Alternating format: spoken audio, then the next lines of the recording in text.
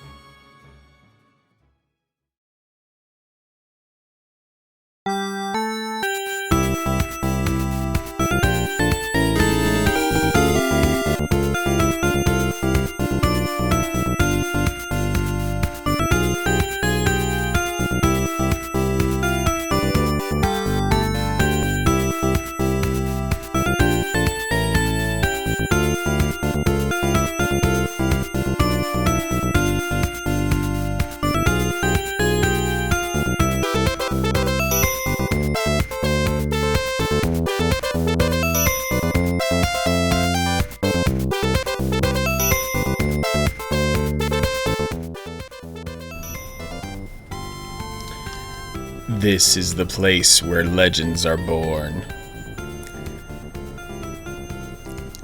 This is the place where the sword of evil's bane is forged. This is the place where kingdoms rise and fall.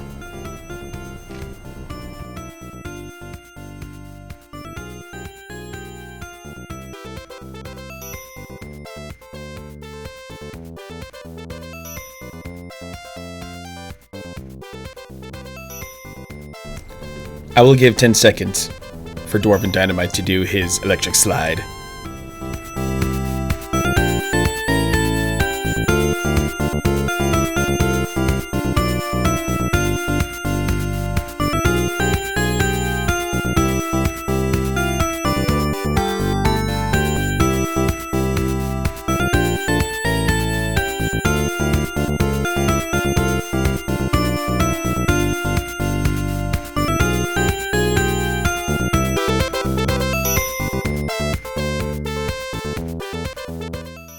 Okay, Dwarven Dynamite, I think you've had enough fun. You were able to get your butt wiggling going on in there. Should be all good now. I hope you got your dancing done. I don't like this song. Well, I do like it, but I'm in a mood right now. But of course, Kane is going to be like, this is the real music. But as we all know, a stream is a benevolent dictatorship. So we're going to keep our butt wiggling a little bit right here. Hello everyone, happy Sunday. Welcome to you all. Let's bust out our Master Swords and have a good time with Legend of Zelda today. I am your guy, Maddoxocratic, joined by my amazing moderators, Gravebook and Navigator Bowman. Navigator Bowman can be found rockin' retro in his own special way once he gets some grad school pressure out of the way. And Gravebook can be found moderating the channels of Gravebook and Grumpy Tomato channel. Today, my GameCube is nice and hot. The Collector's Edition Zelda disc is spinning up in there, and we are going to launch into the original 1986 classic that started it all, The Legend of Zelda, which is now 35 years old today. It was the exclusive launch title for the Nintendo Famicom disc system in Japan. We have a lovely, lovely crowd here going on. The Contrix and Girltrix, who just welcomed a new child into the world 3 days ago, are here, and I'm so grateful for that. Kilgore Bergeron is here. Phoenix Pearl as well. Love you, Phoenix. Nerdy Minish, you are delightful always. Thank you for your good energy whenever Zelda happens here. Whip Smart Banky, hope you're having a good Sunday. Always good to have you here, whether looking or not. Dwarven Dynamite is dancing in the aisles. Good to have you here, Dwarven. Raise a pint of ale to the dwarf. Itty Bitty Ruby, I love you dearly. Oh man, Kane Arcanos here as well, getting extra nerdy as always, because he just can't help himself. He's like too nerdy to function. Oh, another deep breath here, as long as people are cabbage patching. We got Jose Moon. I'm glad you like the sword, Jose. Rikaku in here as well, good to have you. Oh my goodness. Bust out that Master Sword and punch Ganon in the prostate. Yes, let's get the full length of the sword here in the frame. Thank you to Gravebook for gifting me this Master Sword, and in order for it to rest well. Ooh, almost took out my index finger. My left index finger, thankfully, is not my gaming finger or anything, but that would have been a real disaster to have on stream, to just get completely destroyed, right? Tyrandian, hey, good to see you. Got to give a shout out to Tyrandian, who is rocking some super hardcore with a gimpy controller, rocking some hardcore. Oh, not only Valheim, but you were playing. Crap, why am I forgetting? Dead Cells. Yes, that's right. Navigator, you would have lent me the cart that Ruthie. That would have been a heck of a round trip for that card to make. But if someone has an extra copy of that, you know, I wouldn't mind. I was actually kind of making a little bit of effort yesterday to hunt down a copy. Like, yes, I know I should already have copies of Zelda and Zelda 2 on the NES, but you know what? Sometimes you just gotta play the field with what you got. Not Lavender Town. Okay, fine. Well, it's already a little bit late. Let's go. Let's go with that. Rikaku, thank you for the host. Hope everyone's been having a lovely weekend so far. So much. I was just absolutely lazy as hell yesterday because work has continued to beat the snot out of me, but you guys don't need to hear me complaining. Because we're all here to unwind. We're all here to have a good freaking time, y'all. That's it. That's all we got going on. No one wants to face a dead Marowak again.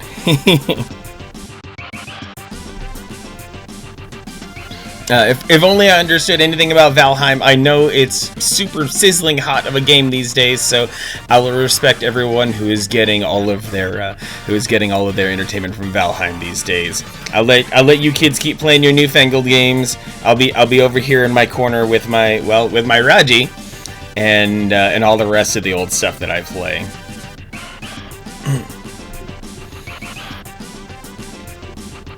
I appreciate all the people who would have wanted to give me a copy somehow, some way of the cartridge, but I think things will be just fine. Things will be nice and crisp and just as functional running through the GameCube, I think. So that's gonna be okay.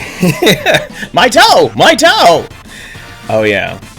When sewer surfing, watch out for the mines.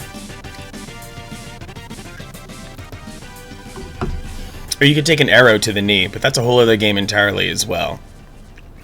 So anyway, there's actually a lot of really fun stuff that's hiding out here on this disc. So I might as well get in. Gotta give love, Dwarven Dynamite. Thank you for keeping your subscription going 9 whole months. You are now a stream baby, and now you have the icon bearing the icon of Bio Miracle for the Famicom Disk System made by Konami. My neck, my back. Oh, Kilgore, I will just let everyone else fill that in for you. Spear to the thigh like Ace Ventura. Oh man, those Ace Ventura movies. I can't believe 10-year-old me was allowed to watch them. But then again, things were a lot different in 1994.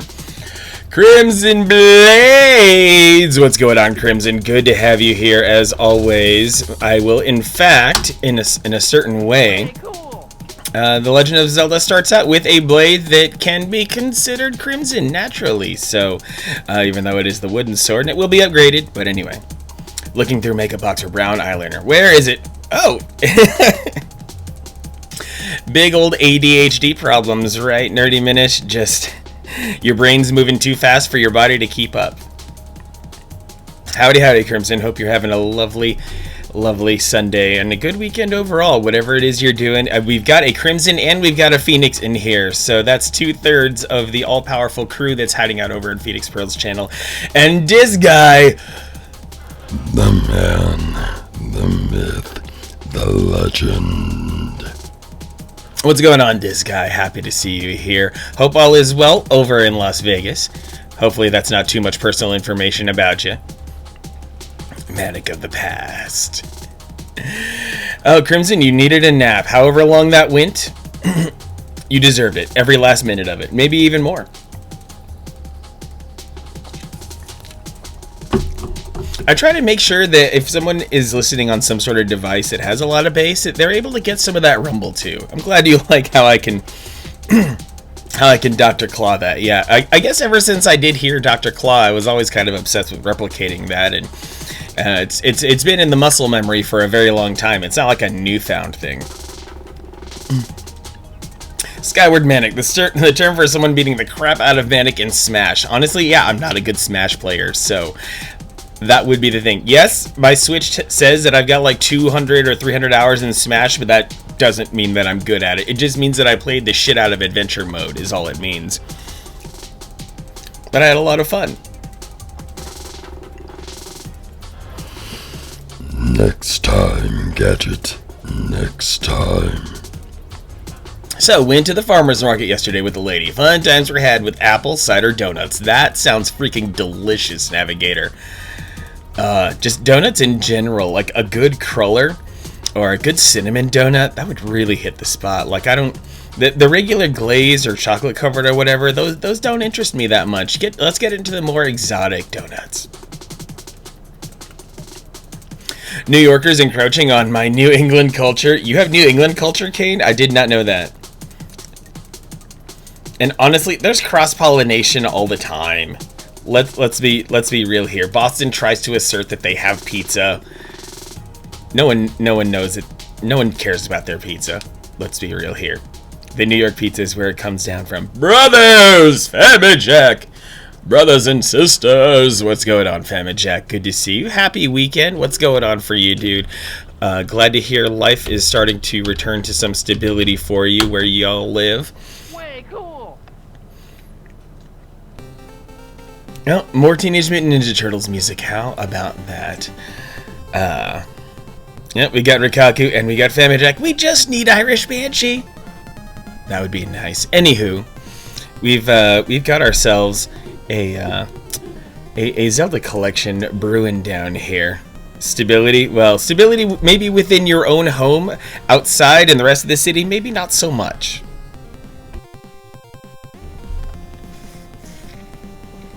Only good thing about New England is the Basketball Hall of Fame and the Boston Celtics. Dang, them sounds like fighting words, honestly. But I'm gonna let y'all hash that out between you because I know nothing about that corner of the country. So I'm gonna stay in my lane here. Irish Banshee has been summoned from the underworld. Yes, we spoke the incantation, and up came the Irish Banshee. And maybe PAX East. Yeah, if it weren't for Gabe and Tycho being, complete dipshits, that's a thing. They keep finding ways to be just complete wankers here. Ooh, Kane's gonna bar Navigator from PAX East. Like it's a good show. Amazing video gaming things happen at PAX East, but oh buddy. Many a horror story about the Penny Arcade guys have come up over the years. So I figure at the very least a minor exploration of all that goes on in this special collector's edition disc, like this neat little 2-minute retrospective. And now, mind you, this disc came out alongside Wind Waker, so the retrospective only goes up a certain way. Yeah, and this is only like a 2-minute movie too, so, but it's still pretty neat nevertheless, I think.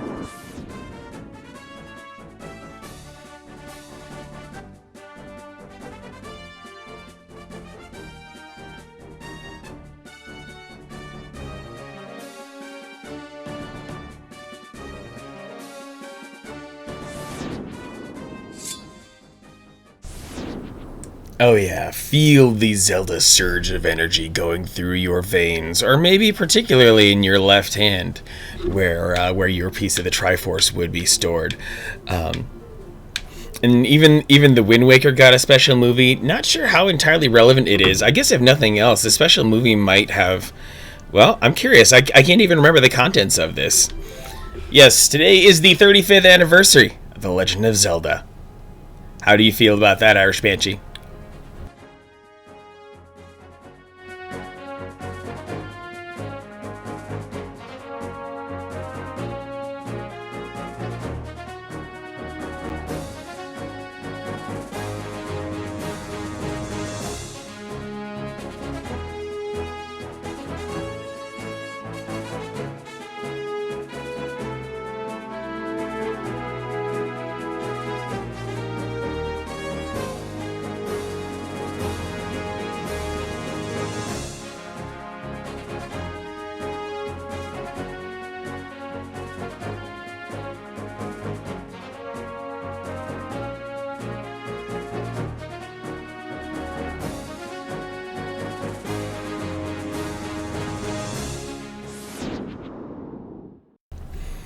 And to expand on that, Famajack, on the emulation quality of Ocarina of Time and Majora's Mask on this.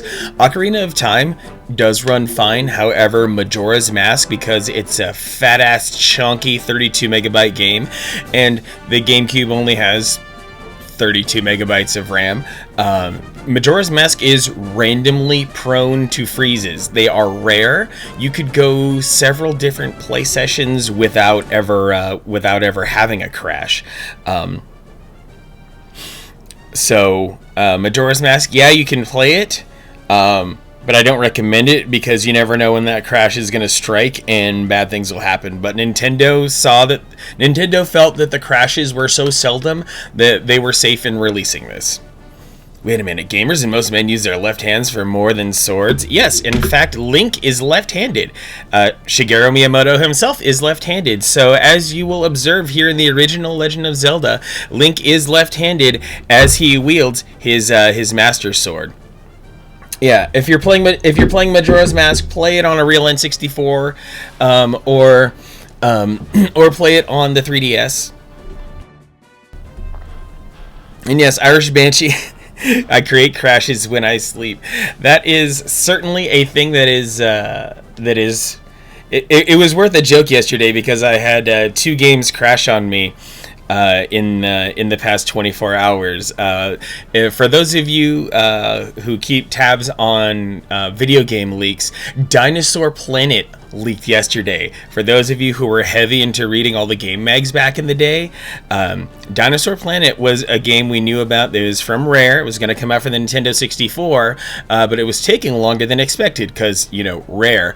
So they moved it over to the GameCube and it became Star Fox Adventures. And by all means, pretty please, Rikaku. You're far from a noob, so your question is totally valid. And go ahead and hit us with the good stuff. Let's share the knowledge here, Rikaku. Yeah, the rare game. In fact, I could probably, well, I could spin up. I could spin up both, and that's the thing. Maybe later, I don't know. It almost feels like there's this part of me that wants to goof off a shitload with showing off Dinosaur Planet and stuff before we get into actual Zelda. But yeah. Yeah, and Dinosaur Planet on the Nintendo 64 was like shockingly close to complete. The opening sequence that's seen on the N64 version is really close to what we ended up seeing on the GameCube. Well, it's as full as it could possibly be, Famjack, because being that this Dinosaur Planet build is from the Nintendo 64, the game never achieved 100% complete status on the Nintendo 64. So they had barely started adding some Star Fox elements to it, like the Model 4 Fox exists in this N64 leak, but all the rest of the Star Fox stuff was inserted for the GameCube version. Rikaku, trying to post your game list for the Supercade for people to view while streaming. Do you go with the PDF, or how would you go about that? I would go. If I wanted to keep it simple, I might go for something like a paste bin link.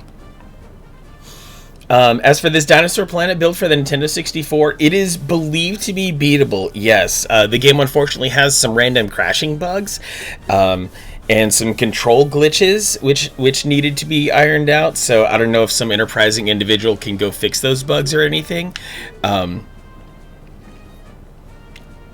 But for all I can gather, it actually is on the beatable side. Like, all the levels appear to be there. Lots of voice acting is there. All the music is there.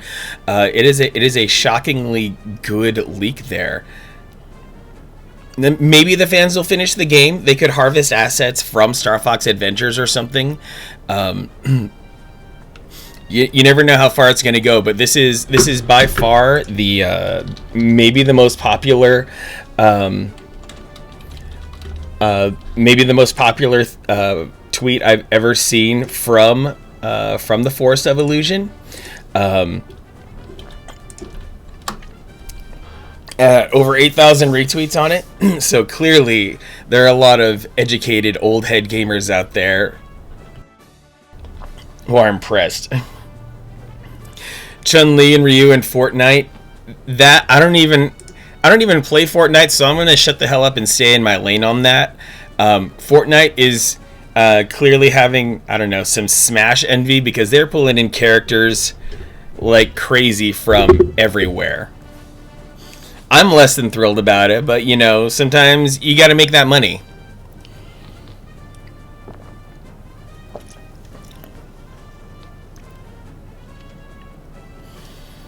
Thankfully, you know, if nothing else, what I can hope for is that all of the really casual young gamers who are currently in Fortnite get exposed to these characters and then can dive into the wide world of fighting games.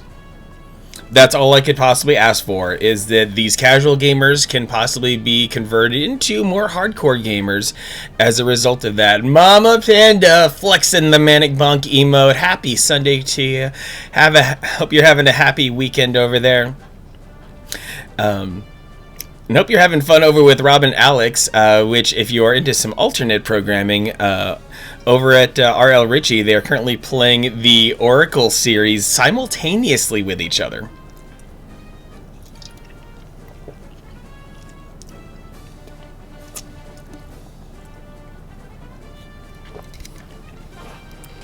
Femijack, I'm warning any Fortnite fans out there. If I get the option to hit that big red off button to turn the game off forever, I'm hitting it. Fortnite is more of a platform than a game, and that is okay.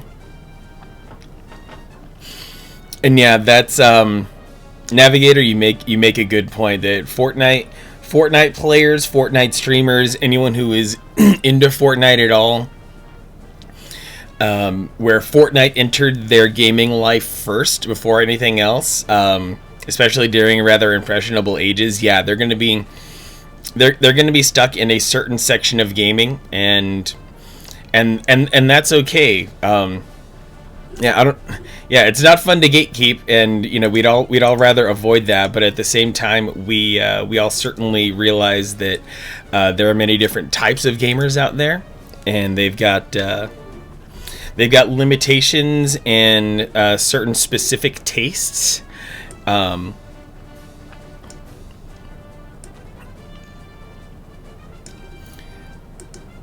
So yeah, they're probably not going to be jumping into Street Fighter 5 or Street Fighter 3 or Street Fighter Alpha or anything like that.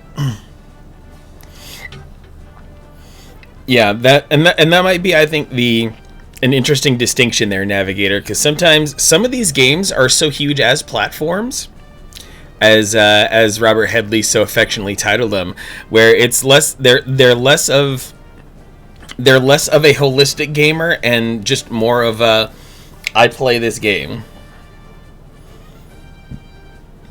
They're still gamers, just they're a very specific subsection of all the gamers out there.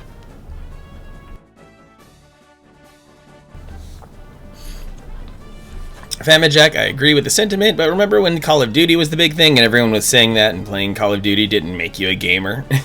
Yeah, it's almost like Call of Duty is Fortnite's great-great-grandpa or something like that.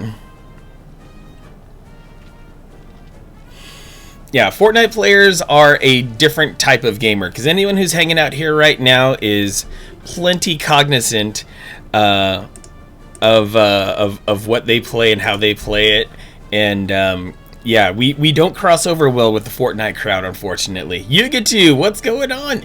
Wireless GameCube controller for Switch? Yes, indeed. Yeah, the Smash player contingent is a very powerful part of the community. Plus, there's just a lot of love in general for the good old GameCube controller. So, yeah. So not only is the GameCube controller wireless, but it looks like the wired version instead of this chunky boy that has the integrated housing for the AA batteries.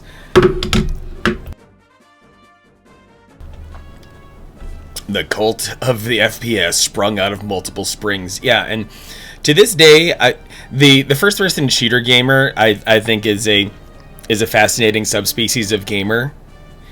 I'm very happy that some of the first-person shooter old heads finally got some of their due by getting stuff like Ion Fury, by getting really good Doom games in Doom 2016 and Doom Eternal.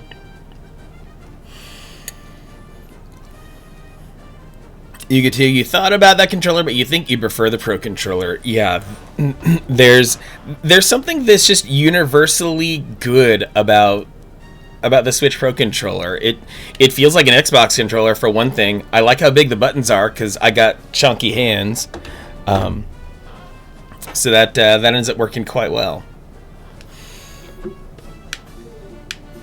But just out of curiosity, like if you're thinking about back when I played Ocarina of Time Master Quest, I did play it here on the GameCube. So if you're playing at least Ocarina of Time on the GameCube, that emulates well. Then they made an NES emulator for these two that works quite nicely.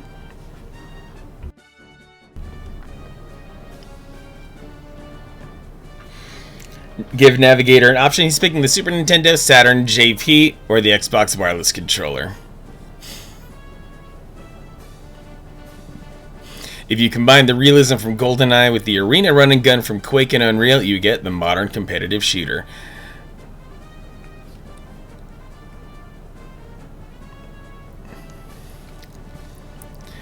The GameCube would be good for 3D platformers. I think there were very few 2D platformers as it is. My only real grievance with the GameCube controller is how freaking tiny the D-pad is.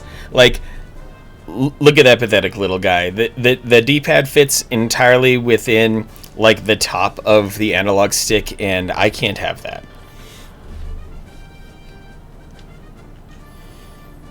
You get to remember your left thumb hurting from the control stick. Oh wow.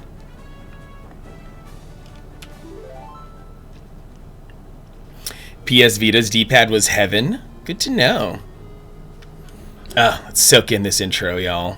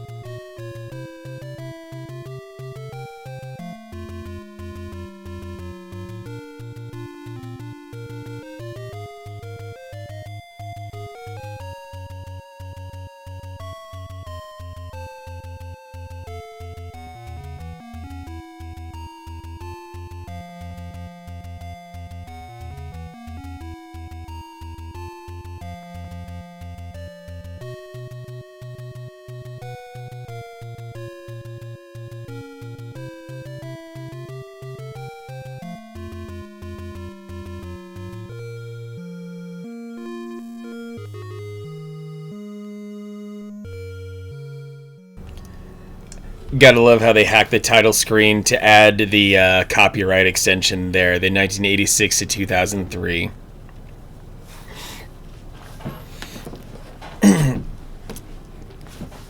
What the candles do in this game, Irish Banshee? They provide illumination, and they help you deal with bushes. So there's certainly some good stuff to do with the candles. Please look up the manual for details. Yes, and that's true because the Legend of Zelda did come. Legend of Zelda came with a ton of stuff. It came with an overworld map. There was a printed map hiding inside the box. So if you wanted to have any sort of traction in this game, getting into the manual, getting into the printed materials was essential, or else you were probably going to fail, because we obviously did not have the internet back then. We just had the schoolyard and our wits about us, and hopefully a sheet of paper to start diagramming things. And and yeah, so register. Gosh, that menu is so awkward. You have to use the select button for this. But anyway. If you were down with the BBS life, yes. If you were fortunate enough to have your 25 megahertz. Oh wait, we're probably even pre 386, aren't we? Maybe a 286 that's like 16 megahertz inside a $3,500 computer. Oh, look at that! Robert Headley dug up the manual for this game. What the? Yeah, totally quoting Jay and Silent Bob here. What the fuck is the internet?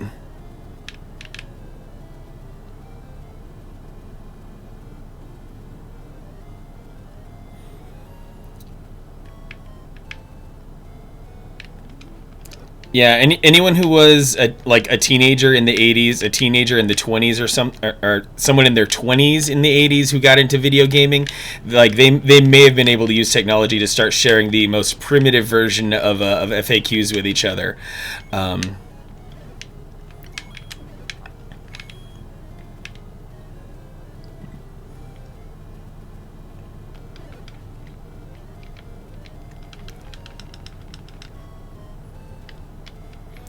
Gosh, the AI on these things is so chaotic. Mushi, you were a teen in the 20s. Dude, Mushi, what's going on? Can we please get a shout out for Mushi? Mushi's a pretty rad dude who rocks a very special selection of games in his channel. Gotta give it up to the great Mushi.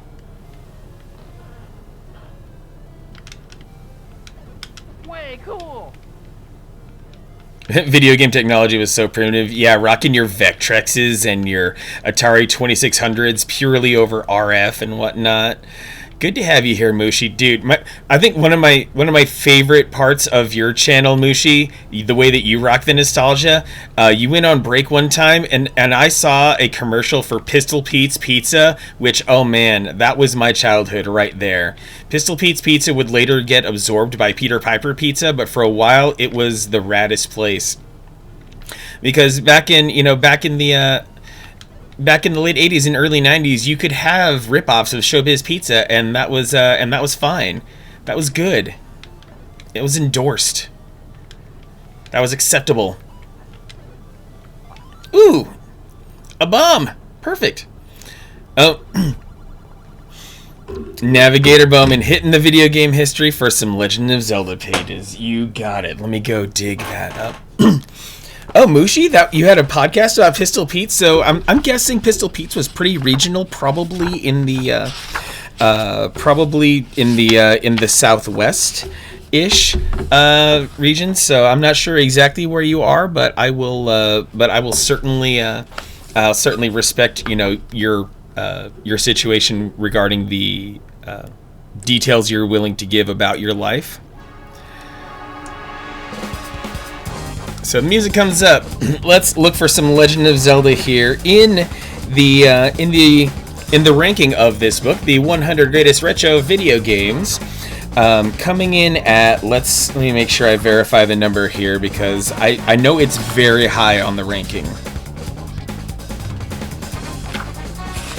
Like Legend of Zelda: Link to the Past is 6.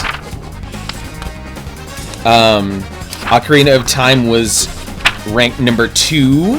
They even gave it like a 2-page spread here in one of its sections.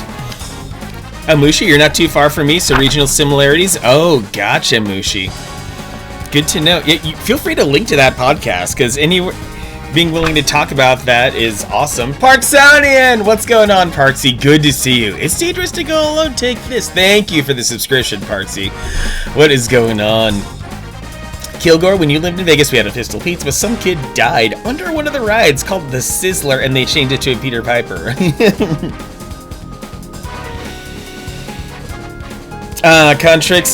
Contrix might be a tired dad, but he's up to his tricks.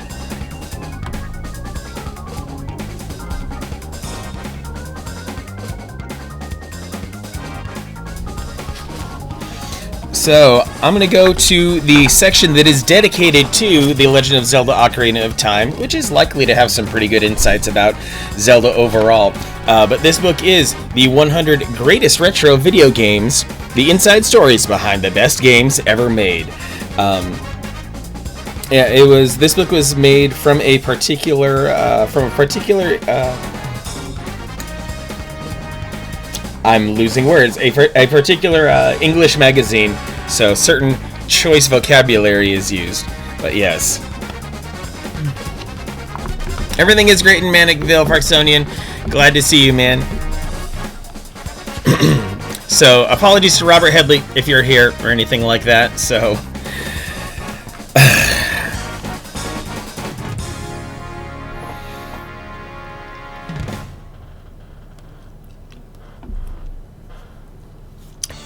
Yeah, totally forgot you were in on a podcast, Mushi. Tiny voice doesn't bother you, Robert Headley? Okay. I thought it did. I could swear tiny voice was a problem.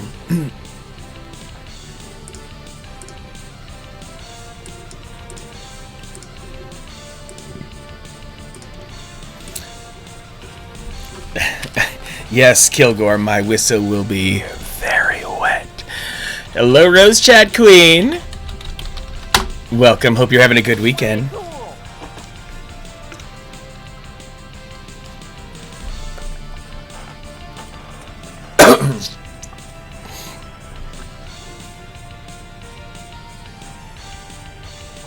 Wait for what, Contrix?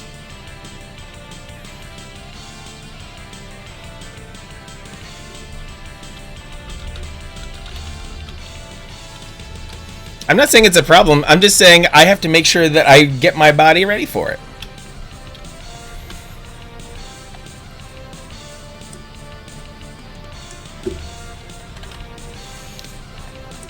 Or you can have Tiny Voice wait until after the book reading. I have it at 3 minutes because that's about the maximum amount that any of us can tolerate. It's always an awkward time in here, Rose Chat Queen. I don't know what you're talking about. The stream is always on the edge of going off the rails. I promise you this.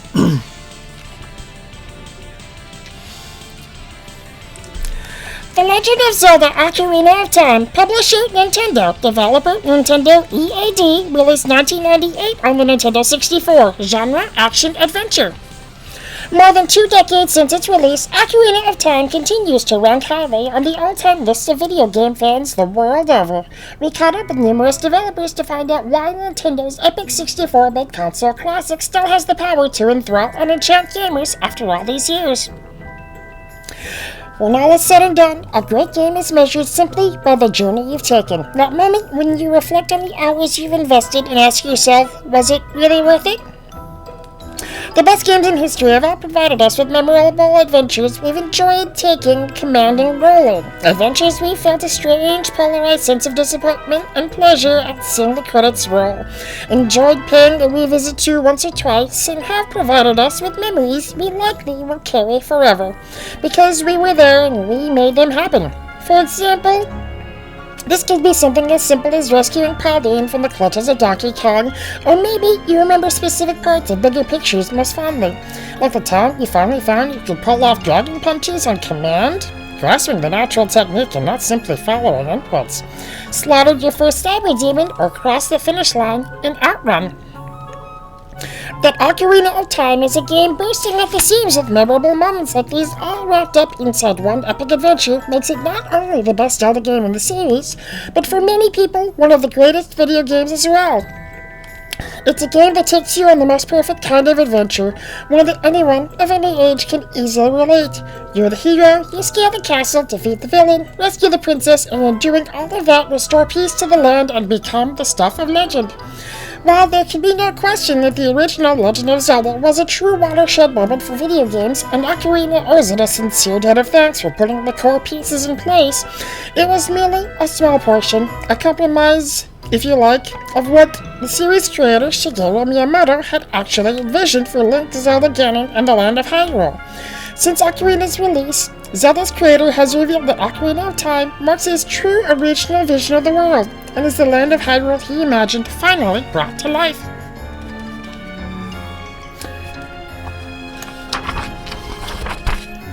Back in 1986, when the first game in the series was released, technical constraints meant Miyamoto could only project the core themes of Zelda on the screens. Staples such as the three central characters, Triforce, Hyrule, the sense of freedom, and of course the dungeons. And as early as its first sequel, it was clear Miyamoto was beginning to think more about how, having smashed pegs into the ground, he could start erecting his true image for Hyrule using the modest powers of the NES.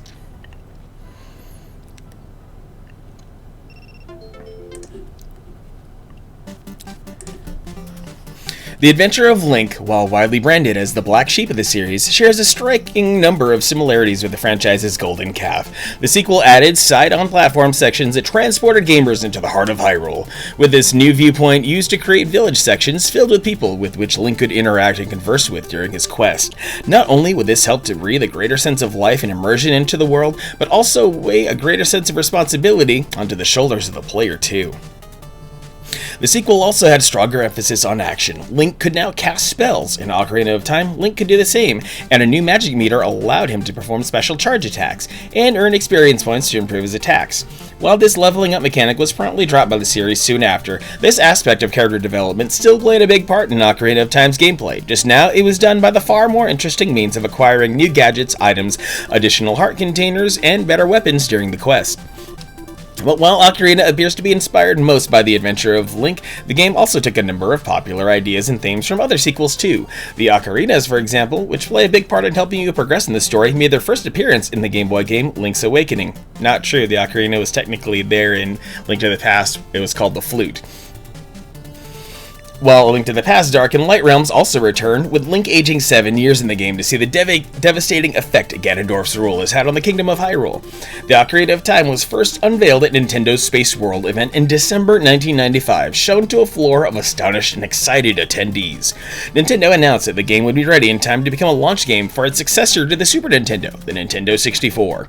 But with the launch just a year away, that projection proved a little ambitious. Ocarina didn't appear until the end of November, 2 years after the launch of the Nintendo 64 in Japan, following a number of delays. Designed on a heavily altered version of the Mario 64 engine, Ocarina's creation was handled by Nintendo's EAD branch, with different parts of its creation overseen by various teams headed up by different directors. Each team focused on areas such as scripting and story scenarios, Link's actions, and camera controls, and coming up with the various items for him to use in the game. As the development progressed, further teams were added, overseeing aspects such as the sound and special effects in the game. Finally, Kensuke Tanabe, a writer on A Link to the Past, returned to once again pen the script for the game based on the story idea that had been hashed by Shigeru Miyamoto and Yoshiaki Koizumi. Working as producer and supervisor, Miyamoto oversaw overall production of the game, giving ideas to the directors to develop, and also it was his responsibility to see that all the individual components came together suitably. When Mario 64 was released, Miyamoto was able to concentrate solely on Zelda to help the teams complete the game. When the project started, the developers working on the game numbered around 15. By the time it neared completion, this number had swelled to an impressive 50. A number of things delayed Zelda's release, as well as its development moving across to the 64DD at one stage, with a plan to make it a launch game for the Nintendo 64 Disk Drive add-on, when thinking about how best to fully immerse the player in Hyrule like never before. Miyamoto had originally wanted the game to play out entirely in first person too. This idea, however, was dropped after it was decided that during the game the player would control Link as both a boy and then as an adult, and the idea would have lost much of its impact if Link remained out of sight for the majority of the adventure. Surprisingly, the game's memorable story was actually incorporated and finalized at the latter stages of the game's design. In keeping with the game's focus on immersion and displaying the land of Hyrule in the best possible way, it was Miyamoto's intention that the camera in the game had a spotlight on Hyrule rather than Link and his actions. This decision made logical sense in the adventure game setting. In Mario 64, players benefited greatly from having fluid and clear sight over Mario at all times, helping them get accustomed to his new abilities and negotiate platform sections in a new 3D space. It was decided that such requirements were not necessary in a Zelda game. Since the release of The Legend of Zelda, Miyamoto had always wanted to make players feel as if they were really inside Hyrule. With the N64 giving them that power to finally do this, Miyamoto and his teams thought about how best to make the player feel fully immersed in this world, and in finding their answer, they came up with another Ocarina of Time's best aspect, the controls. To say that the controls in Ocarina are tuned perfectly to the game world, better than any 3D game that has come before or since, is no exaggeration. Making full use of the crazy number of buttons on the N64 controller, Link was able to effortlessly navigate Hyrule. Simple but very effective inclusions, such as having him jump automatically when steered off the edge of a platform, considerately saving you the obvious job, and a context-sensitive A button that could be used to make Link wave his sword around, open doors, move objects, climb platforms, and converse with Hyrule's many memorable characters, made the game instantly playable. Similarly, using items and viewing the world was made a breeze thanks to clever use of the controller's yellow C buttons. In third-person mode, items could be assigned to them to enable easy and immediate access during the game. While in first-person mode, the same buttons offer total control over the game's camera to help get your bearings and offer precision aiming for weapons such as the slingshot and the boomerang. Combat, like everything else, was also made incredibly simple thanks to an innovative new combat system the game introduced that was called Z-targeting, an automatic aiming mechanic for Link's projectile weapons. It has since become a combat staple in video games. It's been used in many games across many different genres. And that's just a few pages from the 100 greatest retro video games. Find it out there, various places where books can be found. It's a real thing, promise.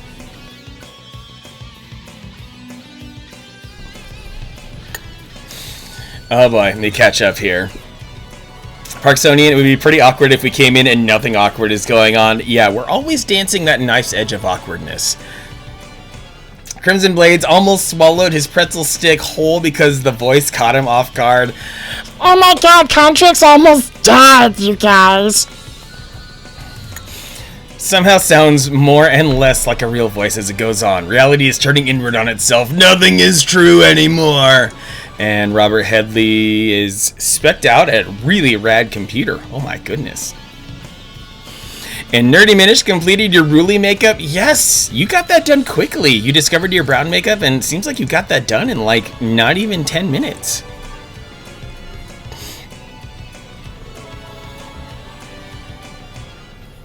Still bad at drawing freckles on your face. I think freckles are probably one of the most difficult things to accomplish. So that's okay. I mean, feel free if you're willing to post in the Discord. Depending on how comfortable you might be feeling about it, Nerdy Minish, because that is part of your art to be able to pull off that makeup. So let's wind down the very awesome Castlevania tunes, and let's get back to me almost dying here.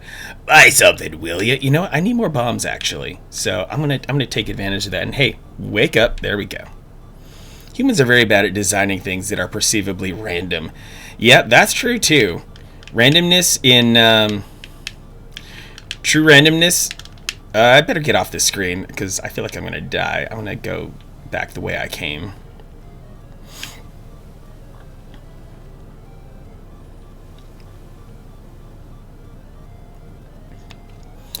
Because I need these bombs ready to pick up my first heart container.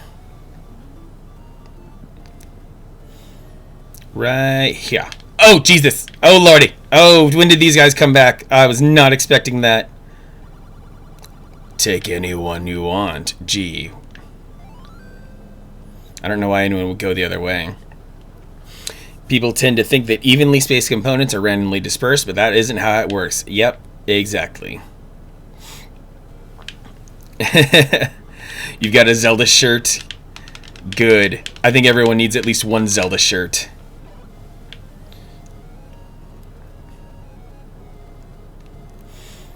The Deku Tree didn't actually get its name until Ocarina of Time, so I'm not sure what shirt you might have there exactly, Contrix. You might have an Ocarina of Time shirt. Green eyeliner? Ooh, green eyeliner with the brown makeup. Oh, I think I see what you're going for there, Nerdy Minish, and I approve highly.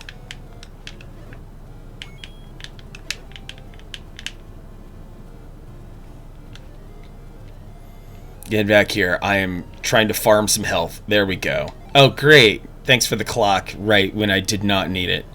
That's always the worst there, and it's because if you talk to speedrunners, or if you get info from people who speedrun this game, when you slay enemies, that increments an invisible counter in the game, and that counter decides what item is going to drop when you kill an enemy. And I was on the wrong side of that counter. Oh, brown was just for the freckles. Got it, Nerdy Minish. Got it.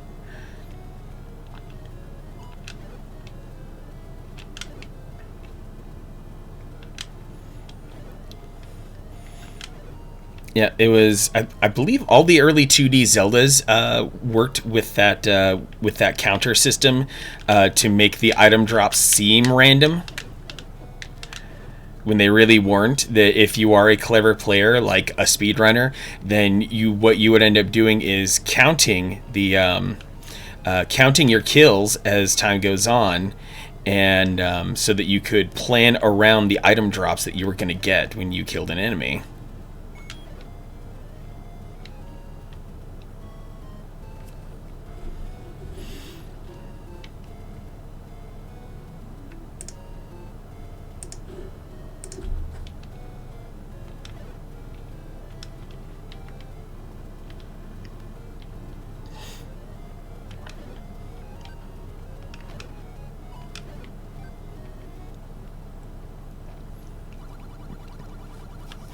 Well, the thing that so much lore has existed for 30 plus years is because someone had to figure out what they could make with 3 colors. That is super correct, actually. That any given, that's one of the limitations of the Nintendo Entertainment System. That if you were going to build a sprite, and if you were going to draw that sprite on screen, you were heavily limited by the colors, by the color palette of the NES. First off, the NES could only display only had a certain choice of a certain limited set of colors that you could use in the first place, and then when it came to actually putting some of those colors on screen, you had a further limited set of colors that could be drawn. Oh, you shared on Discord. Thank you for that, Nerdy Minish. Looks like you dropped that into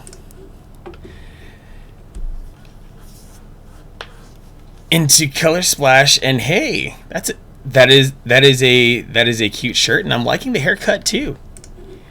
You're really refining your skills there, Nerdy Minish. How'd you go for dinner? Chicken and creamy gravy with mashed taters. Oh, we always love taters, don't we?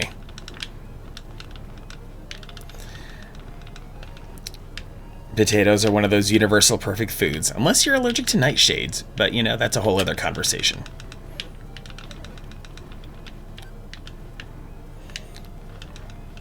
I know there's something interesting hiding under one of these Armos Knights, and I think it's this guy here.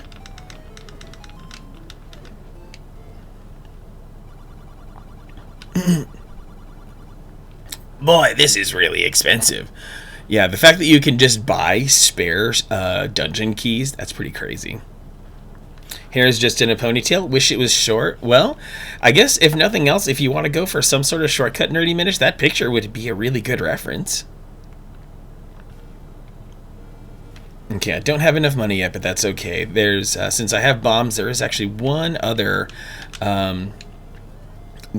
heart piece I can go grab. Trying to grow your hair out, Irish Banshee, is has the recent cold weather been an influence on that?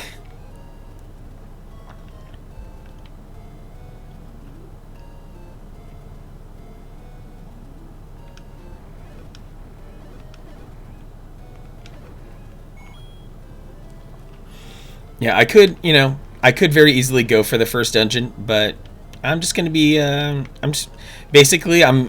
experienced grinding here before I get in the first one.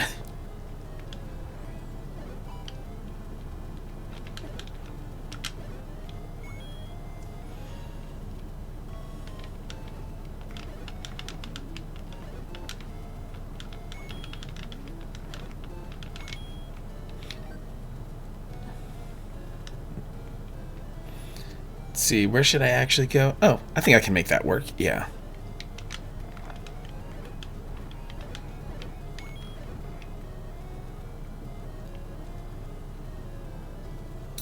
P-hats have always been annoying.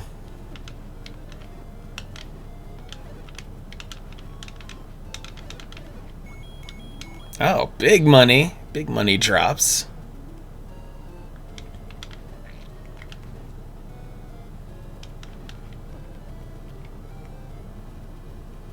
Alright, enjoy the cooking, Irish Banshee. Thanks for hanging out.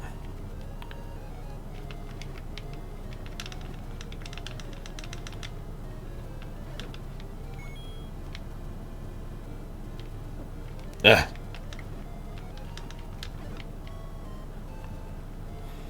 Here we go. Oh boy, I better not freaking die before I get the next one.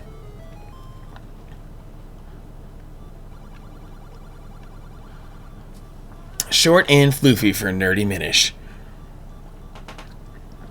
Hopefully you're in a position where you can safely get yourself some of that.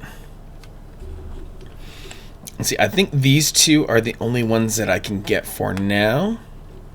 But I think if I grind a little bit more money, I think I can buy the candle from somewhere.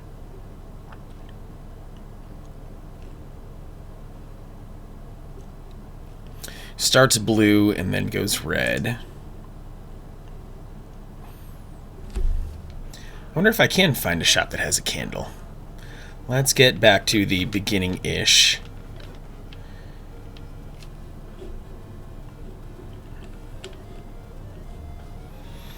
Yeah, there's one more heart piece, one more heart container near the first dungeon. Ugh. Well, I'm gonna die a lot. That's just gonna be a fact of life.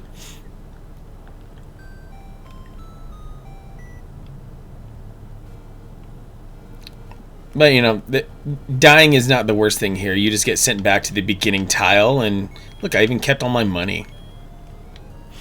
So once I get to 60 rupees,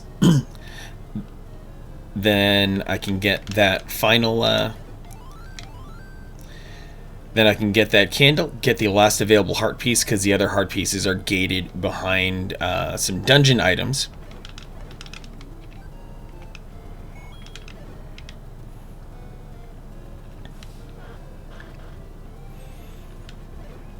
And I don't think the candle can be got from this item shop, can? Oh, yes, it can. Okay. 13 to go.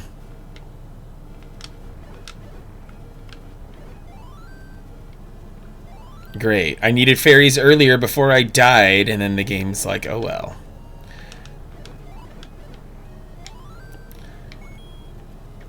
I should really be looking for where some of those money stashes are. If you blow open certain doors, sometimes you get money. Uh-oh, a prediction has started. How many times am I going to die during my playthrough today? Oh, old lady.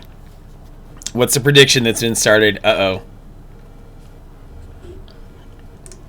How fast can I beat it? The line is 2 hours. Oh, wow. You're giving me a lot of credit there. And I just feel like I got to get, you know, get over the initial hump and then get into cruise control eventually, and maybe I can really rock it through this.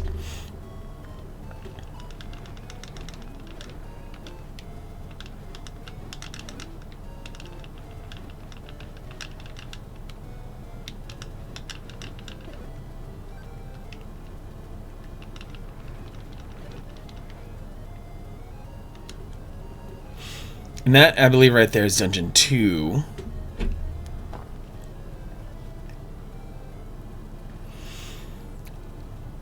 Now, Nerdy Minish, if you don't mind, refresh my memory on Ruli's role in your in the AU. Relatives, parents, all that stuff.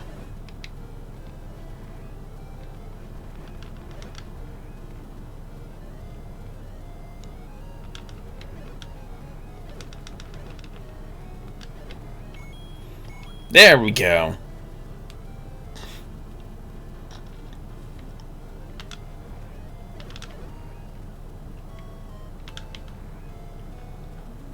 And that's one of the fundamental, really, really silly, I don't know. It's one of those expected mechanics. You cannot move diagonally in this game.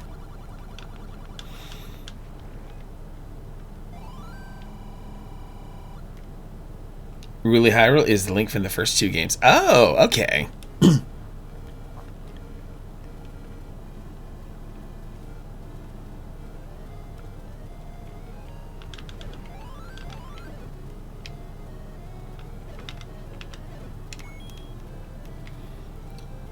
So I get to go, yep, up and to the right. And let me get that, and let's see, I think it's, which one is it? And I can only cast it once per screen. Oh, it's over there. 1, 2, 3, 4, 5.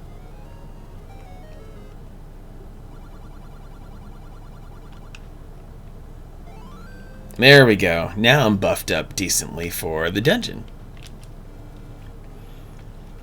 Let's get back to dropping bombs. How the hell do you vote? I don't know. I think you hit the predict button up there. I've never actually voted in any one of those things before. So that's all up to you, Germo. Godspeed and all that. What's going on? Happy Sunday to you, Germo. Welcome to the stream. Hope all is well for you. Dude, are you still fixing up Hondas? Just pure curiosity.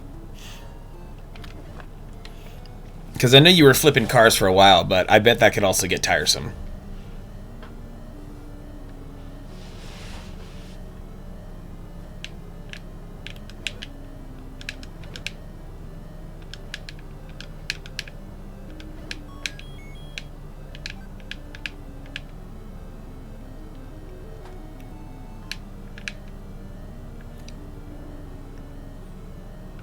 Jeremo, no backseating.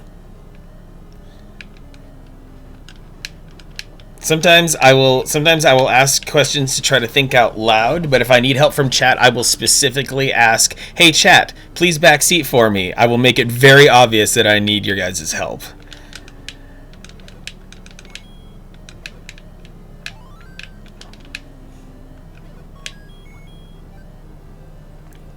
Oh, your car flipping slowed down quite a bit. Any particular reason? You just you'd rather go in on a stable day job or something like that? Looking for a fixer-upper right now? Ah.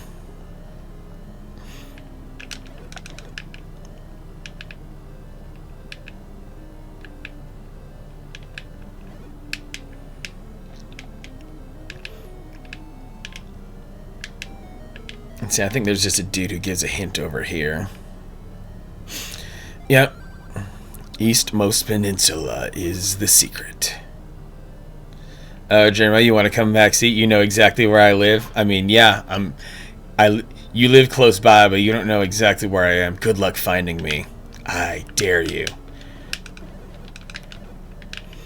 Well, thanks, Gels, for knocking me into some more. And skeleton key. And Gorias. We love Gorias, don't we?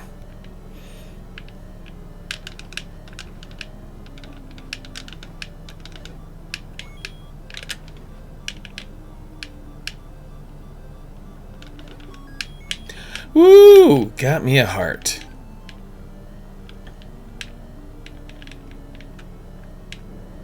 Uh-oh, I'm about to die, and this room is painful.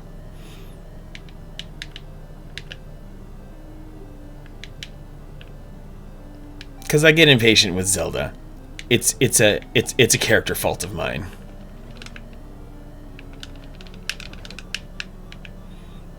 Would you enemies mind like actually dropping something? Oh, and funny part about this Zelda, arrows are not a separate item. When you chuck arrows from the bow, it subtracts from your rupees. I don't know why they took that kind of shortcut as a mechanic, but you know, very creative given the limitations that they had.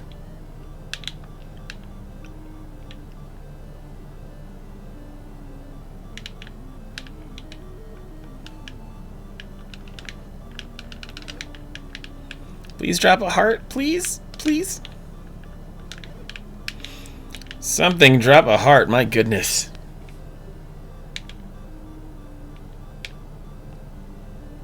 I think the real over-under is, how many times am I gonna freaking die? Like, just from dumb stuff like that. Like, oh, I just tried to walk past an enemy that just walked right into me as I approached Crimson 238. Yeah, because, like, speedrunners of this game, speedrunners have this game down to about a half hour. Like, 25 to 30 minutes, somewhere around there. I'm no Lack Attack, obviously. Honestly, this game needs to have a heart and give me one.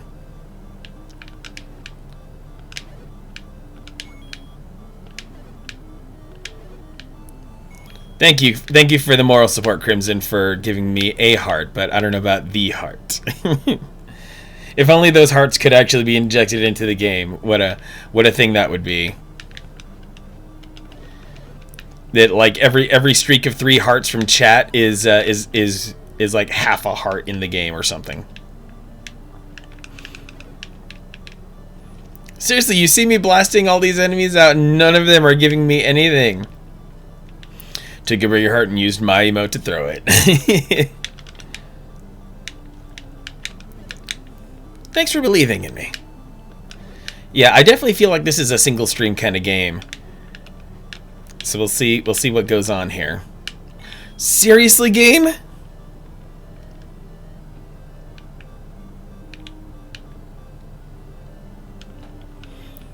Can someone or something like drop a fairy at least? Jeez. Enemy behavior is so freaking chaotic. Yeah, game is mega trolling. There, that's how I get a freaking health refill, by dying. And all it does is set me back by 1 screen, so really, I kind of win. Oh, now you decide to start dropping hearts. I wonder if that's like an intended mechanic that dungeons are supposed to have limited heart drops.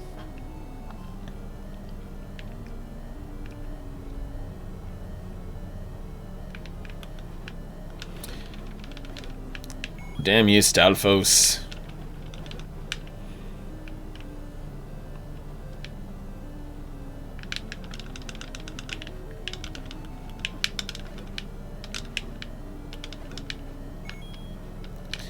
And it's another one of those things that's kind of hard to cope with, is that in spite of the way the enemies look, the enemies always have a certain way that they are facing. And it's, you know, it is obviously based on the direction that the enemy is traveling, but at the same time, that the way that they're facing can change at any time, and the way that they're facing dictates whether your attack upon them creates knockback. So that's another weird thing to try to fight against. Yeah, come on, game. Ruli's here. The game should be nice, if only for Ruli, not for me.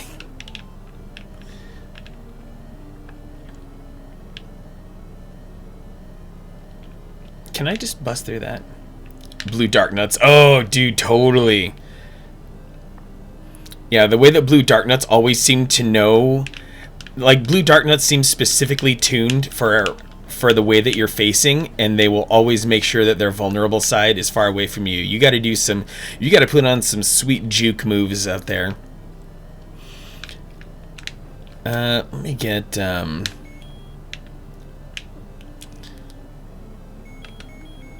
I can't... Oh, I need to actually get arrows. And then once I get arrows, then the game will let me spend rupees to fire the bow.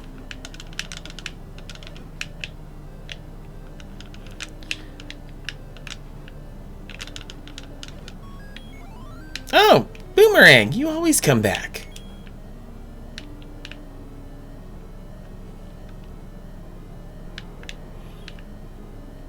Oh, Wall Masters. Freaking Wall Masters. Can I, like, grind health on the Wall Masters here? That'd be pretty sweet. Oh, baby. But see, getting this item means Wall Masters won't appear, so it's mega lame. And I think... yeah, boss is here.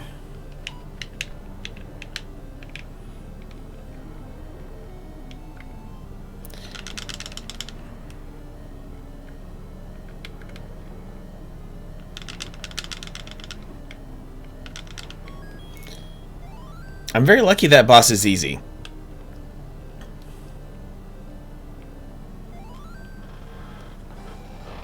Yep, Dragon Boss, who also saw a resurgence in one of the Oracle games.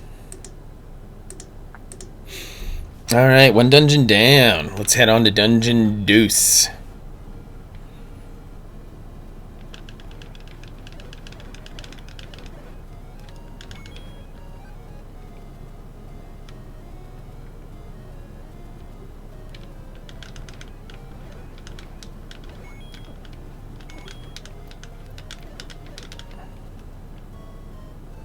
Feel free to go as slowly as possible. Oh, Dwarven Dynamite, you flatter me.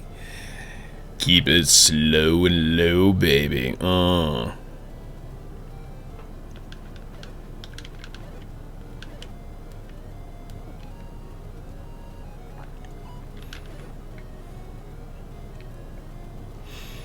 Or if you're into Beastie Boys, slow and low, that is the tempo. Oh my, it's Emma Cartoon.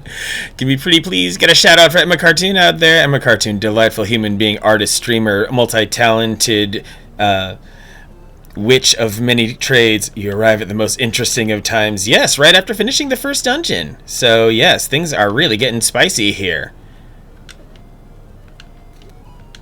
Way cool. Thanks, Nav.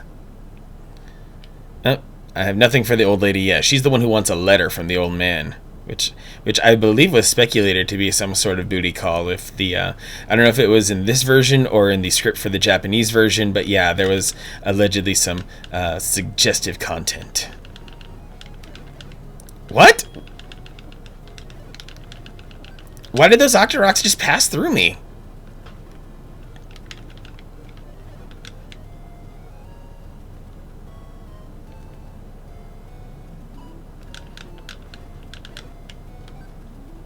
Getting my hearts up, and you know what? Nope, let's just do this.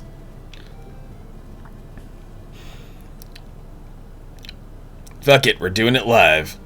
And being able to stun enemies is certainly going to be to my benefit. Especially these dudes turning into smaller dudes. When all I really need is just that. That's what he said. Oh, yeah. Oh, gosh. The way these enemies spawn sometimes, I swear. Whoa! Knocked him into next Tuesday.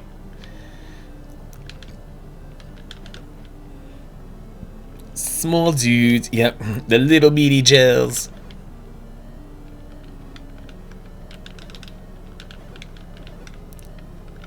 Seriously, these dudes are glitching out when they spawn. It's kind of funny, but also kind of scary for me.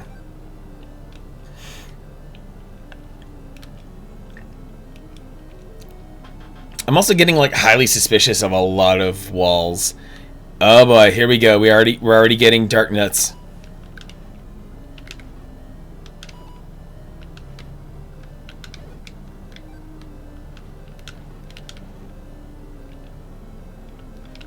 Even when you have a powered-up sword, these dudes are still a pain. And see, that's the thing, is that these dudes just have a slow pattern. They're not specifically aggressive or anything, but they're still really terrible to deal with.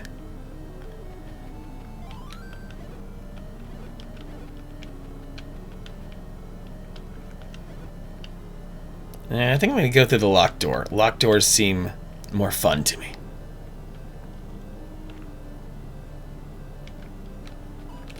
Not fun when they lead to dark nuts. Ugh. Just bomb these dudes out. And that's another interesting property of bombs in this game, is that bombs have facings as well. So you have to be careful where you lay it. Otherwise, they may have zero effect on a dark nut.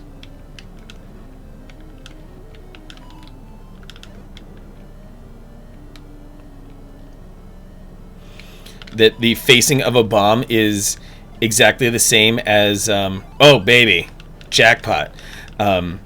the direction that Link is facing is the direction that the bomb is quote unquote facing, and dictates the way that the explosion is guided. So it's entirely possible that that if you quote unquote face the bomb incorrectly, that that bomb will explode on top of a dark nut, but will not affect the dark nut.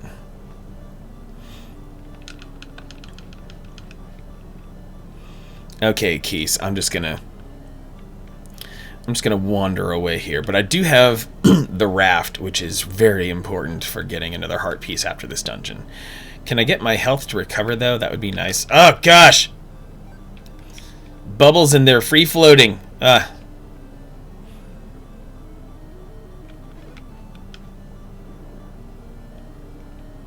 been unintentionally doing this dungeon correctly. How about that?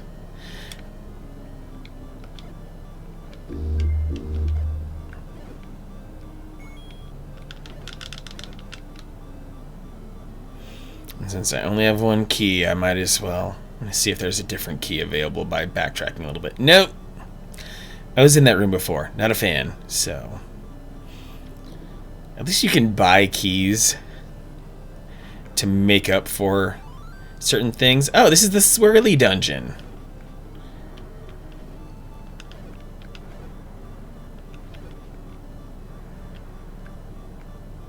You can already hear. I love that ambient effect, that slight bit of abject terror that comes from being able to hear the freaking boss in the next room.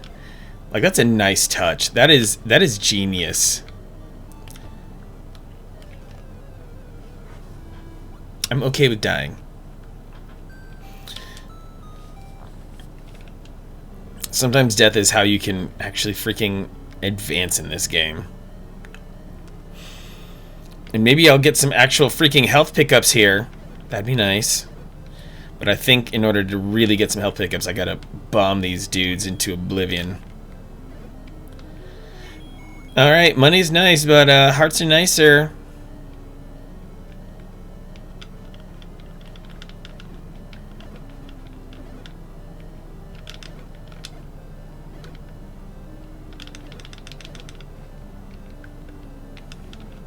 Geez, maybe I should back out of the dungeon and buy some health juice. Get some Hyrulean Scissorp in here.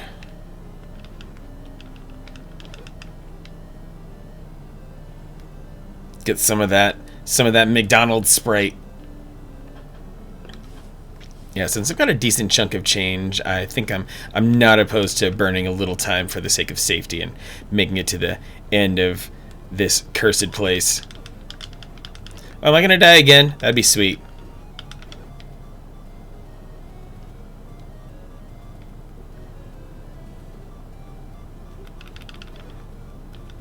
Life juice, yes. Drink some of that red Kool-Aid.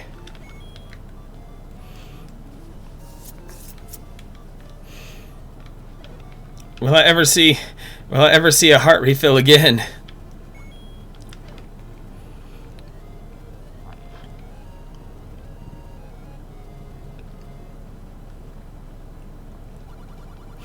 This is not where I can get any. So for what it's worth, I did tune up a couple of things to my stream settings. Oh, fairy, perfect. Doesn't get me all the way to the top, but it certainly gets me farther than ever. But on Friday night, I tuned up some stream settings. Hopefully for the sake of stability. I know some of you have had problems watching the stream, so hopefully things have been better this time around. Those dudes in the water who spit at you, those are Zolas, not to be confused with Zoras.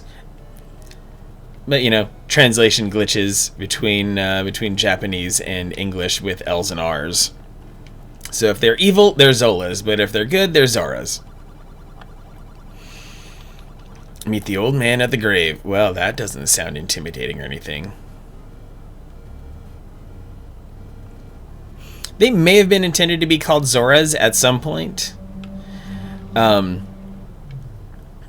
Same in Breath of the Wild. Well, in Breath of the Wild, when you're in the water, usually you end up encountering Octoroks more than anything else. But yeah, the concept of Zoras started here.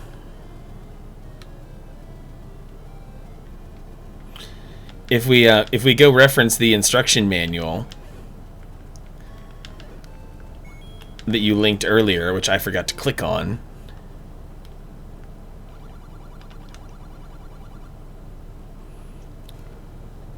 First encountering Octoroks. Yeah, Octoroks in Breath of the Wild are a freaking menace. Oh my goodness. Those are the trolliest enemies to ever freaking troll, especially the land Octoroks. Oh my goodness.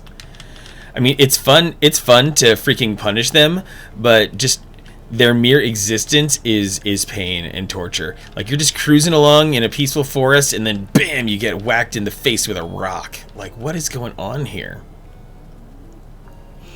Kind of pissed we don't have a Zelda anthology. Yeah, seriously, we deserve a Zelda anthology, Yuga, too. Kind of like what we're enjoying here in this particular disc that was on the GameCube. Now, if I'm not mistaken, the Zelda manual has a bestiary, and yeah, here we go. Does it describe all of them? Yes. Zoom in here. Yes, in the manual, these dudes were translated as Zolas, and I will happily display this to show it off to class. Bang, right there. Adjust the window size a bit. Zola, half fish, half woman who lives in the water. When she sticks her head out of the water, she lets out a ball that Link's little shield can't hold back. Giving you a nice piece of art, as well as the in-game sprite, which was clearly photographed from a television. Having a nice stroll in Breath of the Wild and suddenly assholes. I mean, that kind of does describe the entire Breath of the Wild experience in general. Like, especially if you decide to talk to a freaking Giga.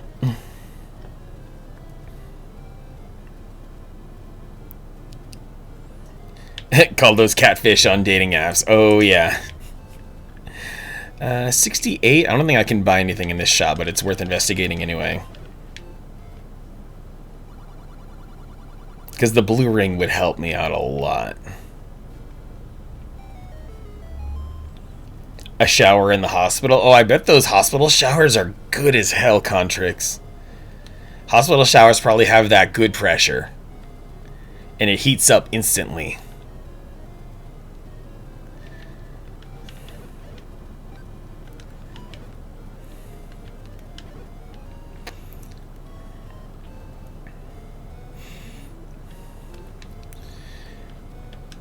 I'm not going to ask anyone to divulge any details, but one thing that I will say is that I have been catfished before, and it wasn't just me. This person had me and my entire circle of friends fooled as well, roped them into their scam, and so getting real catfish. Chinese Hulk! Oh my goodness!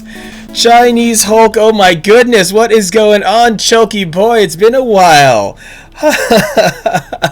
Thank you so much for this raid, Mr. Chinese Hulk. I hope you're doing well. It's been a while. It has been a while. I still appreciate you nonetheless. Pretty please, everyone, give some love to Chinese Hulk. Chinese Hulk rocks the Wheel of Retro, does amazing things with retro in his channel, so pretty please give him a follow. It's good to have you. I don't have a raid message. Davila86, hello. I'm doing very well, Chinese Hulk. It's good to have you here. I just figured the right thing to do today was to play The Legend of Zelda. I figure it's a one-stream game, so I'm going to get there.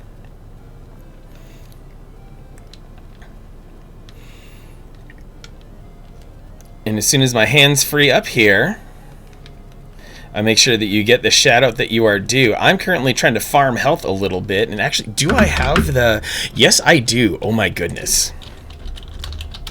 Okay, since I have the raft, that means that I can go get another heart piece, and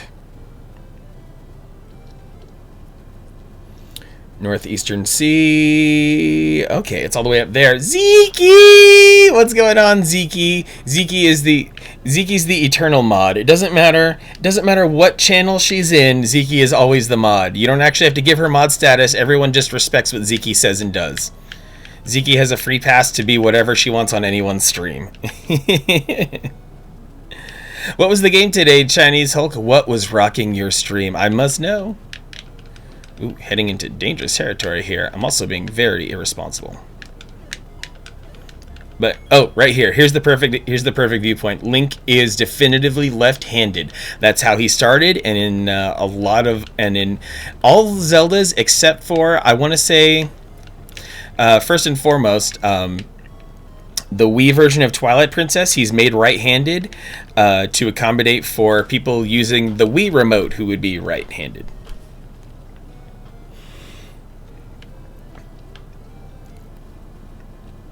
Started with the Jump King, then continue with the Final Fantasy VII New Threat mod. Oh, you were so very happy about that Final Fantasy VII New Threat mod. You've been having a lot of fun with that. What other things have you discovered in that New Threat mod? Because it looked like it really simplified the materia system and made you more powerful sooner, which is really nice. I've not played Second Quest of this game before. This is one of the Zeldas that I've played the least. Haven't played Second Quest, but true to form, just as we have Master Quest and many other Zeldas, this one is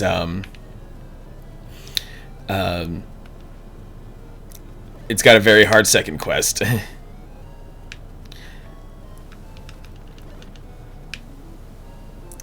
What? Bringing Aeris back to life in this Final Fantasy VII mod? I don't even want to know how that's possible, but I'm just gonna... Now you make me really want to research this No Threat mod. Oh, wrong place.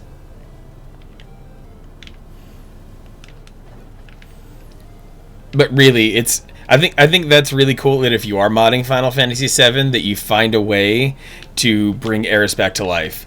Because that's all anyone has ever wanted over all of the years. Truly. Just give the players what we want, what we deserve. We want to be able to fight Sephiroth with Aeris so she can get revenge. You choose it as an option and she's right back. Oh my goodness. That is perfect. I feel like Final Fantasy VII players deserve that.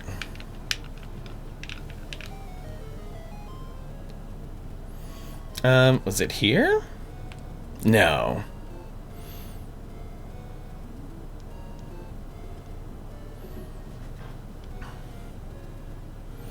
Northeastern Sea, which I thought was where I am.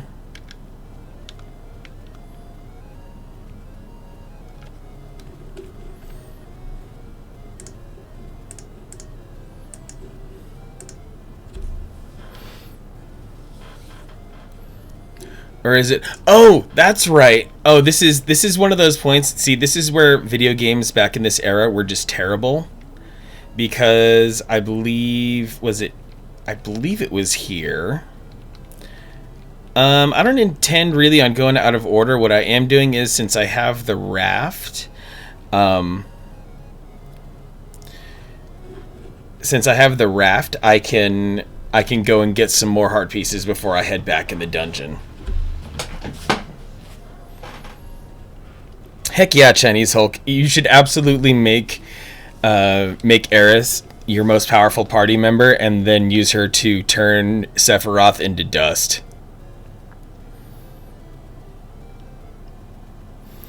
Am I still looking at the... Oh, that's the rupees. That's on me.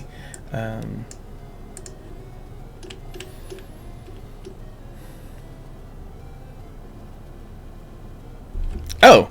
The heart container is... Okay, this is not a dungeon. This is not a dungeon.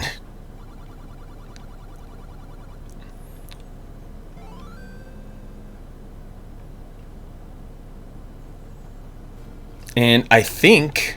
Ooh, I think I can...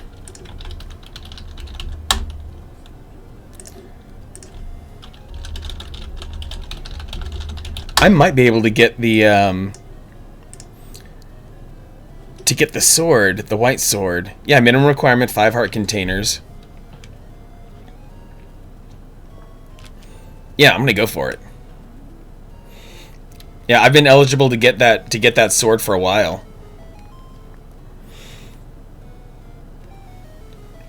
And then I think it's 13 heart containers for the magical sword, but a white sword will help me out greatly.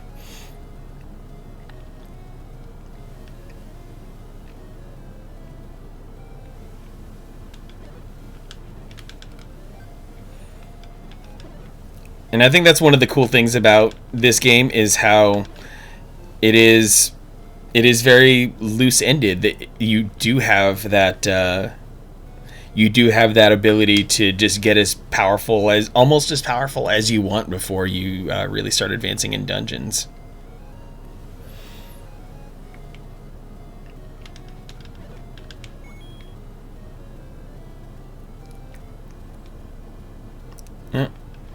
I was a little premature before going north. But just to refresh my memory.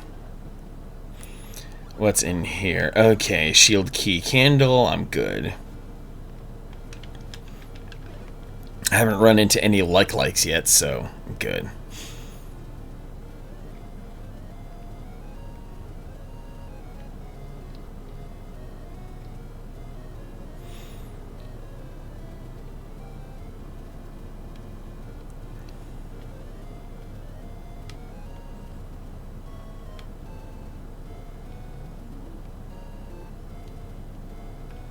And of course, they stick a Lionel right there for you to test your shiny new sword on. Master using it and you can have this? Oh, I'm good at mastering. Let's kick some ass, y'all.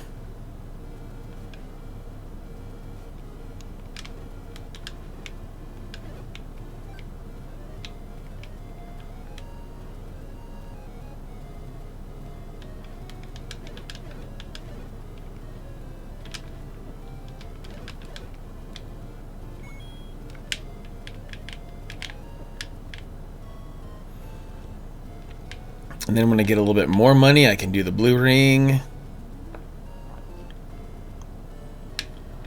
Wait a second. Do I need an item or can I just... I forget if I can just... Yeah. No, I'm not going to pay you. I just remembered that there was a room right there. Building... Contrix, I can't believe you actually admitted to building a Windows computer. What is wrong with you? You need more sleep. You are exhausted. You are tired, sir. Contrix over here threatening to build a Windows computer. I can't believe my ears and eyes.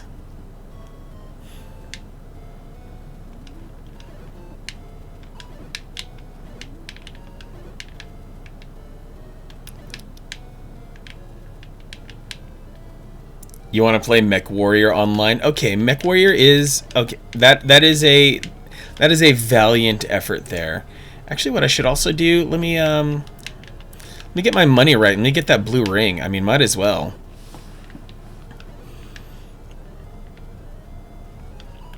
Gosh, yeah. Condolences to anyone trying to get a GPU because between scalpers and Bitcoin miners, people are just getting absolutely torched.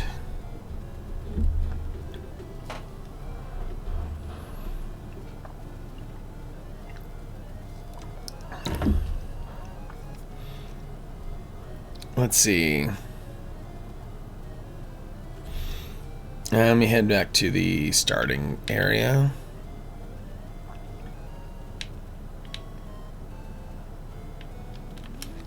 Perfect. You dropped a bomb on me, baby. You dropped a bomb on me.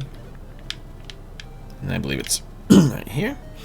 Excited for new Skyward Sword since you never played it before. Oh my goodness, Chinese Hulk! I think you're in for a real treat with Skyward Sword. I'll admit, Skyward Sword is not my favorite Zelda by any stretch of the imagination, but Skyward Sword has some of the coolest gameplay mechanics in Zelda. I know it's kind of weird that it can not be my favorite, but also have some of the coolest things. But that really is how it goes.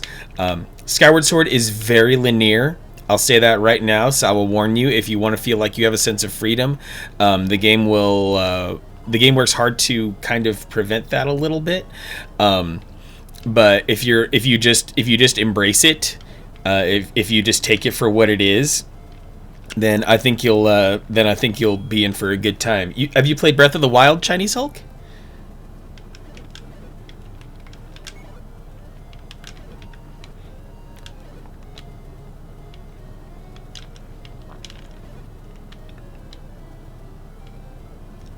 Let's see, I think... Oh, Skyward Sword and Twilight Princess are the main ones you have not played. Oh, and Twilight Princess. Twilight Princess is astounding, I think. Twilight Princess is worth your time.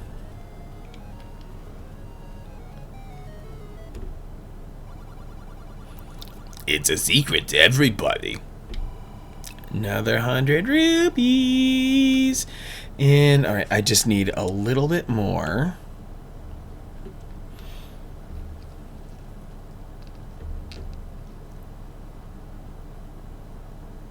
Okay. Get another 100 rupees, and I will actually be in a good position to get that blue ring so that I can take less damage.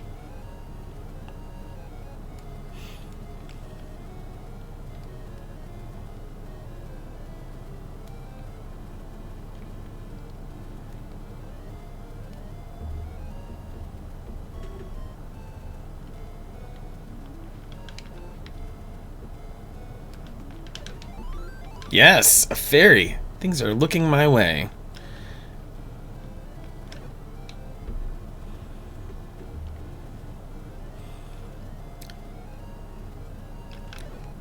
Yeah, the new Ryzens are also getting snapped up very quickly too. It's getting really weird and difficult to self-build a PC these days.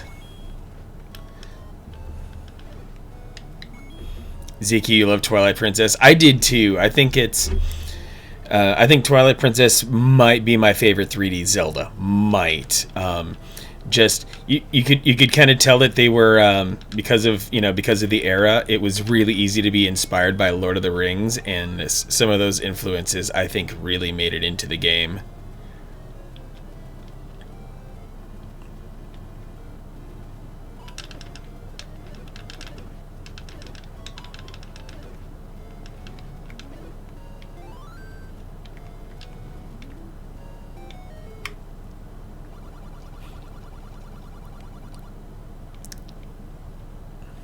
Robert Headley, favorite Breath of the Wild things are more mechanical and less lore based. Oh, I think that's what helps out a lot of Breath of the Wild's appeal, is that you don't even have to care about the lore. You can just you can just use the game world as your own personal playground and have a really good time with it. I just affectionately call it like playing some Hyrule Jackass. Just fire up a game and start doing all the dumbest possible stunts. Like what people do a lot with GTA. Just fire up the game and start just being a complete bastard all around the game world. It's fun.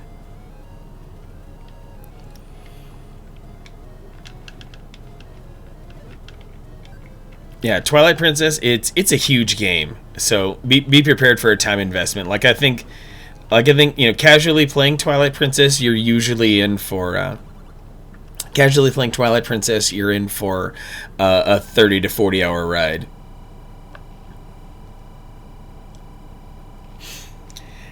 Yep, beating a guardian with a metal cube. There are so many ways you can abuse mechanics in Breath of the Wild. They gave it such an incredibly potent physics system that you can't help but want to keep playing with it and pushing its limits. Like, especially creating the magnetic flying machine that people did, that if you somehow take a minecart and you drag it to a place that has a second minecart, you place one minecart very, very carefully on top of the other minecart, and then you hit the magnet on the lower minecart, then you can just keep flying. Kind of spacey. I don't know anyone who casually plays Twilight Princess. I'm hardcore. Ooh, Spacey coming in, beating her chest hard about Twilight Princess. Look at you. Coming in spicy. Kind of spicy. Alright, got the blue ring. I got hella hearts. Let's rock this. What's going on, Spacey? It's good to see you. Magneto in Breath of the Wild. Seriously. In Breath of the Wild, you are Magneto and Iceman. I'm doing well, kind of Spacey. Just getting my bearings here in this game because it's been quite a while since I last played it. So I'm making sure that I'm just completely buff as shit before I get back into it. And yes, having a more powerful sword means one hit kills on these gels. Oh baby, yeah. Refill my rupees, please. Daddy needs rupees.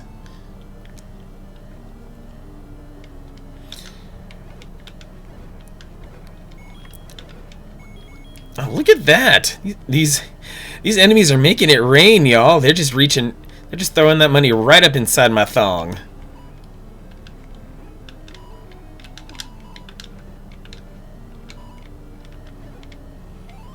Someone say daddy. Yes, Kilgore, someone did say daddy, and that person is me. Are you willing to take up the daddy mantle from the Aram girl, Kilgore? Cause I have no problem with that. Do you want to be daddy? Rupees in a thong sounds like it would hurt. I mean, depends on the size of the rupee. I mean, for all we know, rupees could be quite nice to the touch. All right, everyone, Kilgore Bergeron is your daddy for now, so please respond accordingly.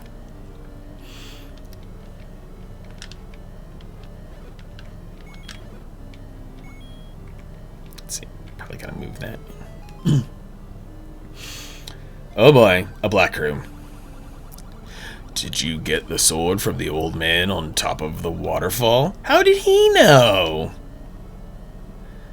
Oh, this is the third dungeon, not the second dungeon. My bad. Well, I guess to answer your question, Yuga2, I'm accidentally...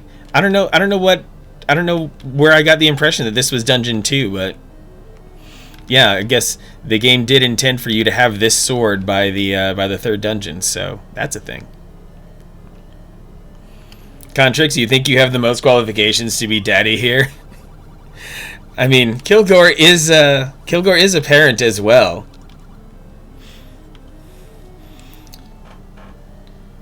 Chinese Hulk, do I need to like send you a GameCube or something, or maybe I'll send you a Wii U. How about that? I think you can still get a digital copy of Twilight Princess HD on the Wii U. Nintendo miraculously still has the Wii U eShop still open. So yeah, you can do it like that. But I think physical copies are still fairly plentiful.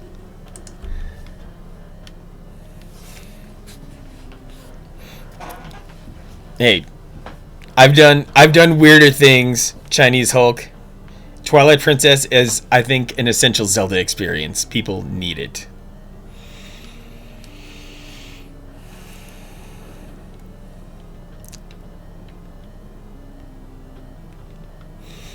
No reliable emulator? The most reliable emulator? I mean, I could at least provide that if you're willing, Chinese Hulk, because Dolphin is the...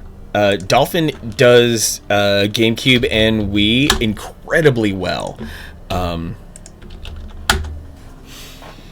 And as long as you have a reasonably powerful computer or something with a discrete graphics card built within the past, I'd say 6 or 7 years, then yeah, you can run GameCube and Wii games incredibly well with Dolphin. Phantom Varric with the lurk. Thank you very much for that. Yeah, Dolphin is so good that there are no other GameCube and Wii emulators to speak of.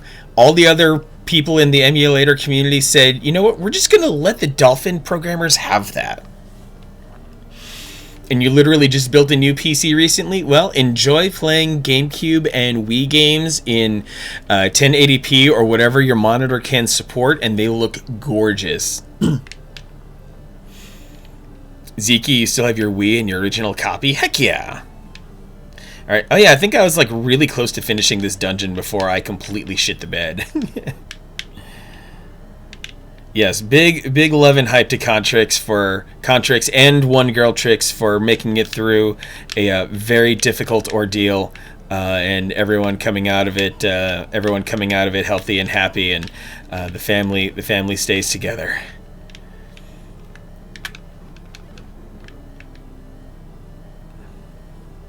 Oh yeah, shit the bed's one of my favorite phrases for sure.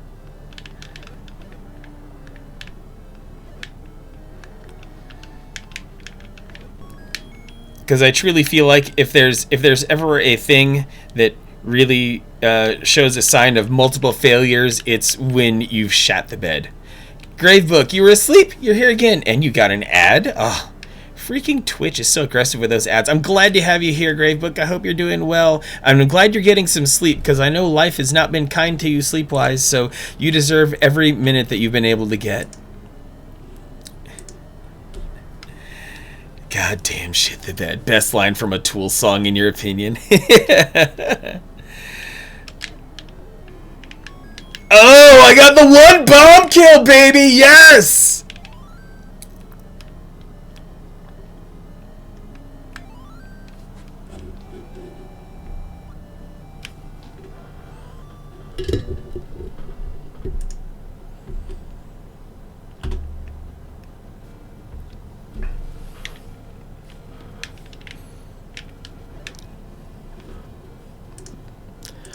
So Mama Panda demands 3 minutes of Manic ASMR, so that's what I'm going to deliver. I hope everyone is okay with that.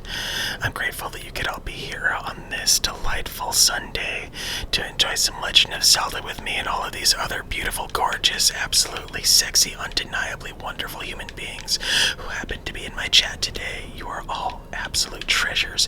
You make me tingle in the places that make me tingle, and it's always good. Gravebook has given me 17 months of subscription. Oh my goodness. Oh my goodness, Gravebook, you honor me so much. I'm so glad to have you.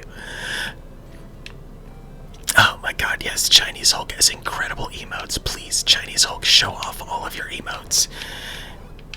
Chilky, you are incredible. Lick my ear, big man. Animist Prime, hello. Welcome to the stream. Hope you're having a good Sunday. What's happening, Animist Prime? Hope you're having a good day.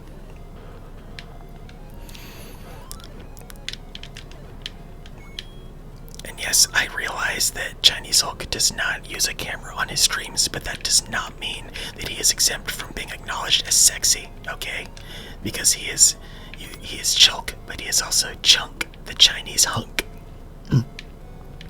So never deny what he is capable of doing to steal your hearts, your minds, and other parts of your anatomy.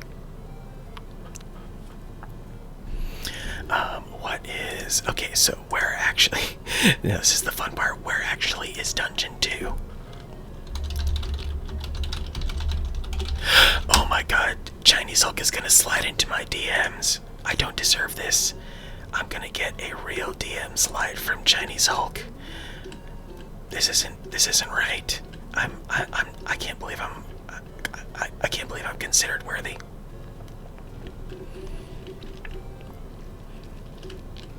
Oh yeah, refill that popcorn at my cartoon.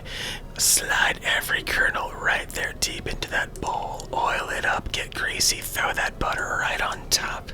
You know we need all of that salty goodness right there in your mouth. Let's see, Dungeon 2, known as the Moon. Where are you, level 2? Entrance to the Moon, second dungeon. You're traveling for east, northeast. Oh, okay, it's on the eastern side of the map. Full-time ASMR win. I don't do full-time ASMR Chinese Hulk, unfortunately. I can only do 3 minutes at a time. Because you gotta leave people wanting more, you know? And these 3 minutes, people can clip it and use it privately. And that's 3 minutes of Manic ASMR. Thank you for redeeming those points, Mama Panda. I hope you all enjoyed that. Someone say popcorn? Yes. One of my favorite popcorns, Nerdy Minish, is and it's usually pretty easy to find the bags that are combined cheese and caramel at the same time. Oh my goodness. Yeah, to say the least, Contrix and his wife have been through a whole heck of a lot, so yeah, that's why I emphasize love and hype. I didn't want to get into the details. Those details were Contrix's and Contrix's alone to say at his own discretion, because I know that's something that's a deeply personal experience. But yeah, when looking for that popcorn, the mix, sometimes it's known as Chicago mix.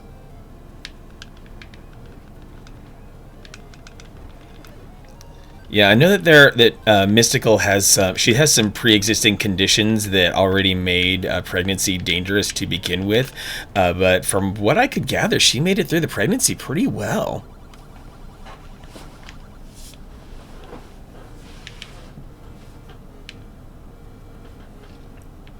Yeah, let her sleep. Contrix, hold it down.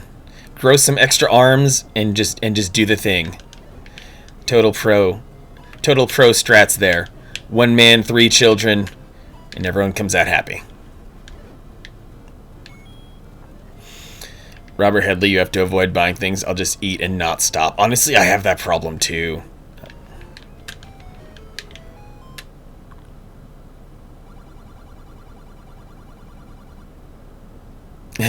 Yeah, pregnancy part, the easy, quote-unquote easy part, the evicting part, that's a doozy. Yeah. It's a secret to everybody. Oh, 10 rupees? I'll take it.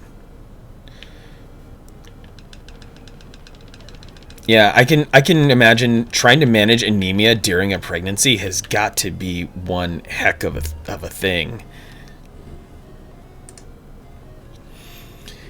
Same reason you don't buy juice.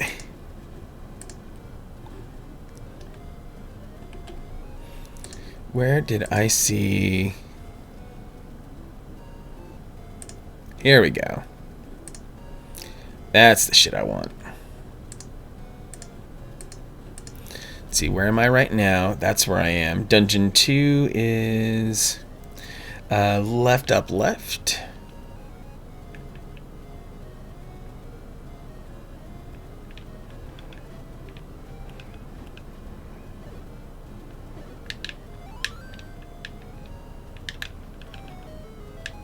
Oh yeah, let me just... Everything's dying here. Everything. Kill them all. Haha, these Armos Knights are stuck. Boop. Uh-oh, Nerdy Minish is hungry. Oh, I stumbled across more rupees. How about that? Another 30. Sure, add them to the pile. Kind of spacey. Gluten-free double stuffed Oreo kit can't stop the funnel. Oh, how... I don't know if you can necessarily answer this, kind of spacey, but I really like the gluten-free JoJo's from Trader Joe's. How do they compare to actual gluten-free Oreos?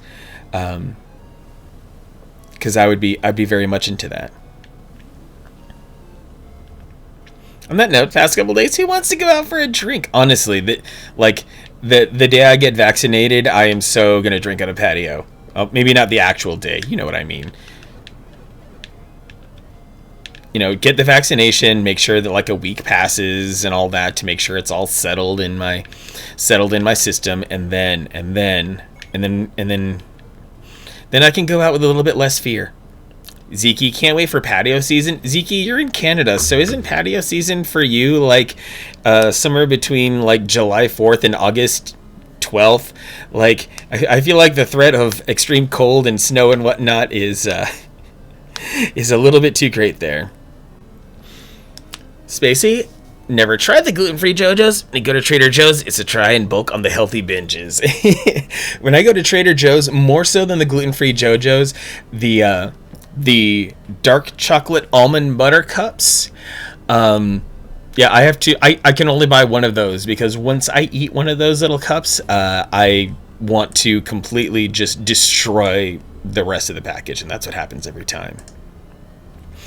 Do we even know yet if you can't spread it after vaccination? Thought that was why they still want you to wear a mask. Oh yeah, there's still going to be mask wearing. I'm not going to be sitting here going maskless, but they are finally starting to get evidence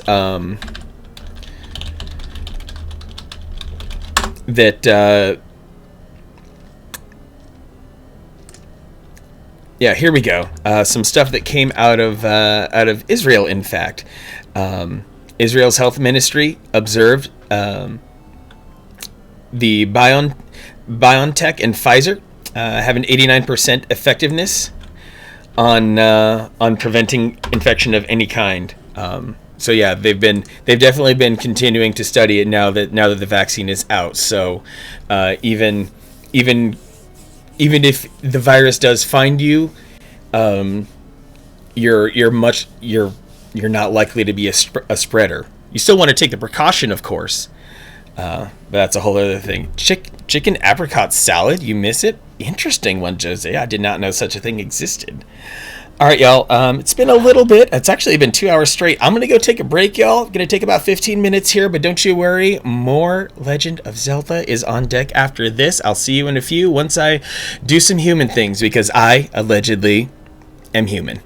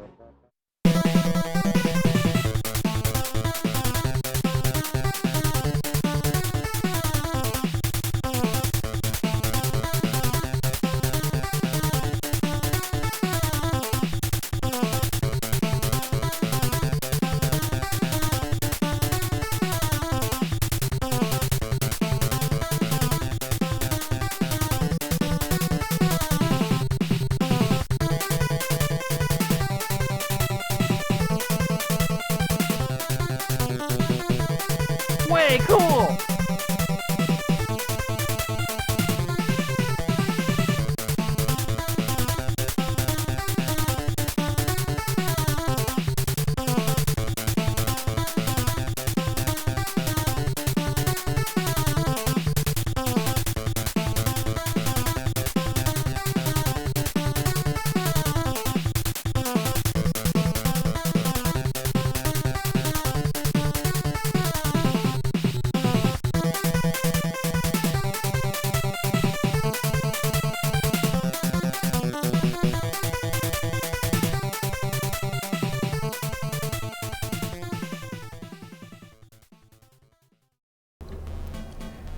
Ladies and gentlemen, boys and girls, children of all ages, and everyone in between, I am going to drop a 3-minute ad break here to get rid of any pre-roll ads for incoming viewers. As always, your patience is appreciated, and we will resume right after these messages.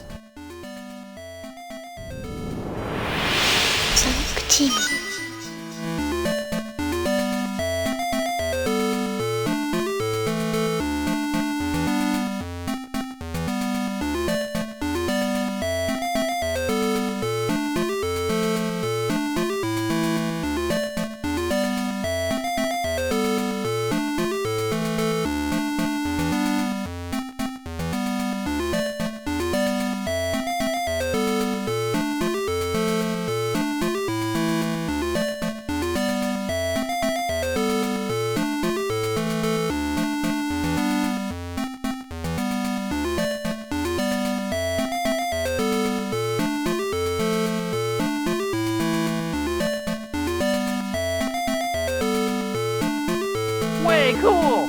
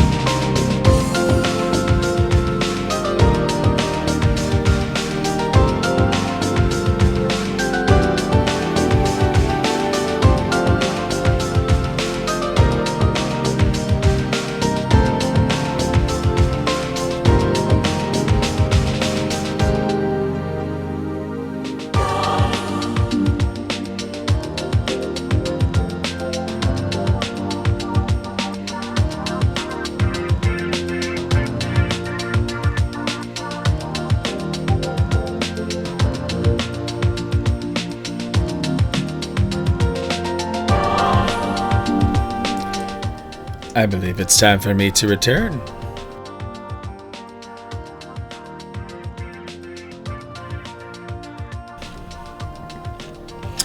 You heard it right here, everyone. Every drink for a member of Subcon is on the house at Dale's Tavern. So lovely to see you, Dale's. Always good to have you. I always lurk your stream at least because you are on when I work, so all I can do is add an extra viewer to the pile.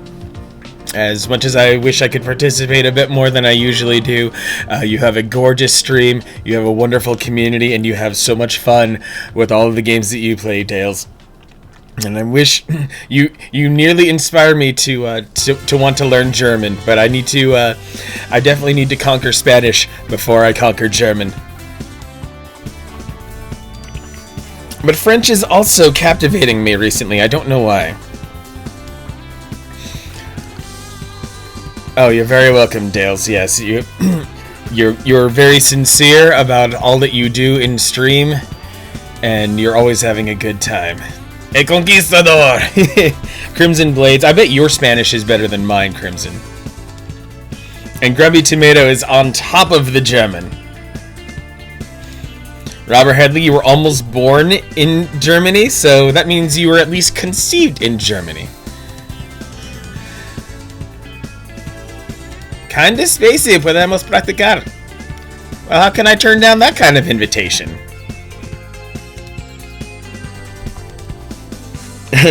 Well, okay, in that case, Crimson, I'll say you're very good at reading Spanish. I'll say that much. Broken at best, and that's okay. You're open to getting more and more Spanish in your head, and that's what counts a lot. How's it going, Grubby Tomato? Good to see you, my brother. I made sure you got a shout out, right? You did get your due, I hope. I'm just happy to be back playing Zelda. You know, any excuse that I can have to insert more Zelda into my schedule, I'm all for doing it. There's not much Zelda left for me to play, and at this point, if I am going to play Skyward Sword, which is now over 10 years old, or it's about to be 10 years old in November, I might as well wait for the HD remaster. Nerdy Minish, a friend in Germany? What city? Robert Headley, delete Breath of the Wild save and start over. You know what? I think out of everything in Breath of the Wild, like the first 10 to 20 hours is usually the most fun. Spacey, you much prefer to read Spanish and then only respond in English so people understand that you understand. Really, that's how it goes for me. I can deal with Spanish a lot easier if I read it. If I'm ever in a position to try to speak it, I cannot form sentences to save my own life. CDI Zeldas, Robert Headley, you want me to try to get my filthy mitts on a Philips CDI so that I can start playing Zeldas? I don't even know if CDI emulators exist or if they're functional. That does sound like it's worth making an attempt, though. Because I think we all deserve at least a peek at how terrible Faces of Evil and Wand of Gamelon can get.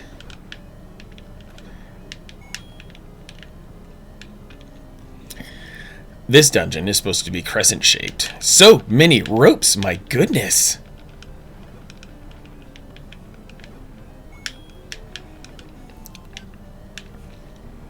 You don't know exactly, but they're in your roleplay server that you're in. They're the group's ruling. Oh, okay. That's fun that your group is international, Nerdy Minish. I love that so much. I have 3 keys? How? I guess I might as well explore every room that I can get to without a key. Gorias!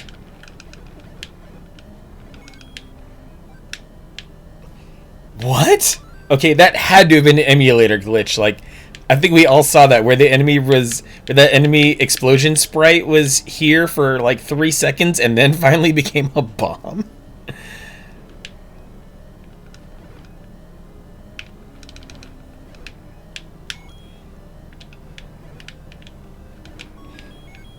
The game is so much nicer when you've powered up like crazy.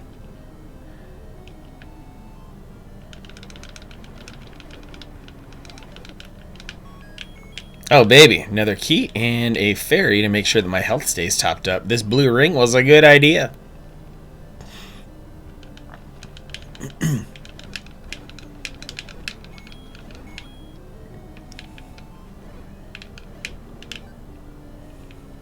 Five keys.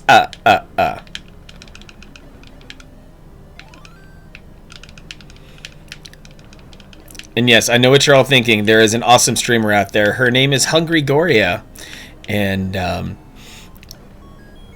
feel free to give her a follow. She puts on a fantastic stream. Rocks retro as well.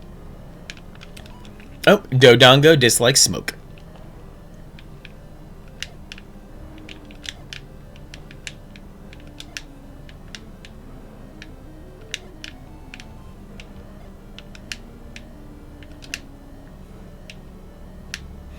Oh, don't I just have to shove that bomb, like, directly in its face, and it's got some really terrible collision detection?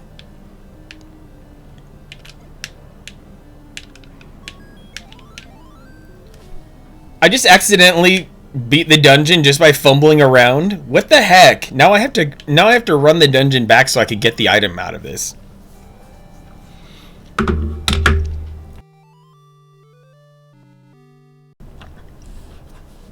Nerdy Minish, your Ruli actually has medical experience, so this is another example of your group being the real life links.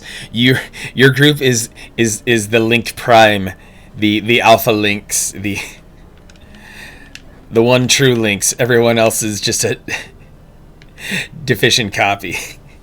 Seriously, Spacey, like, I wasn't even trying. I'm just like, okay, I'm just gonna wander through this dungeon without using any of my keys, and then I ended up beating the dungeon. Like, what kind of tomfoolery is this? Now I actually have to go back and figure out where the heck I can get my filthy mitts on the dungeon item, which I believe is the ladder. Ladder. So it's time to burn a few keys on that search. Tomfuckery. Oh, look at you. Kinda Spacey, continuing to expand our vocabularies, making us open wide, and get some tomfuckery in our heads.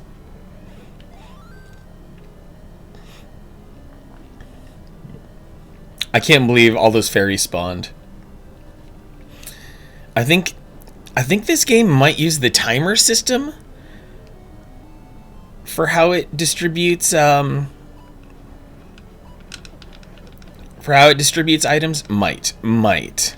Like how Mega Man 2... Oh, I got a boomerang upgrade. Okay. The more you know music. Oh my goodness.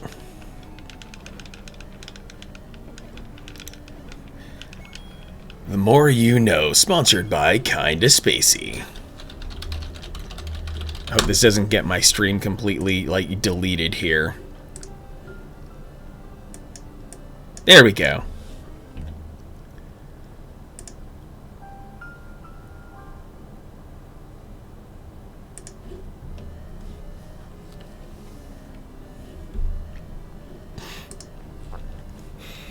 Robert Headley, I love how fans are like, this has to be cycle accurate or I've failed at life, and Nintendo's like, eh. You know, that's true, Robert Headley. I'm entirely with you on that, because so many people are like, rah, give me cycle accurate, give me 4K, give me 150 frames per second, and I'm just not about that life.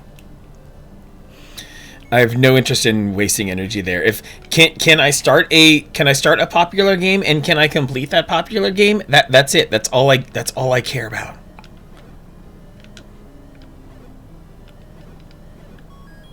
Oh, a rupee.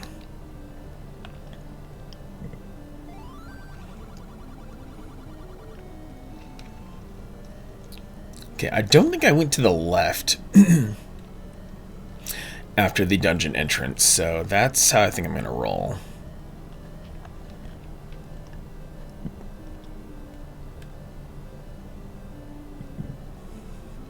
ROM for this game probably still has the same the name some pirate ripped it as. That's what people are kind of speculating, and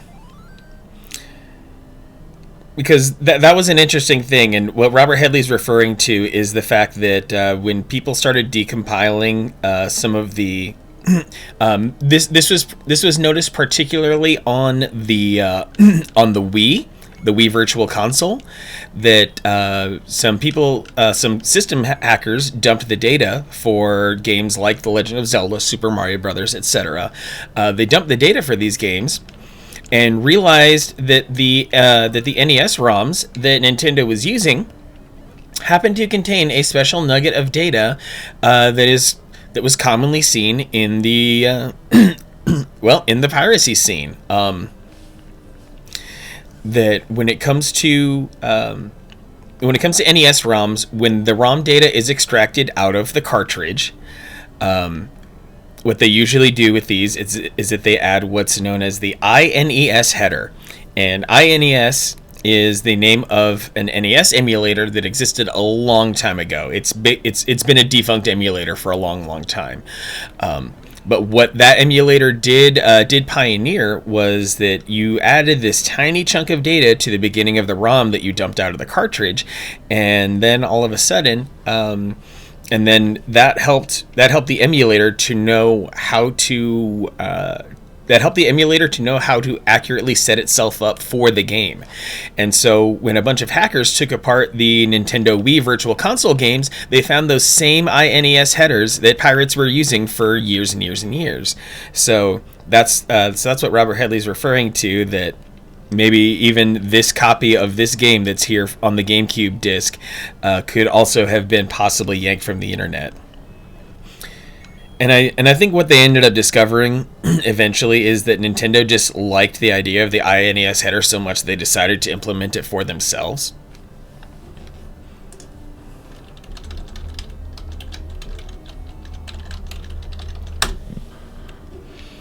What the heck is that boomerang what I'm supposed to get here in this dungeon? I think that's the case.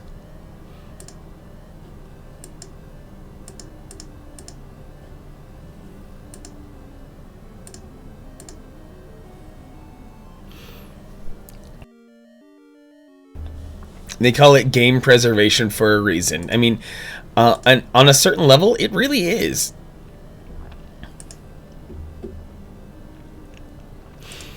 Especially when they pull together beta versions of games that perhaps never made it to release.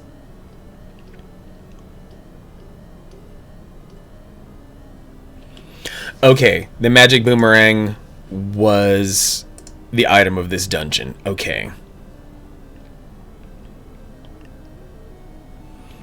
Alright, let's get out of here. Let's move on to the fourth dungeon, wherever the hell it's hiding.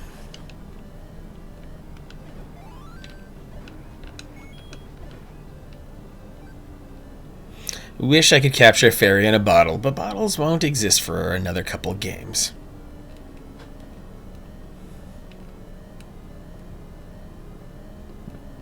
Let's see, 1, 2, 3, 4, 5, 6, 7, 8, 9, 10.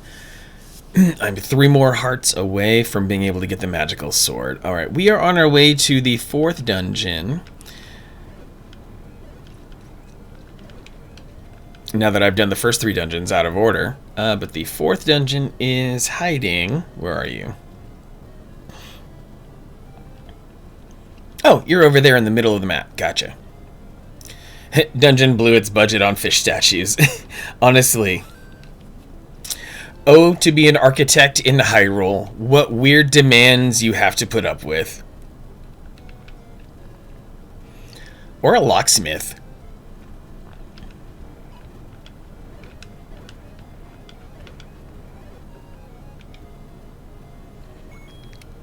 Kinda spacey, you'll show me a dungeon? Oh my.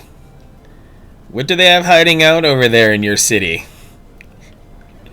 What kind of dungeon are we talking about? Are you trying to take over the daddy mantle from Kilgore? Because that kind of sounds like what's happening right now.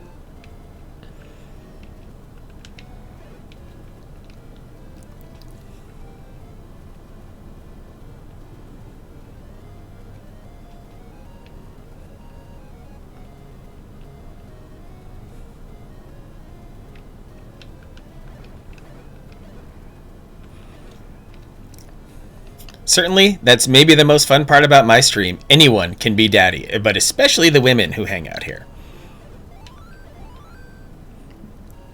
They seem to have taken the title for themselves.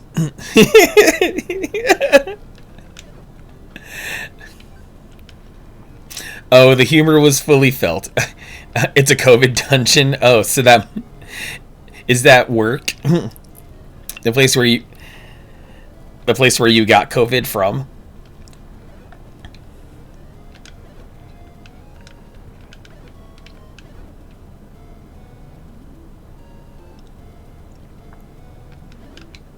Here we go. Next dungeon.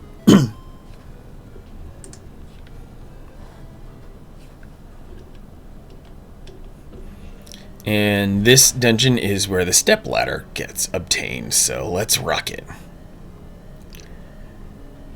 No doubt that you got it from work. That's freaking terrible. That's why I gotta respect anyone who's working in a restaurant, especially by making sure that I do drive through or get takeout with a mask on, because I don't want dear sweet people like kind of Spacey getting COVID. What are you doing, stepladder? Oh, I see what you did there, Dales. Oh.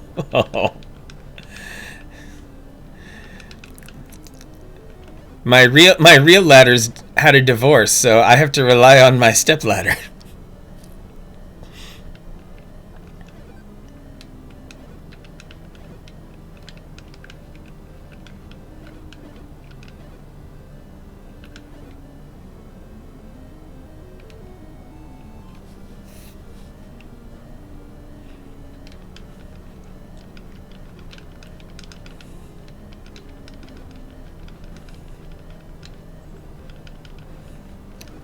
Why the ladder was in the laundry room, I have no idea. Oh my god.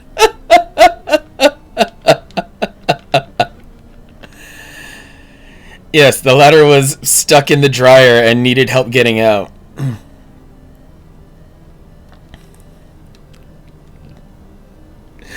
Oh my goodness. There are layers to that one. Oh wait, I happen to have this candle thing. That helps.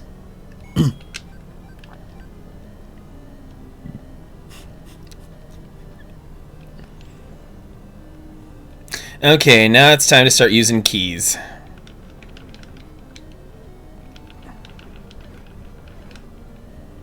Dales, what have you done? Dales, you have corrupted my poor sweet Christian chat.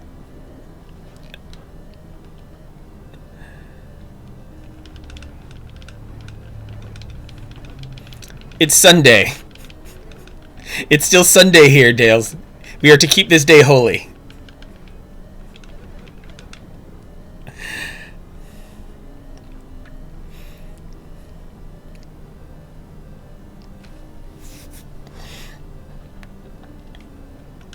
Oh boy. Oh, we have likes. Oh no. Likes are difficult. And yes, likes do happen to resemble certain pleasurable devices that can be used on a certain set of genitals.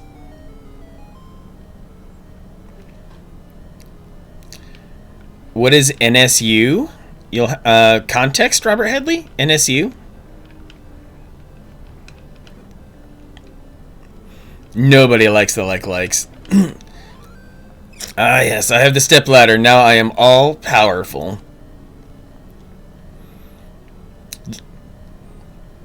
How was that brownie, Nerdy Minish? Was there frosting? Were there nuts in it? Previous room before the likes spelled NSU in the floor tiles? Oh. Huh, I guess it does. It doesn't mean anything. It's just that happens to be the pattern of the floor tiles to provide extra confusion and challenge, basically. Mika! Hey, what's going on, Mika? Good to see you. Happy Sunday. Hope all is well. Oh, that's hard. If two likes overlap, it makes a love.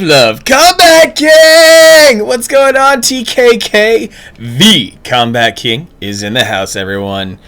Everyone, put down your swords and respect the Combat King unless I can present my sword and honor the Combat King.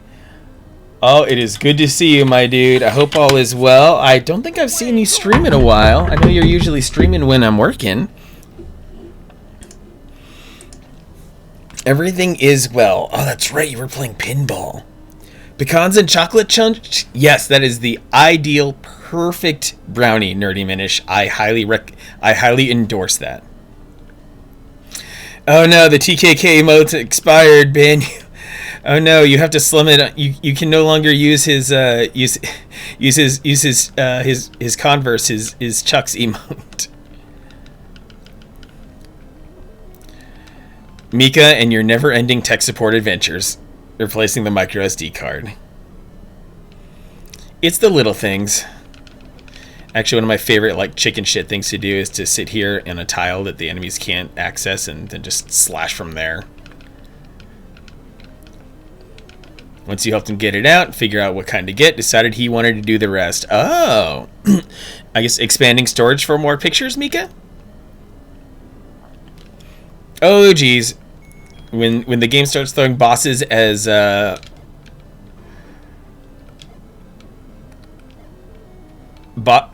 previous bosses as mid bosses.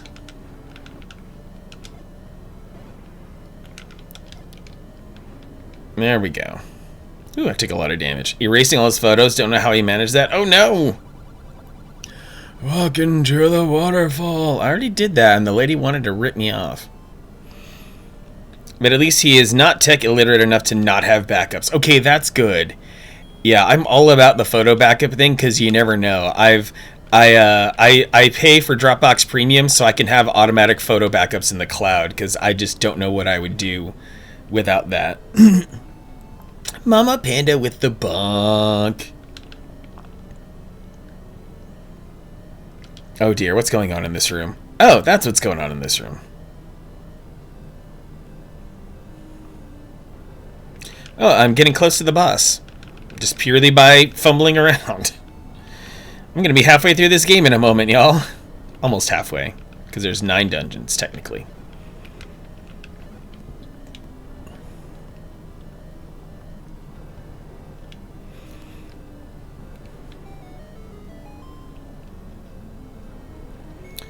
I think I'll go with bombs here.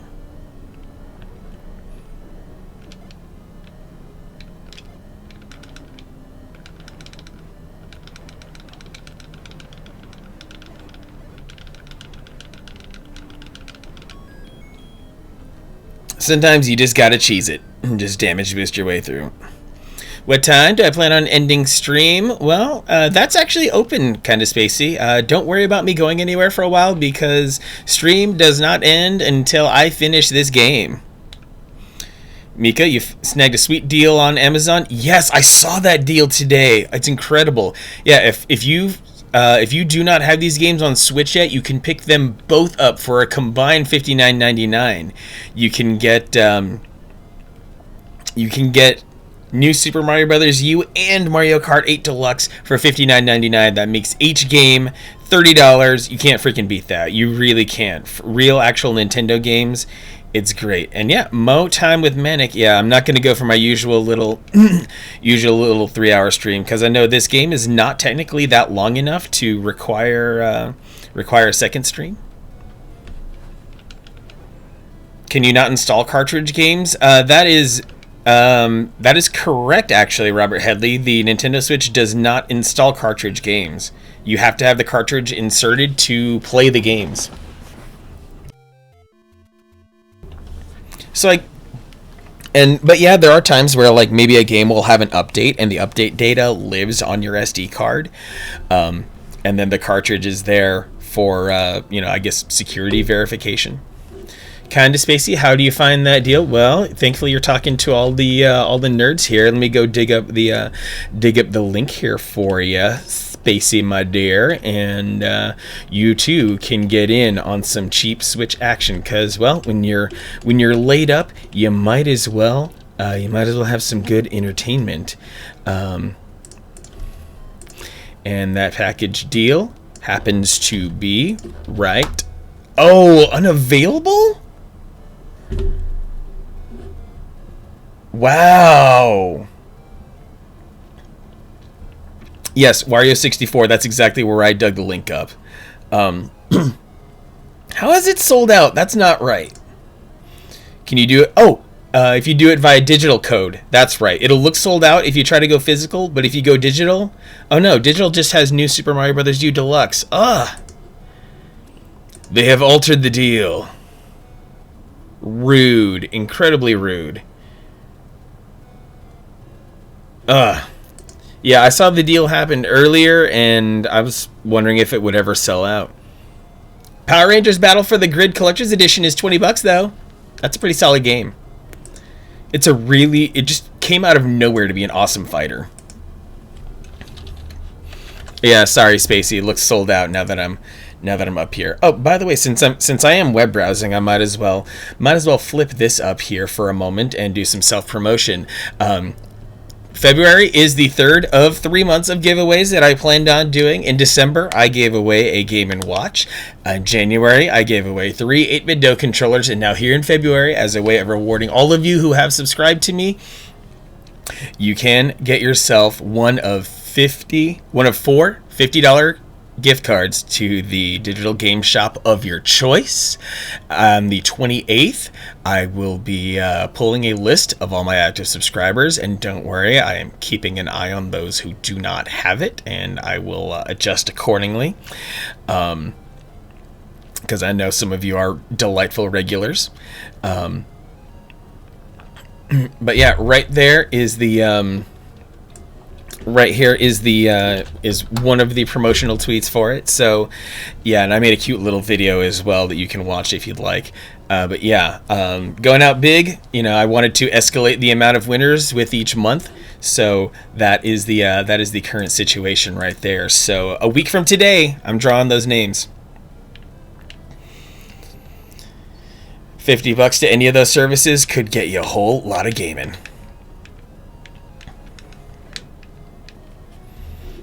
I needed to...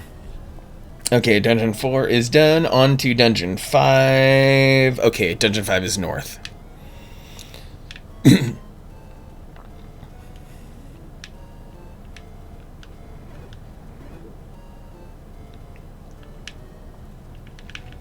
Dungeon 5 is up in the mountains.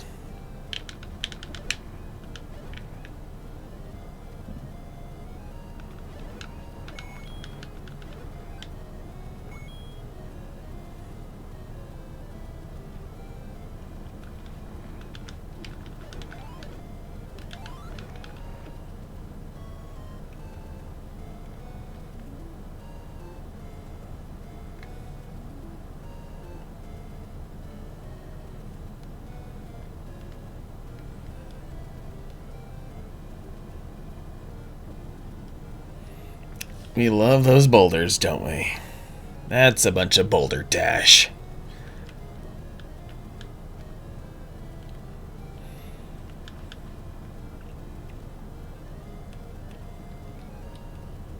I think it's just a matter of going up like 4 times. You just have to be undeterred by continuing to go up.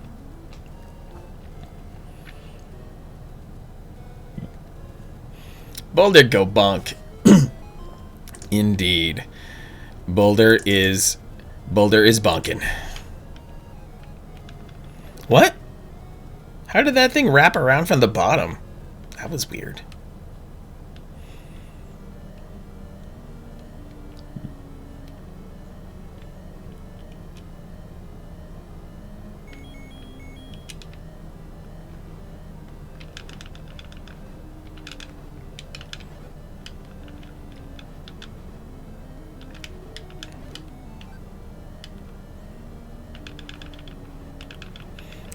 I walked into this dungeon with several keys, so I've got a nice key buffer, so I'm kind of set. Oh boy, I've only got 1 bomb. Oh well, might as well use it. Oh, I hit him right in the face.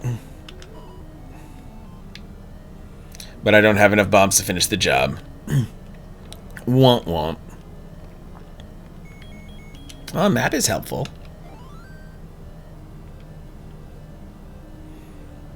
And this level looks like E.T.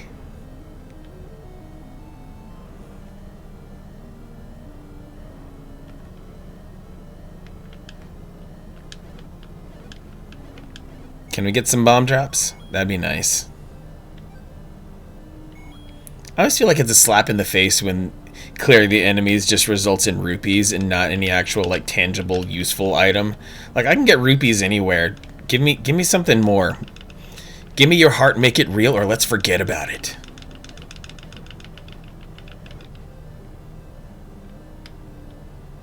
Did someone say bunk? Princess Za would always say bunk. That's about it. Otherwise, it's boulders that bunk me as I try to pass peacefully through the more dangerous areas. Okay. Oh, since I have some bumps, I think. Kinda Spacey's man is Rob Thomas. Okay, honestly, this room is such a tease. Its only purpose was to hold the map. I should have been able to bomb a wall and get some goodies. Because you're so smooth.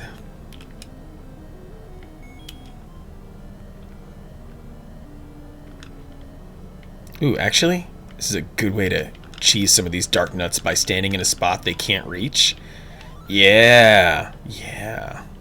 Stand where they can't go. Jack Attack DX.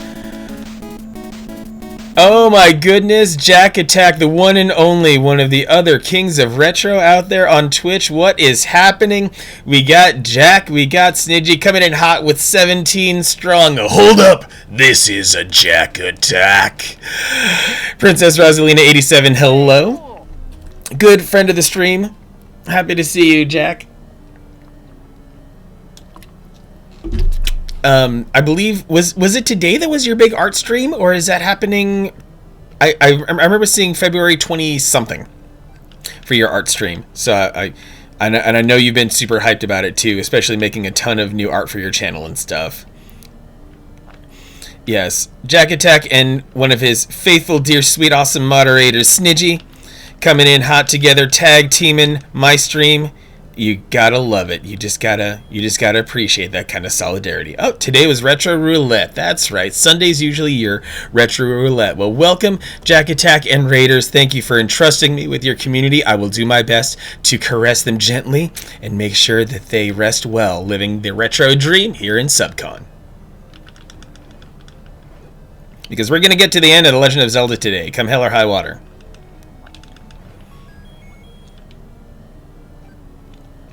Mika sweating nervously.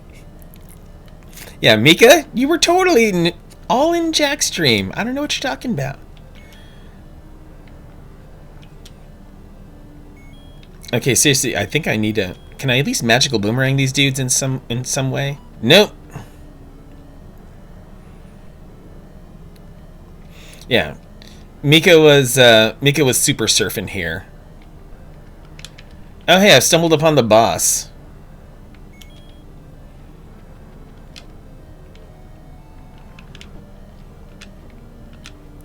And I think if I had the whistle, I could be more effective. Or if I had arrows, I have the bow but no arrows.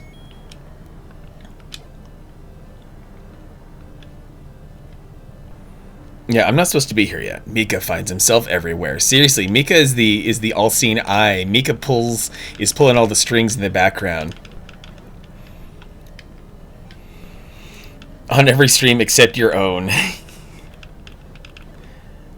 I'm glad to have you around here, and I'm also grateful for you, Mika, for sharing all of your delicious home-cooked cuisine. In my Discord. That's also nice. Oh! Dales has caught me. He wants to hear 3 pages of video game history, page 256. I'm presuming that you are interested in Console Wars, Dales?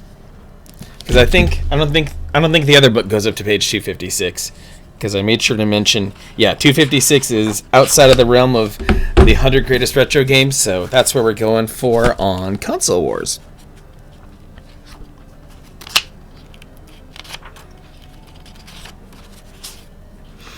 Ooh.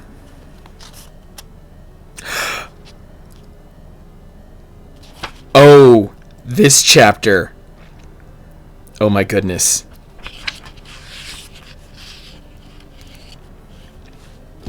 Okay.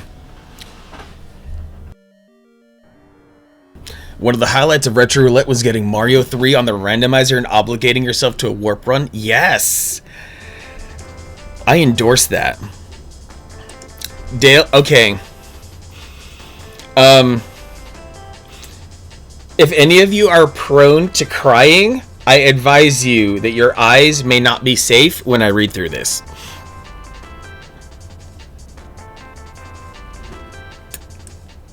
Turn down that music a little bit to make sure that I'm going to be heard. But this book, Console Wars by Blake Harris, you can find this in documentary form on CBS All Access, but the book is so much juicier.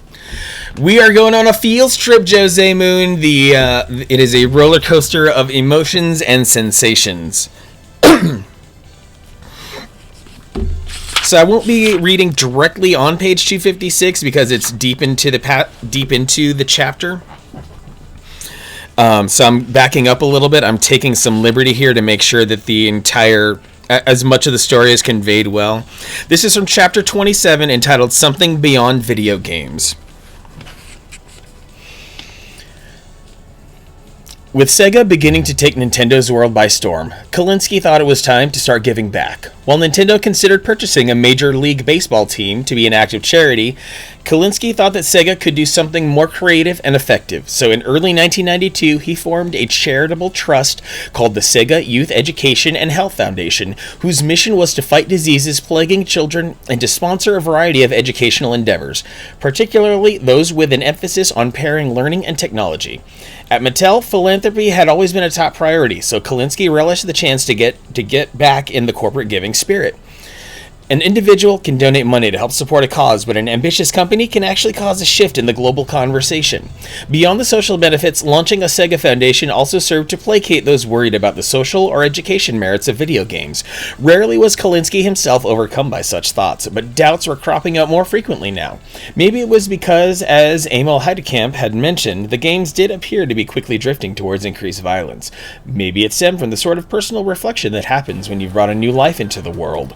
Or maybe his concerns came from the growing whispers of parents who were concerned that video games might be detrimental to their children's development.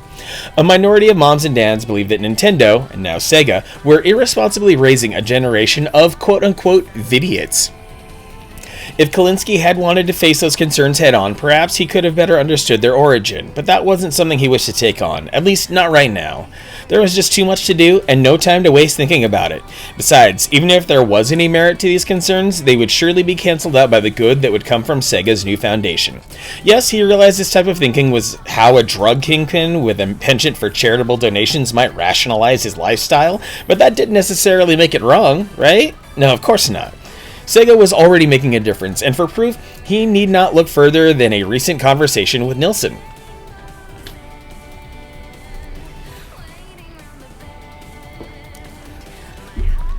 A few months ago, Nilsson had ambled into Kalinske's office. I just got out of a meeting with Cheryl from KISS FM. This is Cheryl Kidros from the radio station KISS FM, whom Nilsson had continued to work with ever since the 16 Weeks of Summer campaign. She was one of the few outside Sega who truly bled Sonic Blue. She flew up here to talk about a summer concert that they want to put on, and she brought along the station's program director, a guy named Bill Richards. Don't know him, Kalinske said. He was slightly confused, but unable to hide his eagerness to find out how this all fit together. That's kind of unusual that she would bring him along, isn't it? It is, Nilsson said. I kept wondering why they'd spend the money to fly him up here, and then it hit me. They're desperate. Turns out, Bill, the PD, had this crazy idea to bring a bunch of hot acts together for a benefit concert. You know, something to raise money and awareness for a good cause, except they can't find a single sponsor, because that cause is pediatric AIDS. It's hard to accurately describe the national sentiment towards AIDS during the late 80s and early 90s, particularly when it came to children who were infected. But the case of Ryan White in Kokomo, Indiana goes a long way towards explaining the emotional tug-of-war between fear and sympathy. In 1971, when he was only 3 days old, Ryan White was diagnosed with hemophilia A. As treatment for this disorder, he was given weekly transfusions of a blood clotting protein called Factor VIII. This enabled him to live a relatively normal life throughout most of his childhood, but that changed in 1984 when the 13-year-old was rushed to the hospital with symptoms of pneumonia. Following a partial lung transplant, he was diagnosed with AIDS, which he had acquired through a transfusion. White was given only 6 months to live, but after beating those odds and regaining some of his strength, he wanted to try to resume a normal life. A large part of that normalcy entailed returning to school, but when community members learned of his intentions, they protested. Fearing that he might be contagious, 50 teachers and over 100 local parents signed a petition to ban Ryan White from Western Middle School. Even though the health commissioner of Indiana informed the school that White posed no risk to other students, he was expelled from the school. The White family challenged this decision and turned to the legal system to get their son readmitted. Over the next year, White remained at home as his case went through various courts and appeals until finally, in August 1986, he was allowed to return to school for 8th grade. Although this appeared to be a major victory, White was generally unhappy. Upon returning to classes, because he had few friends and was often accused of quote-unquote being a queer. Meanwhile, his family had received threats on a nearly daily basis, and after a bullet zinged through their living room, they decided to withdraw their son from the school.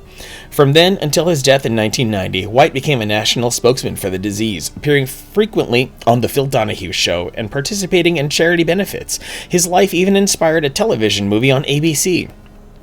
Although his efforts helped to significantly raise awareness, the cultural perception of the disease didn't change a great deal. The mention of AIDS was still intrinsically toxic, and that's why no corporations were willing to support the concert that Kiss FM wanted to put on. All they're asking for is $50,000, Nilsson explained, and for that, because of the stigma, they're offering $200,000 worth of promos and ad time. An amazing cause and a fantastic deal. Nilsson shook his head again, this time with some anger. So I told her that Sega would be more than happy to sponsor the event, and that's the good news. When the information hit, Kalinske leaned forward. Wait, he said, let me get this straight. Without my approval, you already agreed to commit a sizable amount of money to a press-heavy event for a disease whose mere mention makes people look the other way? Yes, I did, Nilsson said tentatively, but with no hint of embarrassment.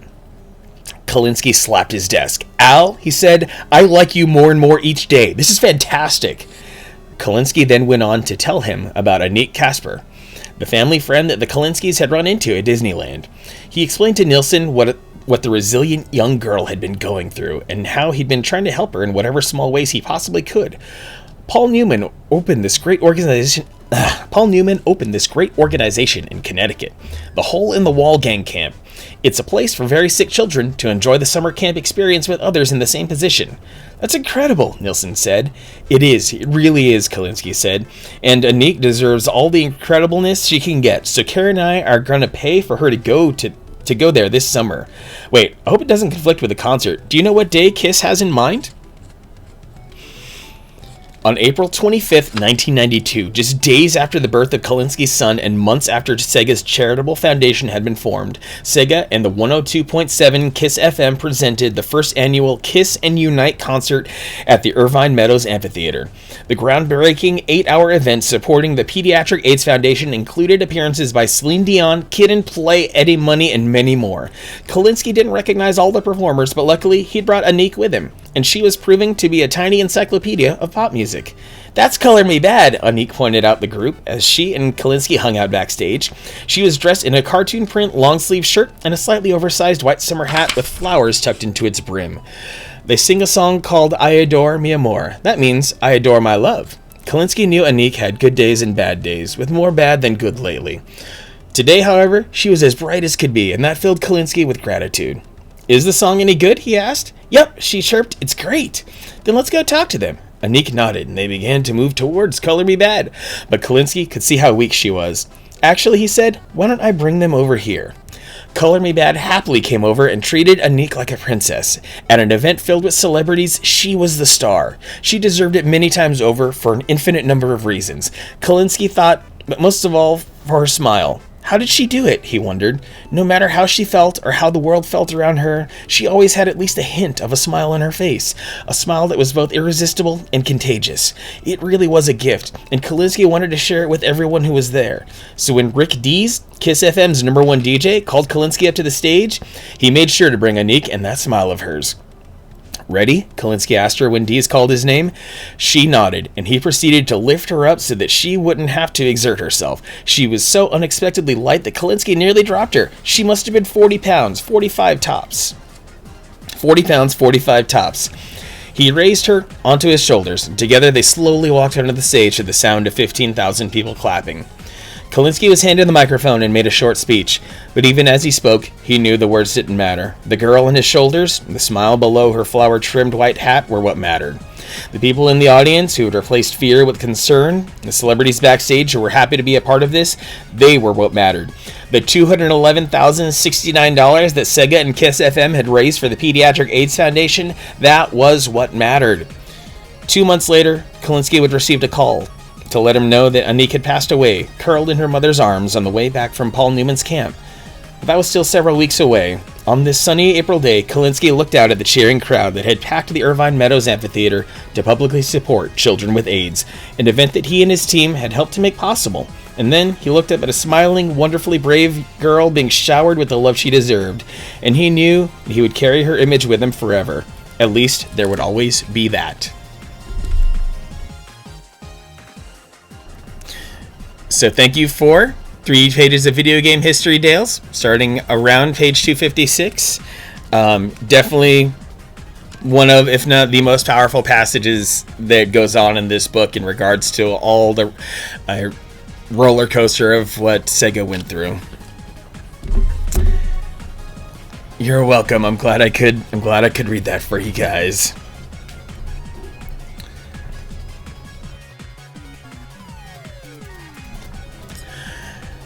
Princess Rosalina, thank you for the follow. I appreciate that very much. Let's live the retro dream together here in Subcon.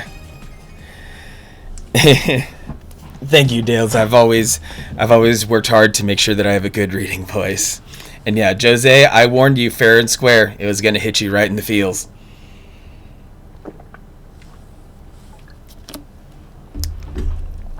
Okay. Rosalina, the good bean. Yeah, Jack, that was as heavy as it gets. Who's cutting these onions? Allergies just flaring up all over the place. Rosalina, member of the Jack Attack Nation. Awesome. All in the Jack Attack Nation, certainly welcome here as well. Alright.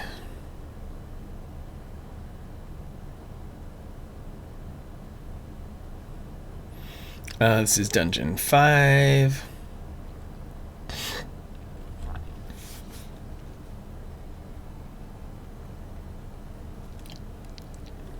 Oh, there was a bomb upgrade that I missed. Sonic's cutting the onions. He's going to add it to the chili dog of emotions being served to us. Yes, that was certainly a foot-long chili dog of feels right there.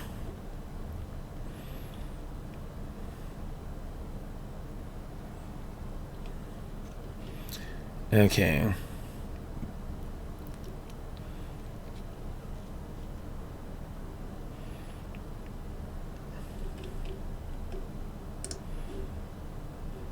Dungeon 5, the lizard.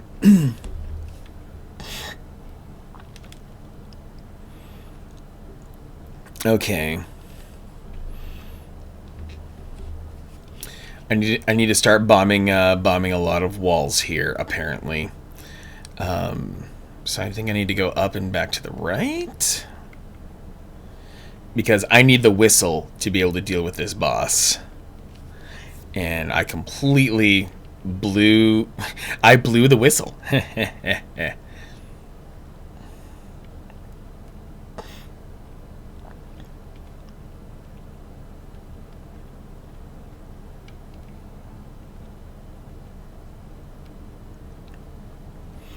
Yes, I know. I kind of hate myself for saying that as well. But only a little bit.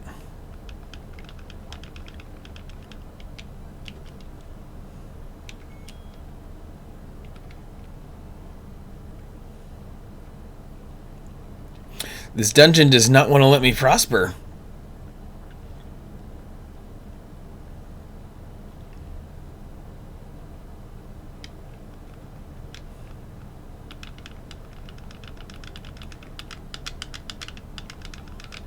Yes. The sweet, sweet weight of bombs in my hand. Flo Rida's Whistle Song is one of those songs you hate that you like. Oh, game music's a bit low? Okay, I will give it the boost that it deserves.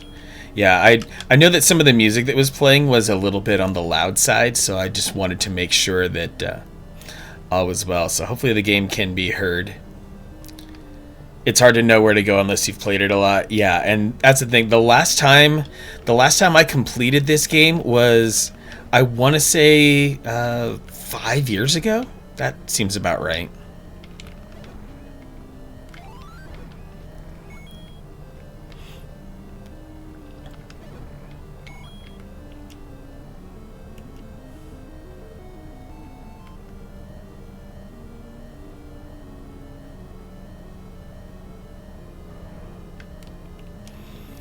Oh, that's right. Dodongo dislikes smoke.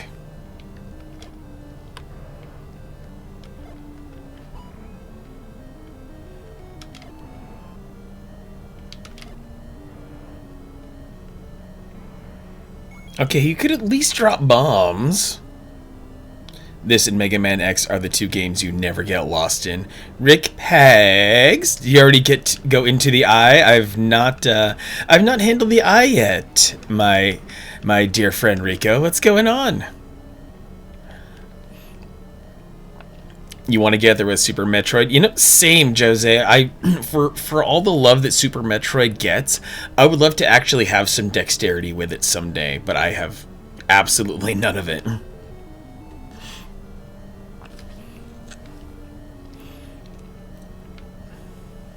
Art on hold. Now this is pod racing. Is it really though? You want to call it pod racing? I mean, yeah, there's two hands and I'm pulling some levers and stuff, but is it really pod racing? Art on hold? Oh man, Rico and Art on hold, good to have your delightful presences here. I adore you both for similar reasons in that you are so easily able to live in the outlandish.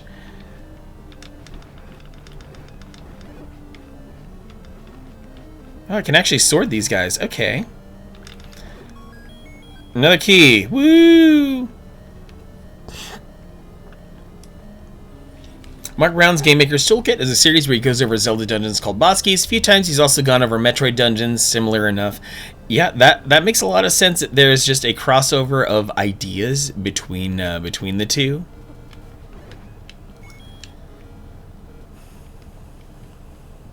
Hoping I can just like reset the counter here.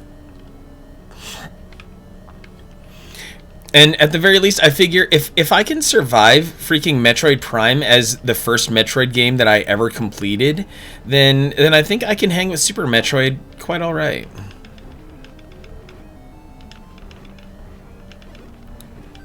Yeah, I've seen a little bit of his series.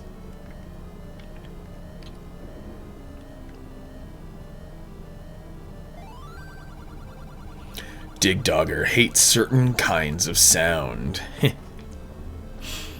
I'd listen to Art. Art's got the second for most Womp Rats shot during the Beggar's Canyon run. Oh boy. You keep talking like that and you're really going to get Art on hold wound up. Just a fair warning. Okay.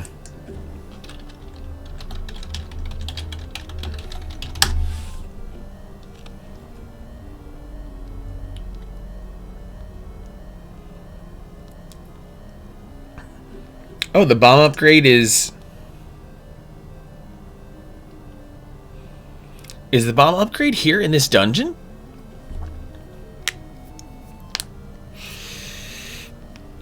Yeah, Art on hold doesn't discriminate. Those Womp Rats are gonna get shot, no matter what.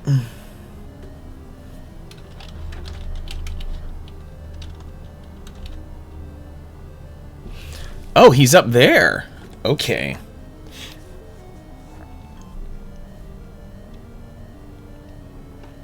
So not only do I need bombs, well, I have the rupee requirement, but I still need bombs to be able to get to the bomb upgrade. Arthur on hold. Or Artie, the strongest man in the world. Bonus points to anyone who has nostalgia for that.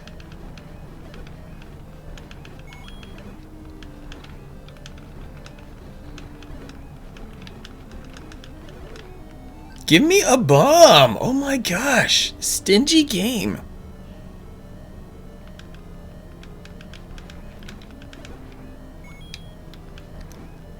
I mean, why not go the Pete and Pete route? If the Pete and Pete route is available, you must always take it.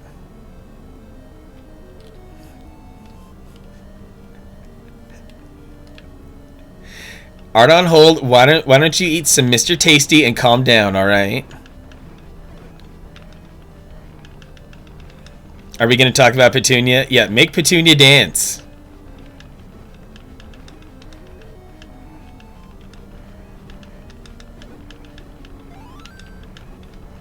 Well, I am old enough for the Artie reference. Yes, Robert Headley, you were definitely in a very mature position when that came up. I think without Pete and Pete, we wouldn't have half of the bold and audacious shows. Bold and audacious. Bold and audacious.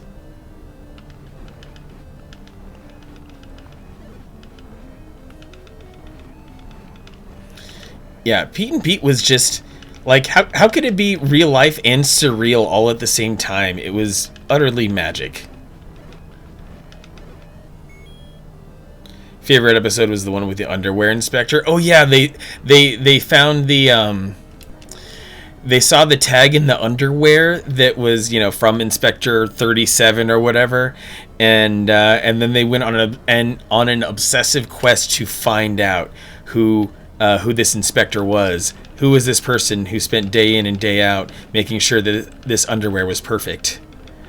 Oh my gosh, this Pole's voice got stuck in the wall. This owns so hard.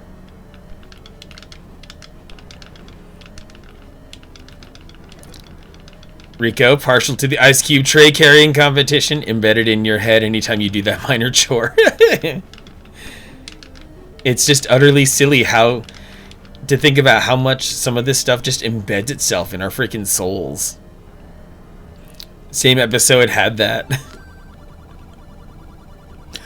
A secret power is said to be in the arrow.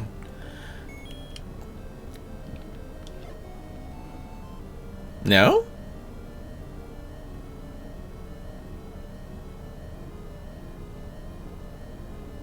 There must be a staircase or something.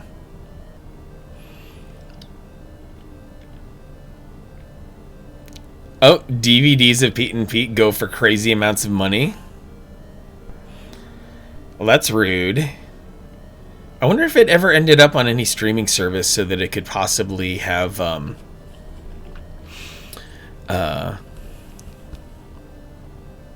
whatchamacallit,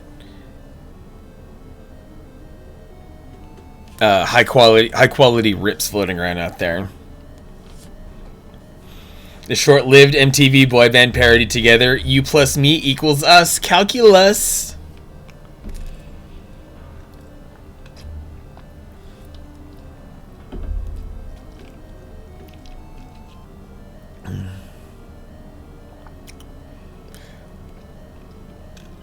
Okay, in order to get to the region of the dungeon that will actually be useful to me, I need to have hella bombs so I can defeat those Dodongos to get past that door.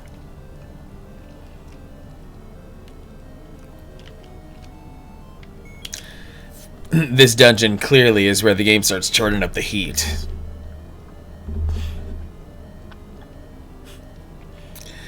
It's almost like Together was the original Lonely Island.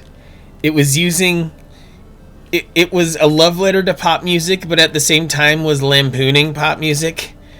So they just got away with so much.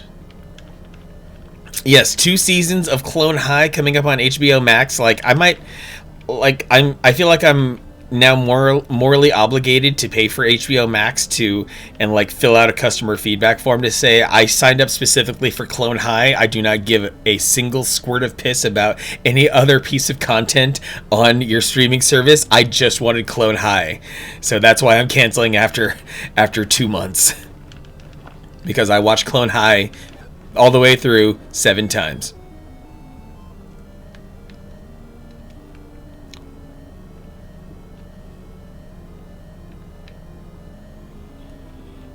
Way back in the 1980s, secret government employees dug up famous guys and ladies and made them using genetic copies.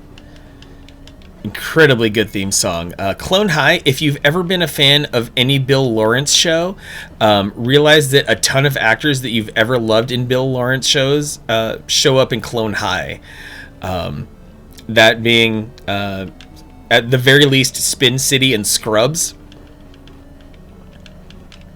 Because you will hear the voices of Donald Faison, Zach Braff, and Neil Flynn at the very least in Clone High.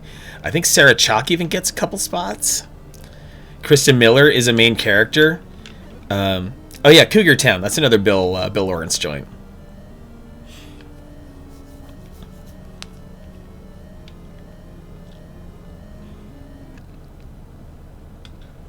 Yeah, all the love that I keep hearing for Spin City makes me feel like I should have gone back and watched it or something like that.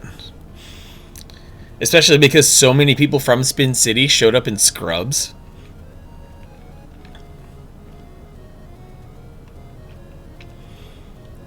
Like, I've been listening to the Scrubs Rewatch podcast, and they all talk in glowing voices about Richard Kind.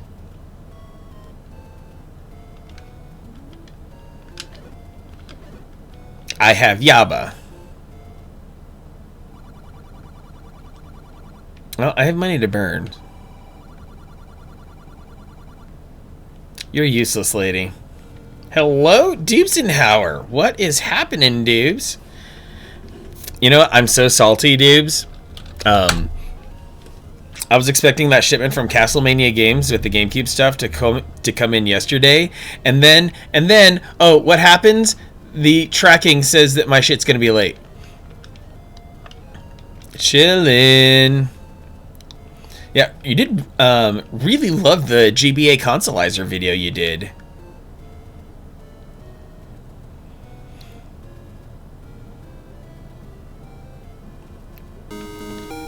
Panic Sloth! This is the Wing anniversary, right?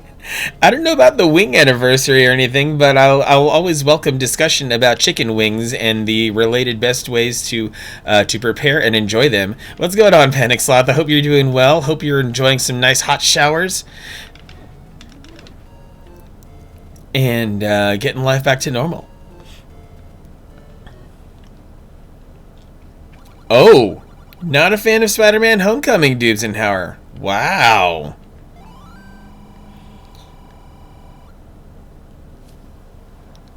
That's intense. We love the Panic Sloth. Yes, we do. Yeah, the Panic Sloth. Art on hold. The Panic Sloth that I commissioned you to draw. Panic is in Oklahoma, which basically got some of the bleed over from Texas. Spider-Verse Cash Money. What did you not like about Homecoming, Dubesenhauer? I thought the way they handled the villain stuff was wonderful. Hot Dog Pocket! What's going on, Hot Dog Pocket? Long time no see, I think. How you doing? Hope you're having a good weekend.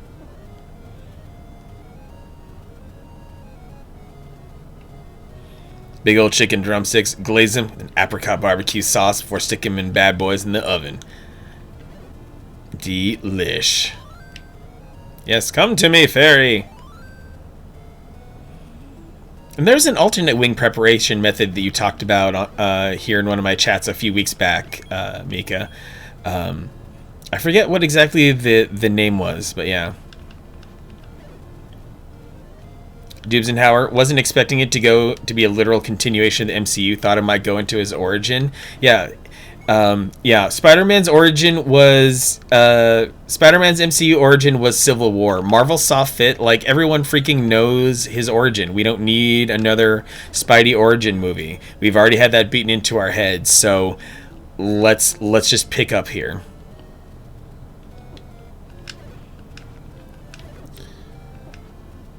Yeah, Art on Hold does do reasonable rates on commissions, Kilgore. So if you need something nice drawn up, then look no further than Panic Slot's Instagram from a couple months ago, when those drawings showed up, and the one that's just a dead on bust, not full body, but just from the ribs up. That's Art on Hold's work. Rico, thanks for the follow. Let's live the retro dream here in Subcon.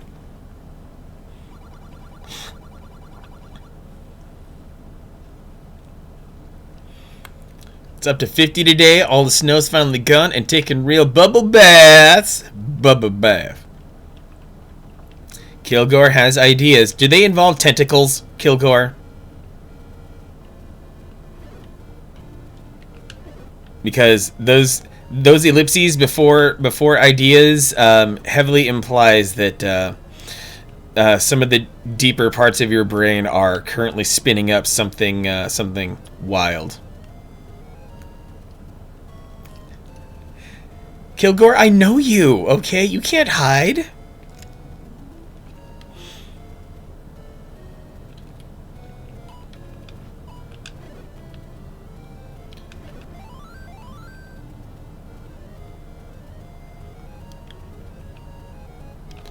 All I can speculate is the tentacle part.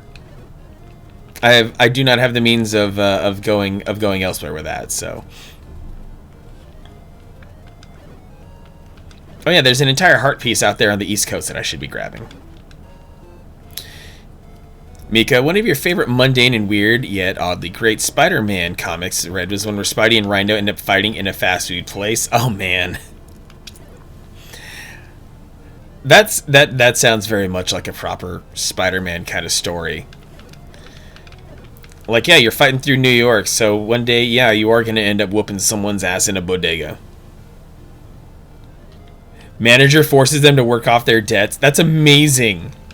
I love whenever the dynamic of the hero and the villain gets subverted like that.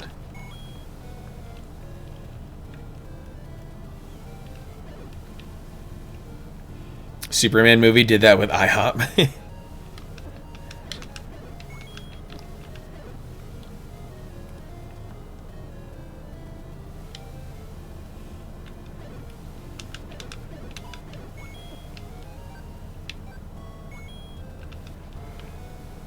Rhino in a uniform that's 4 times too small for him. That is an incredible visual. Makes me want to get into get like Marvel Comics Unlimited or something. Ooh, I am one heart piece away from the magical sword.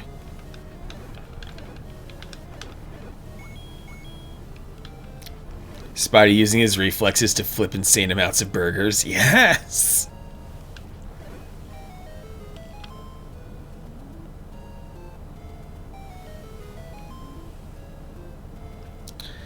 Dubsenhauer, you did like the ending. Not like the ending, but the Tony Stark ending. Okay. Yeah, because the real ending of all I gotta say is, given the endings, like the real endings of both Homecoming and Far From Home, that third Spider-Man movie has a lot of heavy lifting to do.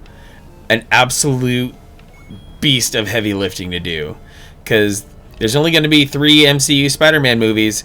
So with what's been opened up in the first 2 Spider-Man movies, Homecoming and Far From Home, they've got their work cut out for them.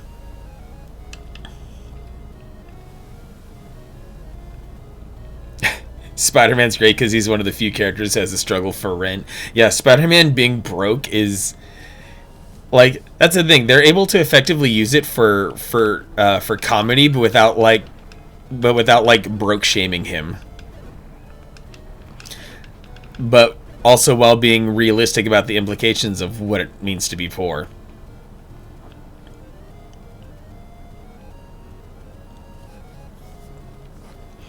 Okay, topped up on bombs. Let's get this. Nova is like Spider-Man in that way, but far worse off. Oh, wow.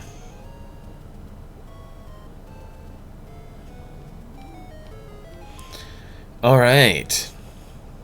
Movies take a much different tone when binge watched. Yes, they do. When so many aspects about previous movies are fresh in your mind and you watch them, yeah, the MCU movies, the way that all the dots start connecting together is overwhelming. And maybe when Homecoming was released, it hit different. I'd say it did hit different because the fans had been wanting Spider-Man in the MCU for so long, and we finally got him. We were just excited to have him in the first place.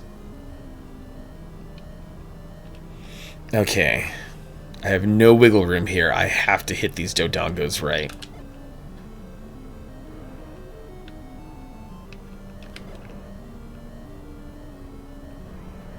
And I'm just like, please drop bombs. I've only got 2. I can only make 2 mistakes in this room.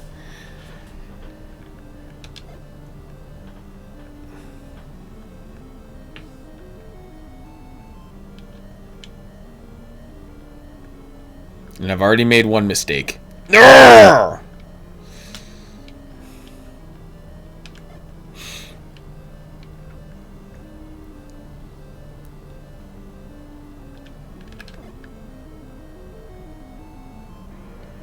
Oh, come on.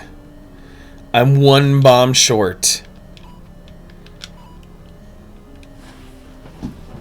Self-plug. Yeah, Art on Hold, you are a content creator, and thus you are, and more importantly, a friend, a dear friend of 18 years. Yeah, sounds about right. And I'm gonna have to go farm bombs from somewhere else. And this is all on the path to getting the bomb upgrade. I mean, once I get the bomb upgrade, things will probably be fine, but this 1 freaking Dodongo. 1. But I appreciate the vote of confidence, Crimson. I just wish some enemy would be so kind as to drop some bombs on me, baby. Now see, these are the kinds of dudes who could drop some good bombage. Give me the good stuff.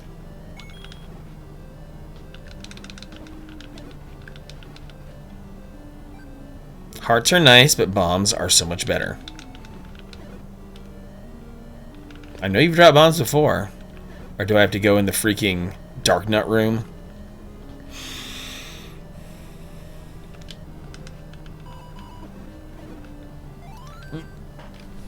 Bang! Actually, I'm feeling like the gambling type now. Can I get 8 bombs? Can I get some mo? Give me some mo.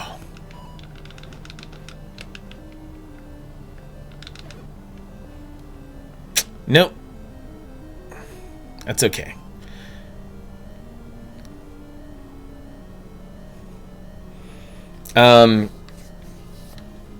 The carrots should not cause any disappearing. I see the self-plug in a fashion that does not involve OnlyFans.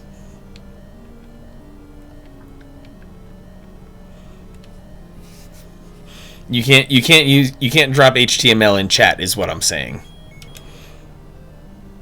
It's very basic. 1, 2. And then I get rewarded with bombs. It made your self-plug appear as asterisk? Really? Because I see it just fine.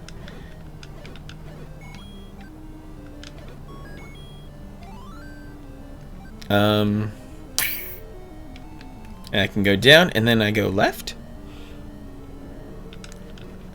Oh, more bombs. Okay.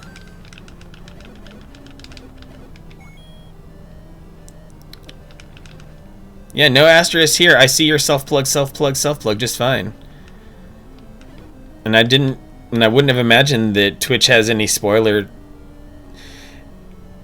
If Twitch had a spoiler thing, like, that would be, I think that would actually be really handy to have a spoiler thing that that viewers could use. Like, let's like a way for chat to post spoilers to each other and exclude the streamer from seeing it. That would be sweet. I think that'd be a neat feature, so that chatters could still speak freely in a certain way, and then the streamer wouldn't have to be super paranoid or get aggressively pissed off about spoiler alerts.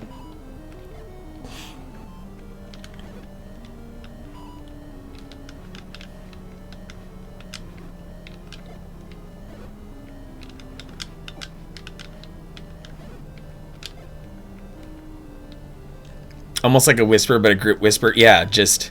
But I could also see the potential for abuse, for someone to pop into chat and you know, say stuff that the streamer can't see. But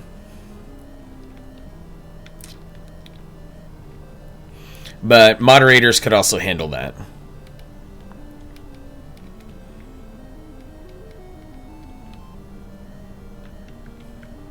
Which one of these freaking blocks is going to move?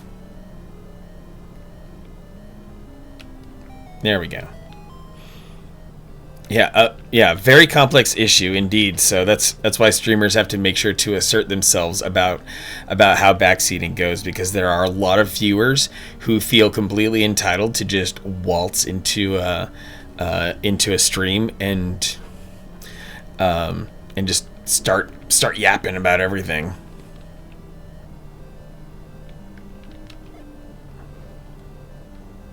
And I need to save a bomb for getting into the room that will help me. I don't think dart nuts will deal with arrows.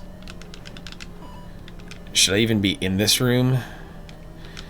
Actually, yeah, the whistle is obtained after defeating these dark nuts. So it's mandatory I deal with this room. So many dark nuts. I'm gonna die again. I tangoed here. I think you need to swing your sword horizontally instead of stabbing with it.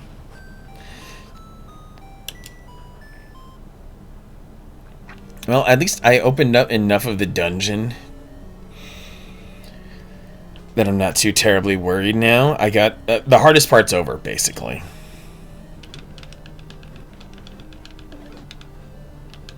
But it would be nice if some enemies could drop some health. Maybe a fairy.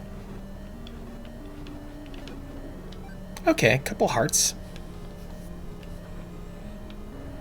Oh, no, I need to defeat these freaking Dodongos again. Oh, I'm so mad. I am very salty. I am straight up brined right now.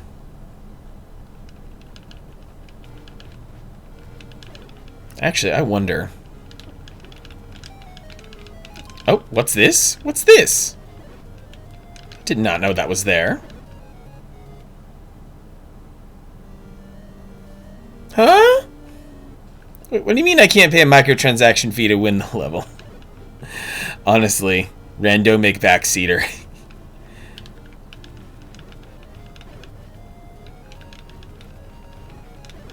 A game that's not connected to the internet? What do you mean? What do you mean?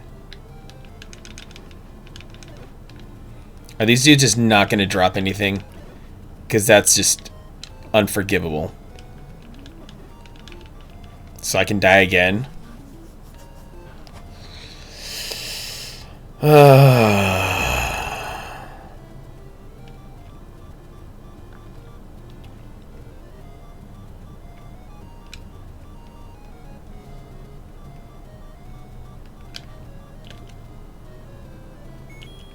Well, I have more money than anything else, so let's turn them and burn them. Urgh! Why does a heart have to be trapped in there? Wait a second. Can I boomerang it? Yes!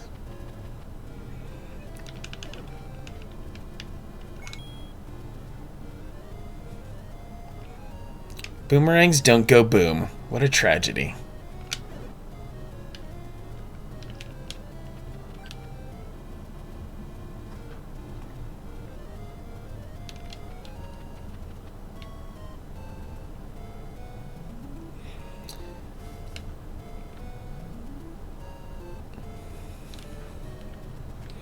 Just me slogging through and getting some more bombs. Scraping them together from wherever.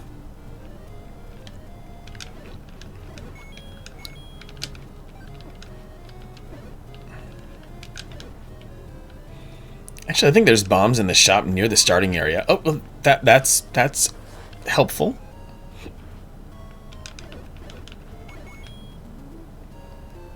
Live inside the bathtub. Do it!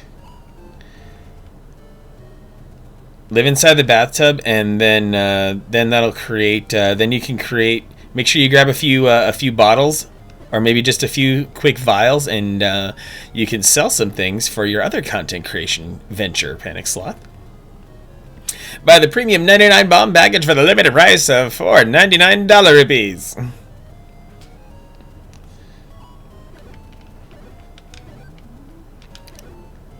Or high roll marks.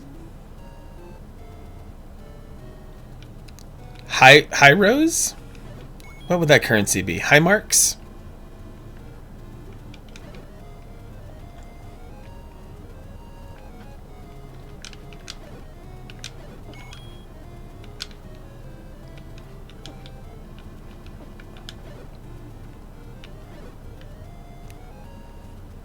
Just trying to make sure that the currency was localized to your location, Dales.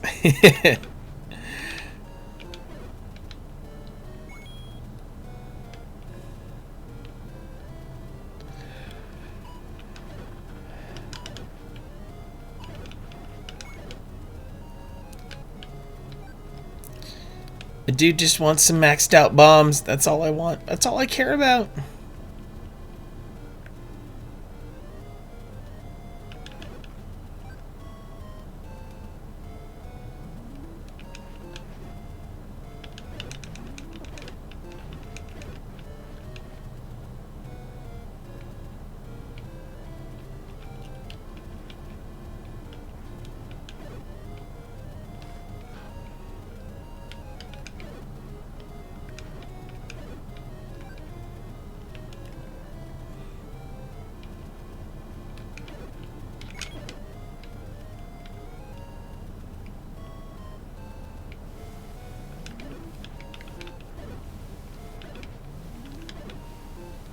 I need all 8 bombs before I can get back in there.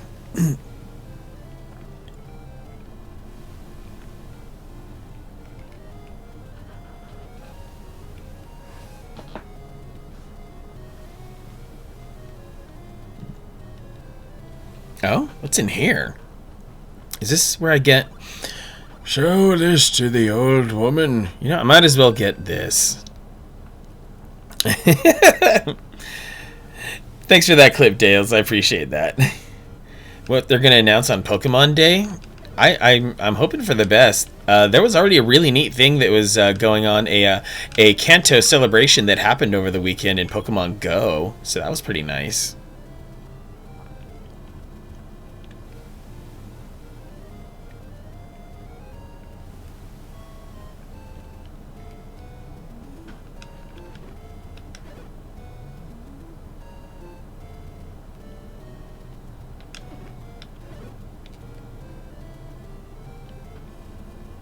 Nope, not here.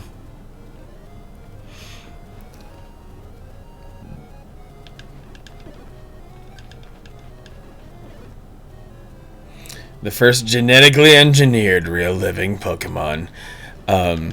Ideally something that could be contained inside a Pokeball. I think if you were going to genetically engineer Pokemon, I think that you would need to engineer the Pokeball first, because you need a containment mechanism, because as we all learned from Mewtwo, it's not entirely possible to fully comprehend the accidents that could take place. So you want to be very careful. Also, 100% not go on a destructive rampage of the remote island laboratory. Yes, exactly.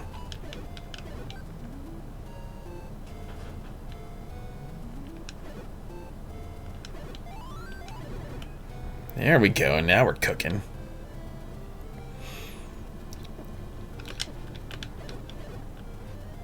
New clothes. I've been rocking these sweet blue threads since about the 3rd dungeon, when I got the blue ring. Can you worthless enemies just drop some bombs? That's all I ask. Somewhere between me dropping the letter off with the old lady and me getting back to the dungeon, just give me bombs. Like, it's very rude of this game to have that, to make the bomb upgrade gated off behind a need for skilled usage of bombs. I'm very much against that.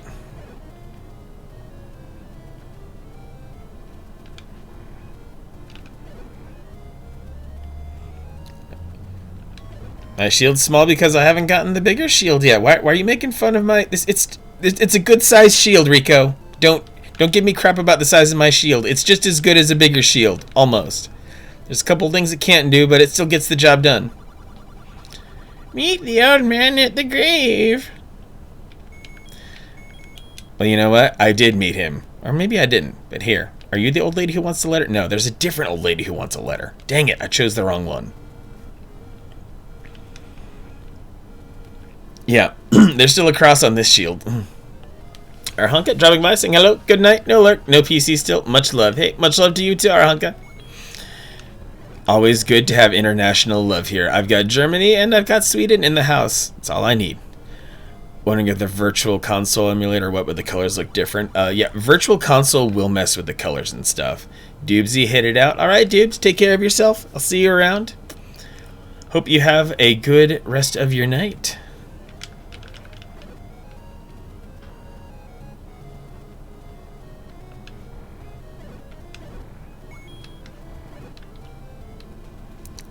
I mean, once I get over this bomb hump, maybe I'll be okay?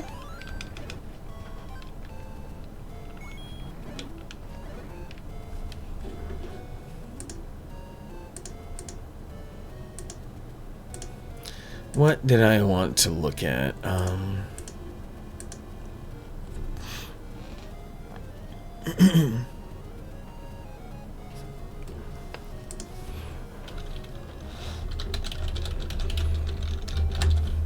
This just looks more saturated to you, Yugatu? Ah.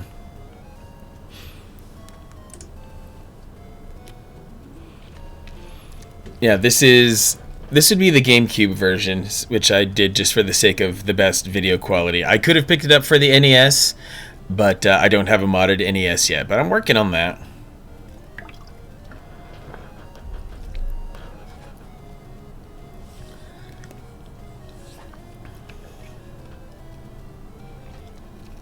Huh.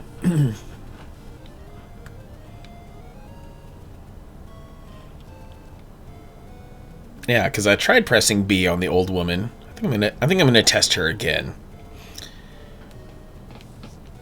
She said grave, but I also know these games were not terribly descriptive or accurate about what they do.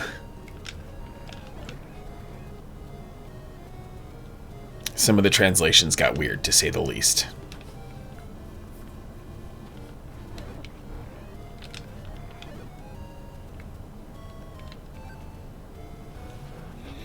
Because I didn't actually press B on her. At least I don't think I did. No? Still no? Okay.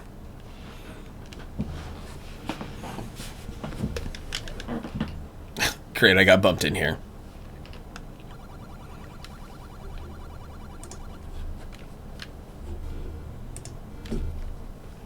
Oh my god.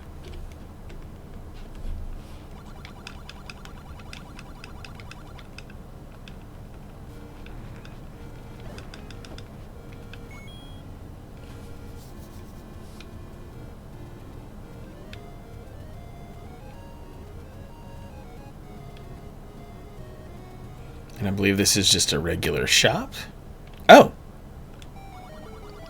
buy medicine before you go. You know what? I should. Well, I'm gearing up here. It's the least I could do.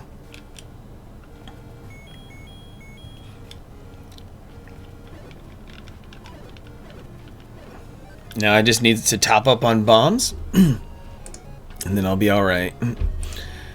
Oh dear. A Pete and Pete snapshot. Oh boy. 1 rupee away from 69. Immersion destroyed. I'm sorry you can't be immersed so deeply in 69 like you want to, Dales. It's a faceful. I know.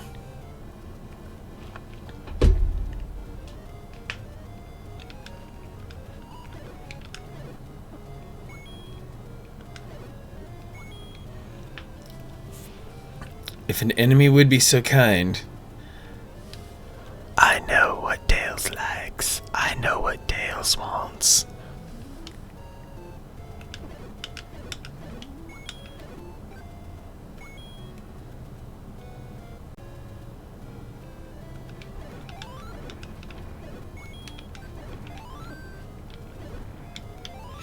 Finally! The bombs I need. Let's get back to level 5.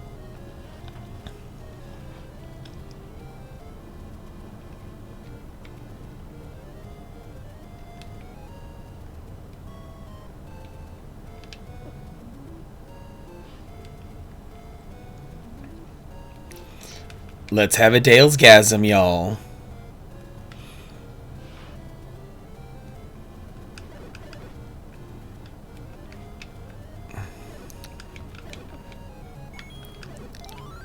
But seriously, for all my North American friends who wish to check out Dales on any of your daytimes on weekdays, I'm sure I've yet to fully pick up on your schedule, Dales, but I know that during our early daytimes, perhaps while we are having lunch, you are streaming.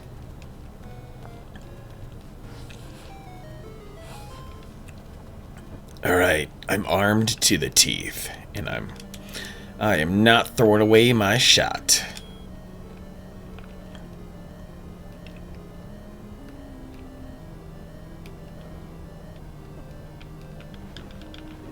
I actually burned myself like a fool.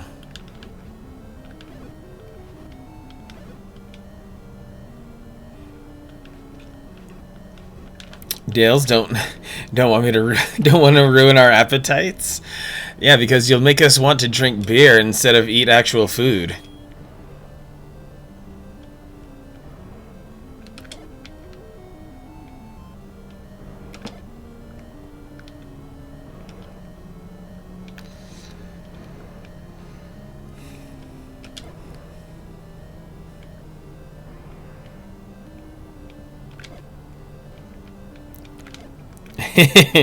That's a nice compromise. Beer is a liquid meal.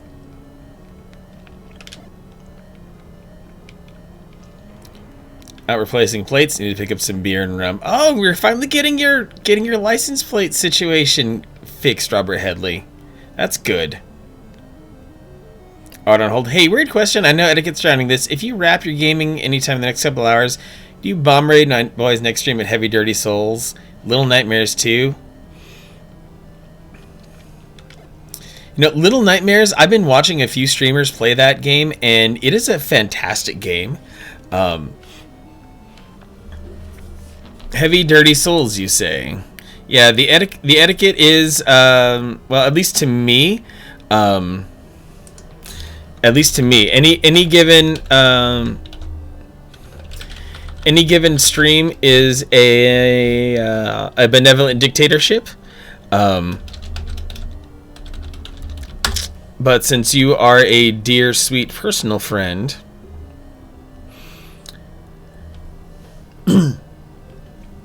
I think it's as a favor to you. I think I can send it over probably within the next maybe the next, I don't know, hour and a half. I don't think I'm going to. Now that I'm here where I am, I don't think I'm finishing this game, but I will make sure to keep keep heavy dirty souls in mind.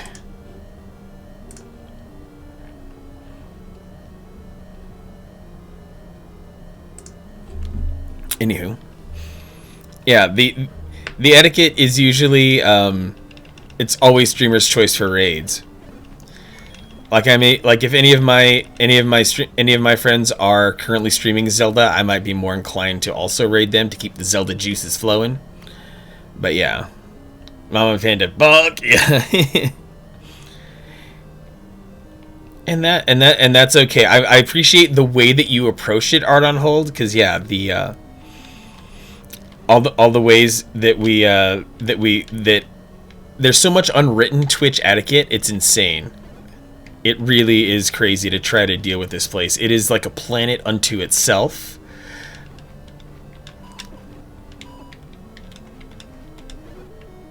It's like a separate civilization. Under my dictatorship, every household gets equipped with Sweet Retro Collection. Apply now. Yes. Everyone gets a console and the flash cart of their choice.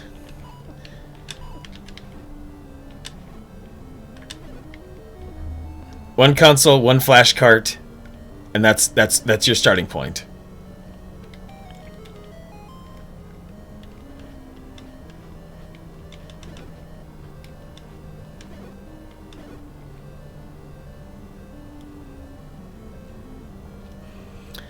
Art on Hold has read enough hentai to know you gotta keep the Zelda juices flowing. Oh, yeah. Alright, maybe I go get the bomb upgrade before I head over. Because if I go down and to the right... get the bomb upgrade before going into that Dark Nut room, then I stand a chance at completing this dungeon. Art on Hold, this is legit the only Zelda game you've ever played? Wow. Well, I mean, that's fair. You are far more a Final Fantasy person.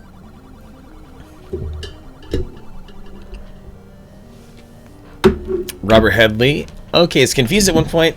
Thought there was a Sears Genesis, but you were thinking about the JVC Genesis. Yes, the JVC XI. The combination Sega CD and Genesis all in one unit. Dr. Chorus, I can't believe you asked for 3 minutes of Manic ASMR while I'm sitting here stressed out of my mind. Do you think this is really gonna help me, bro? I mean, come on. I'm gonna do my best, but I make no guarantees about what's going on because I might just fall on my face. Let me make sure before I deal with all of these dark nuts that Dr. Chorus gets the appropriate shout out. Alright, now bombs away on all these effing dark nuts because that does damages multiple. And there's the Yuga-2Q. Uh-oh. What are you gonna do, Yuga-2? Oh my god. Dr. Chorus, did you not know what it meant to have ASMR? Because this is ASMR. And I love how the game has to stop just to give me my health back. That's so crazy.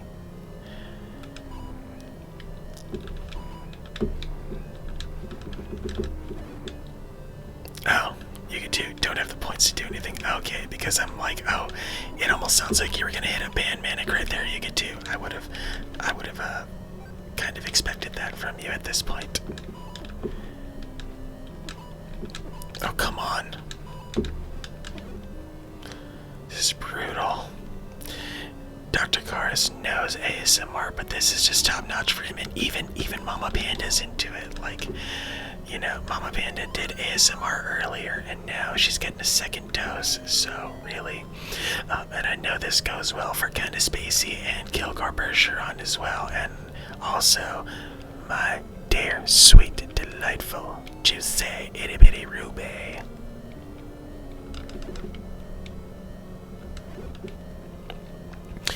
Now I got the whistle, and now I can go see the boss. Oh, that fairy did heal me, but fairies in this game only give you a little bit of health. Fairies are only good for about 3 or 4 hearts. Here in the original Zelda, everything was much more difficult. Yeah. Yeah, and I think at a certain point, for a few Zeldas, fairies gave you everything, but then they decided fairies only needed to do partial healing again, possibly in like in the 3D ones. Yeah, I still have yet to actually get myself over to a proper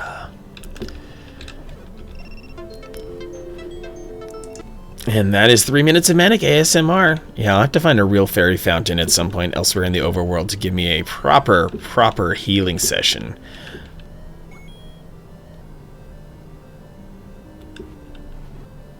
This stream has everything.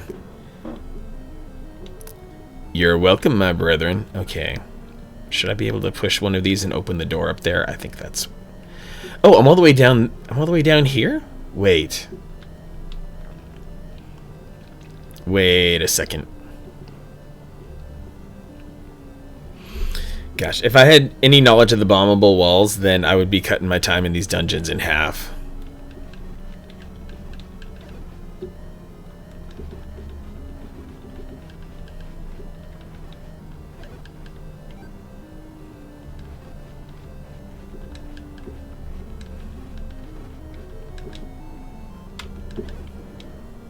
Let's keep it moving. I'm glad you enjoyed the ASMR, Dr. Chorus. What's good, Doctor?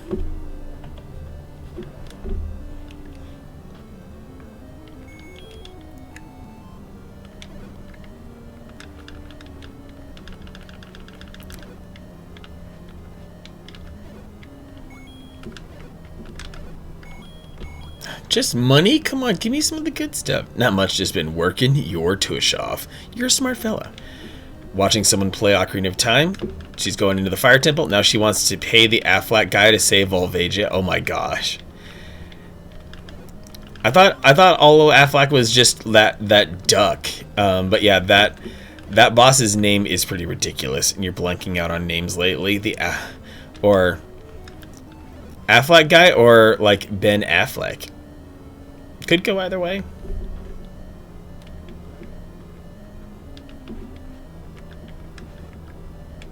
Gilbert Godfrey. Yes. Volvagia. I can't do a good Gilbert Godfrey, unfortunately. Gilbert Gottfried. Oh wait, hey, I should keep using this whistle thing because it's useful. Gets rid of the Pole's voices immediately. Oh, I thought it did that. That's only for later Zelda games, apparently.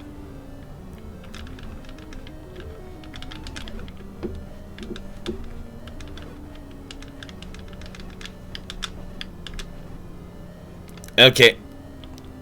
Yep, I'm out. Yeah, let's go to a regular dungeon room that only has mummies in it. So much nicer than all those other dungeon rooms.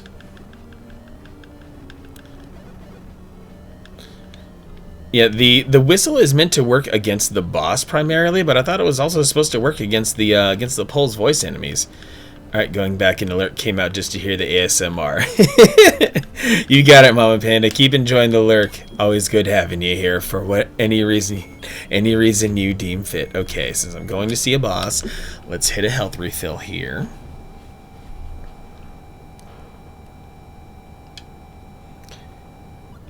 And I can't believe I forgot. Oh, it turned back into the letter so that I can go back and buy more cheap potion. That's clever.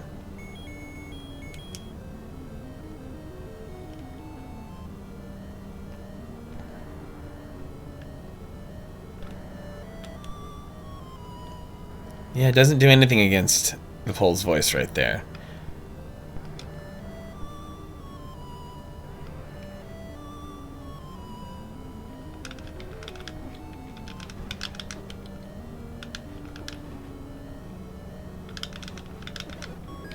There we go. There's the good stuff. And now I have enough hearts to get the magical sword! Okay, back on track here.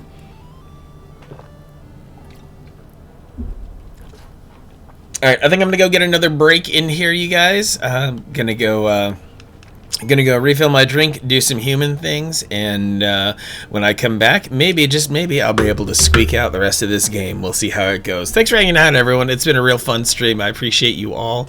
You are sexy. You are delightful. You are beautiful. And yet, there's always tunes to be bumped during the break time, my friend. If there's no tunes during break, then it's not really a stream, dude. I'm trying to make sure that I start off on a strong track here. That's always one of my concerns. Ooh, yes.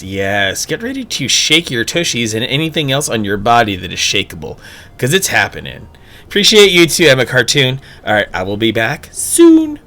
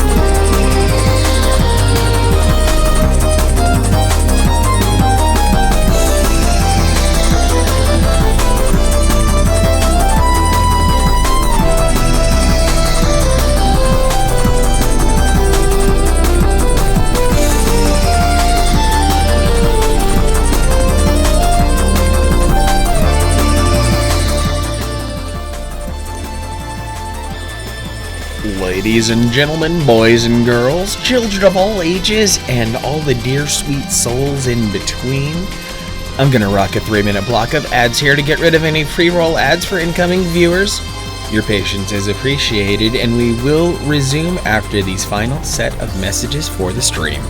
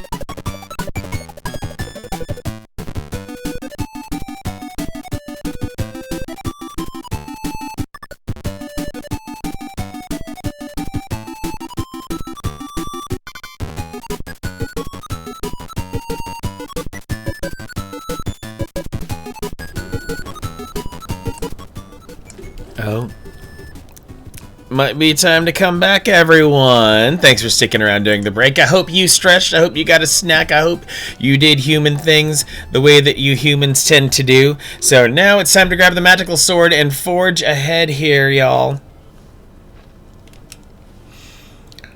We get to cross over to the other side into the graveyard. But after I go and I buy some more potion from the old lady. Like, sorry, White Sword. Thanks for the warm welcome back, Dales. Good to have everyone still here. Big love to those who raided me today. Big love to Jack Attack, to Chinese Hulk. Wonderful, dear, sweet people who deserve your time, your attention, and sometimes your money. Mika, got work lunch for tomorrow packed, as well as your 9 alarms. You're you're a multiple alarms kind of person too. I've been shockingly successful with 2 alarms. I'm so successful, in fact, that I've had this really bad streak lately of waking up 15 minutes before my alarm on weekdays. I hate it so much.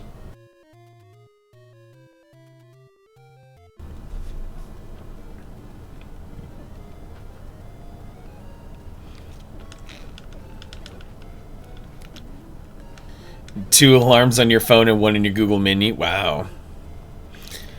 You often wake up just before the first one. So you've trained yourself as well, Mika.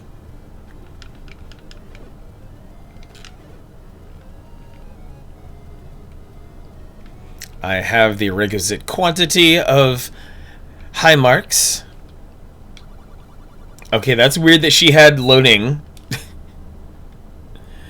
Are you me?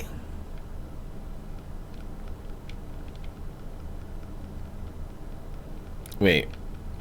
Was it her? Oh, it was the other old lady who was up into the... Okay.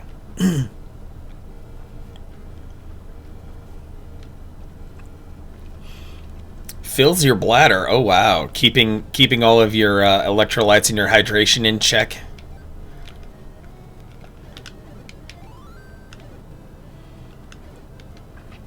We're finding doppelgangers.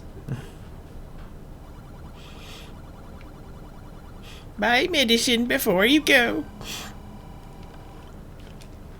Oh, is that red medicine? Bless all the weird sleepers who decided to join together here in chat. Sorry, internet's acting up, keep losing the stream. Is anyone else perhaps losing the stream and not mentioning it? Just wanted to try to make sure, because I've been seeing stability from my side, but the least I could do is ask to make sure everyone else is doing okay.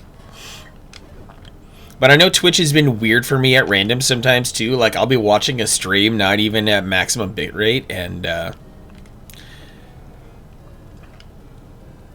oh, you know it's on your end? Okay, Crimson, gotcha.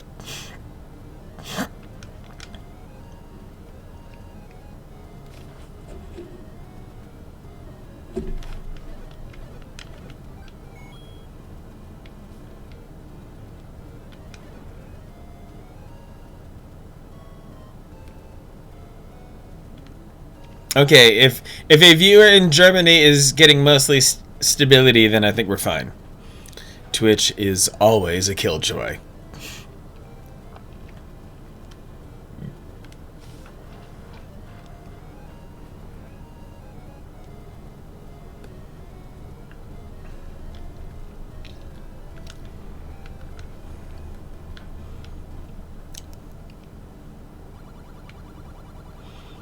Oh, he's got cheap bombs. That's nice.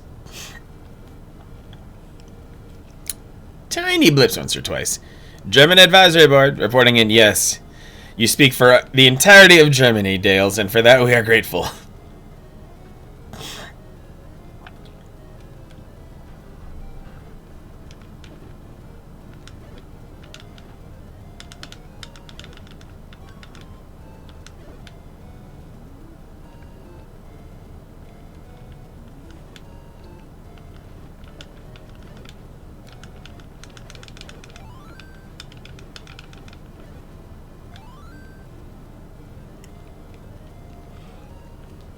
Oh dear.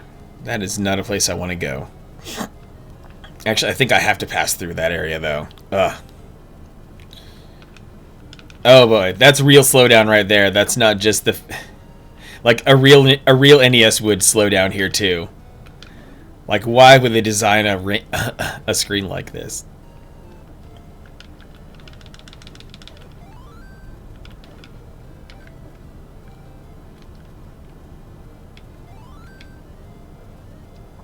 Yeah, we can see there that fairies here in the original Legend of Zelda were not complete for heart replenishment, but they do a lot of heavy lifting because they touch themselves at night. I mean, don't we all just like at least get a little tug to make sure things are still functional? Like, you don't have to get all the way to the end, but you at least want to make sure that if you ever needed to, you still had the juice.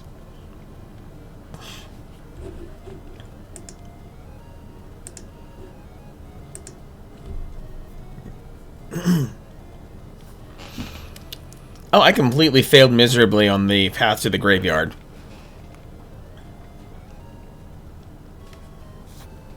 I think I have to come up through the mysterious woods, actually.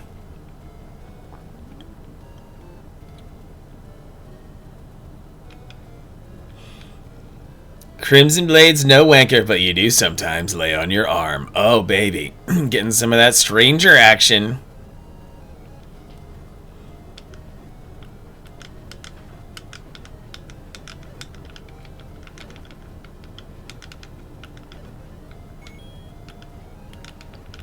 He's stuck on the stairs, but he still kicked my ass.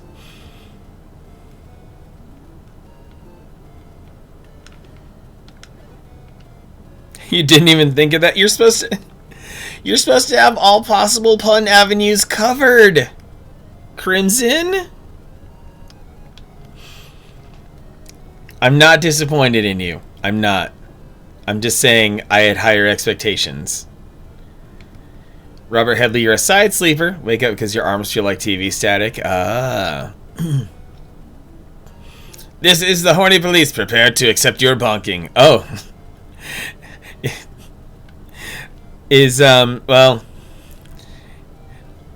The horny police delivering the bonking, I think, is counterproductive to the goals of the horny police. The horny police are trying to prevent bonking, you see?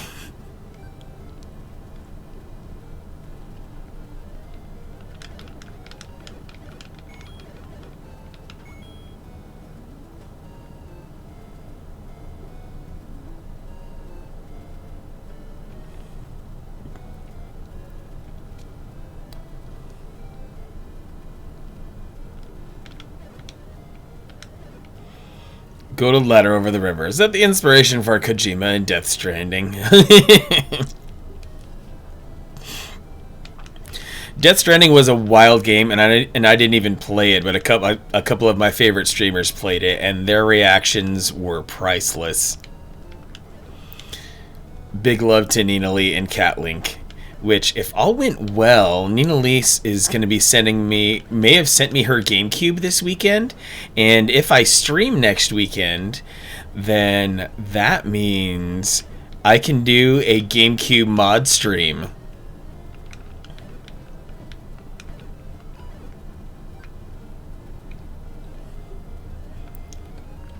Robert Headley, you'd go in on that game if it were ever $20, Death Stranding. Yeah, I mean, at $20, it would be a lot of content.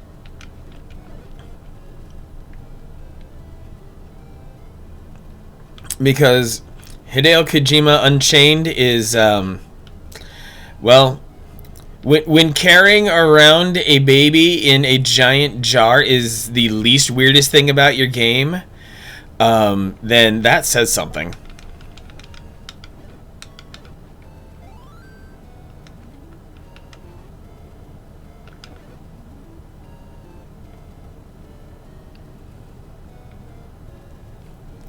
Dales enjoys the walking simulator.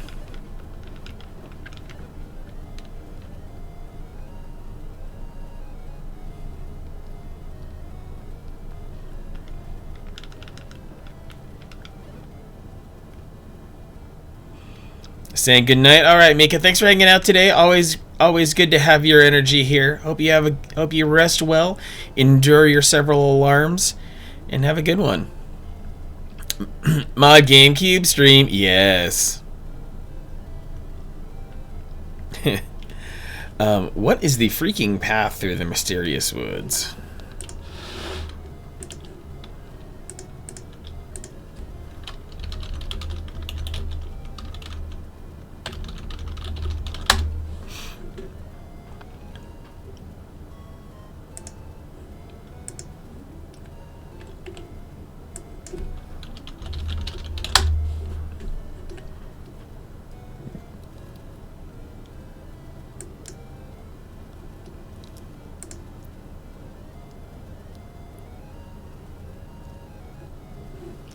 Northwest, southwest. Okay.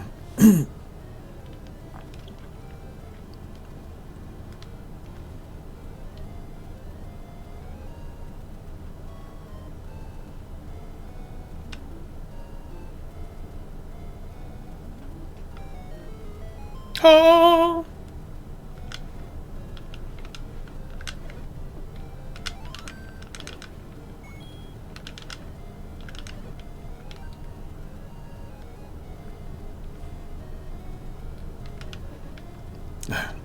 All these Lionels, I might as well just keep running until I get the magical sword.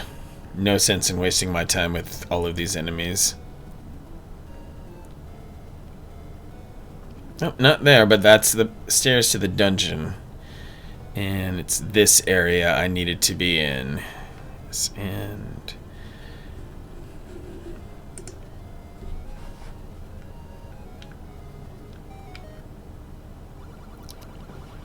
Master using it, and you can have this. Oh! Alright, now it's time to tear shit up.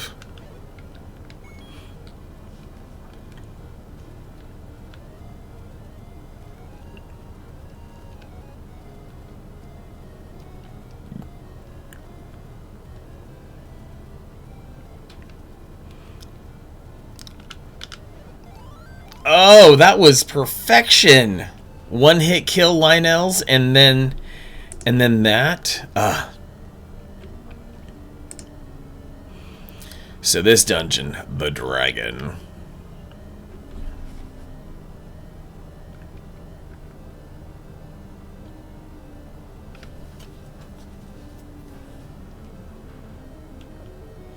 Oh great, Wizrobes. Love these guys, don't we? They're just utter sweethearts.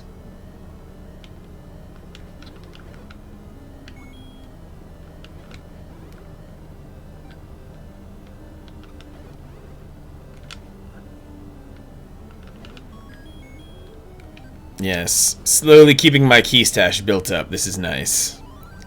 A party in every robe. Aim at the eyes of Goma.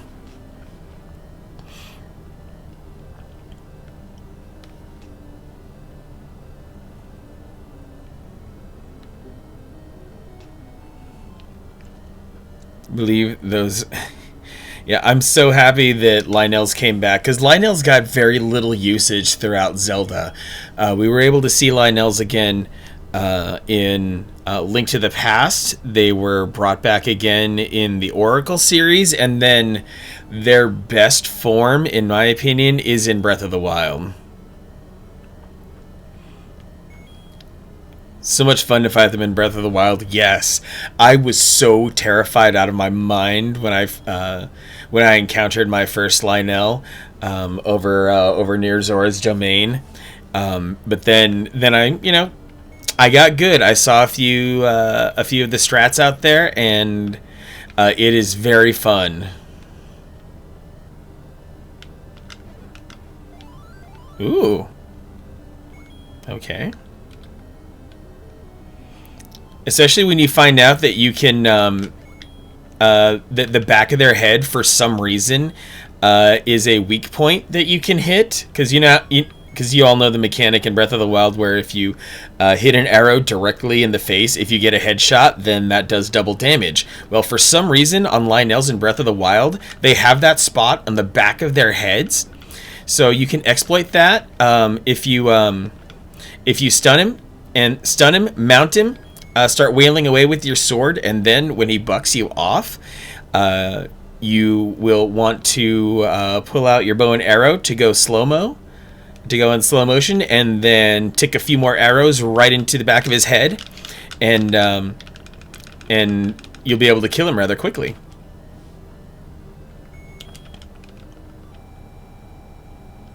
Oh yeah, getting fun and getting savage and just destroying Lionels in Breath of the Wild is fun. There are so many good YouTube videos out there about just Lionel destroying kills and all that.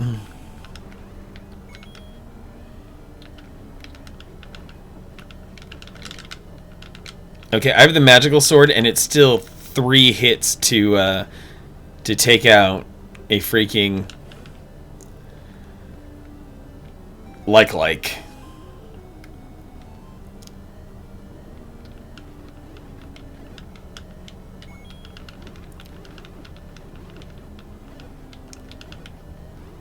I can't even imagine trying to do this dungeon without the magical sword.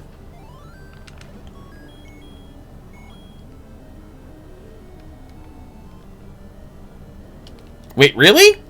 Already?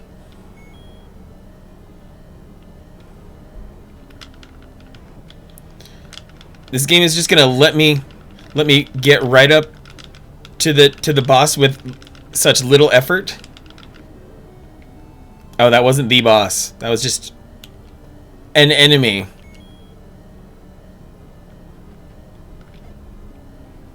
Nothing? Nothing. Okay, just had to test.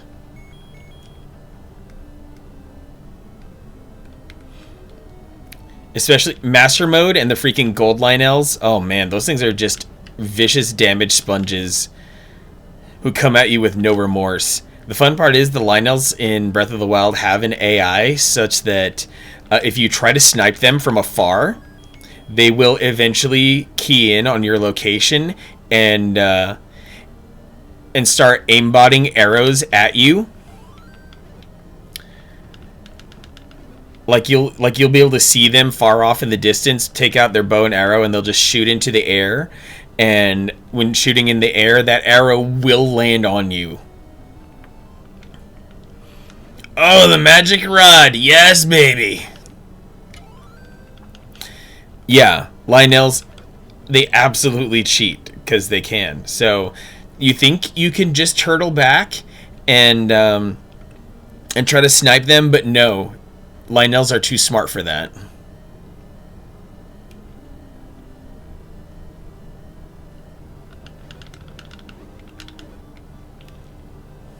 Well, bottoms up.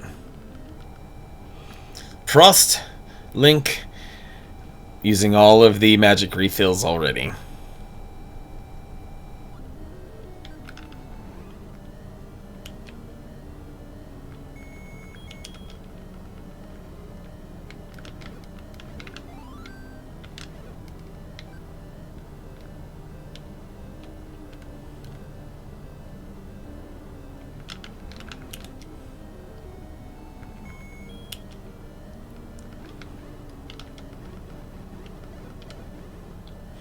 Difficulty of getting and keeping arrows in Breath of the Wild is probably why I stopped playing it since going up against wizrobes and stuff. Yeah, the arrows, keeping stock of arrows can occasionally be a problem. The fun part though is that once you get late game, especially if you do the Tarrytown quest, a shop opens that will sell you absolutely ridiculous quantities of arrows, and you'll have so much money at that time that you'll just be easily able to keeping everything in stock. Of course, wizrobes are not affected by the magic rod because they are made of magic.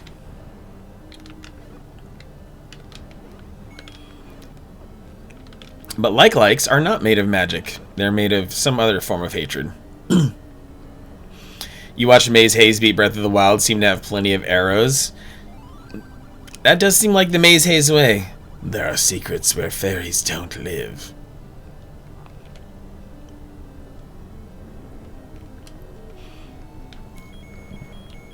Yeah, there are those couple of map tiles where I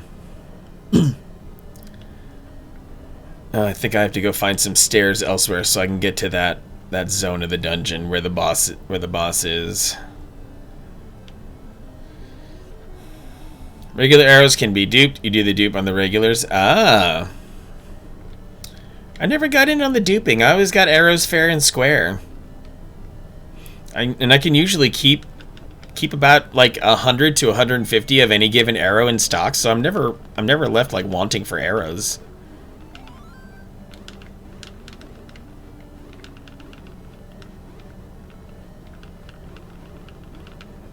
Jesus.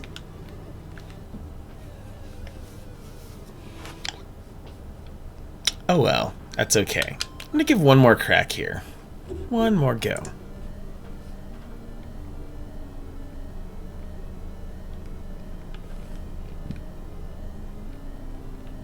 No!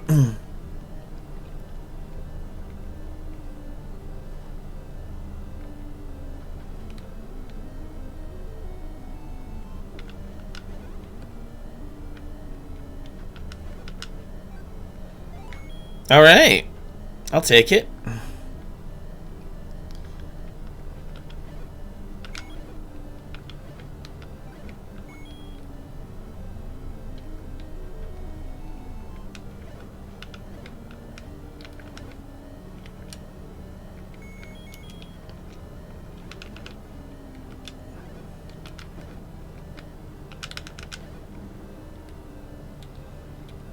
They don't stop.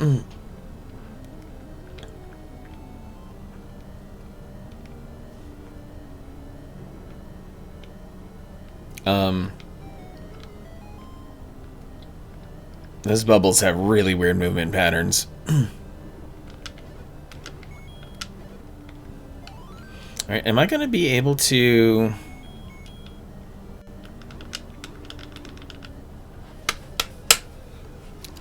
I need some sort of healing item here. This is not nice. I think... Is that shop nearby? Like, if I go down and to the right, I know there's some interesting stuff out there. I think there is, anyway. Great! What a place to die, right? See, I will at least save, which I know takes me back to the title screen. Oh, I've died 7 times. Lovely. Well, actually, this is probably a little bit better. So that I can take my rupees. I can go buy the things. I can go potion up. And get back to the good place.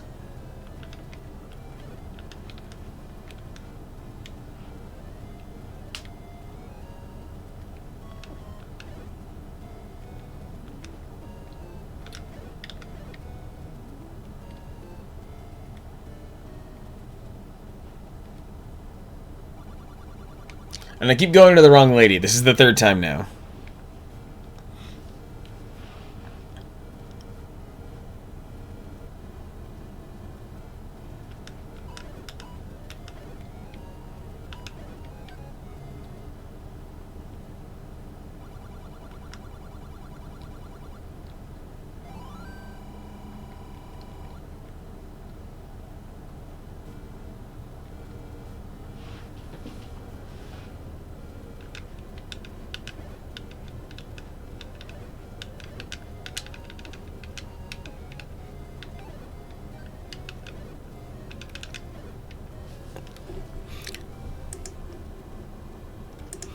Shouldn't I be able to get... I feel like I should be able to get the red ring at some point. I don't have much money, though, so that kind of takes away from it.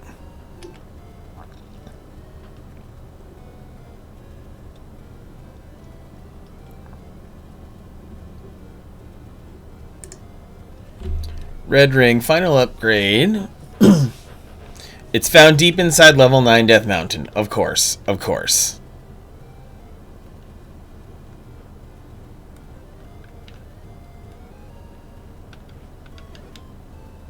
Too many sprites. Okay, what was it? North, west, southwest.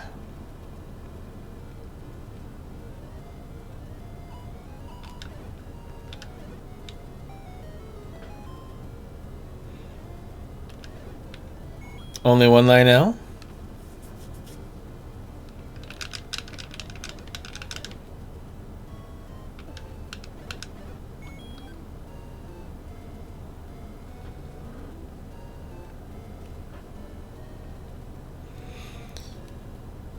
And ghosts are freaking difficult. Even with the strongest sword, it gets pretty ridiculous.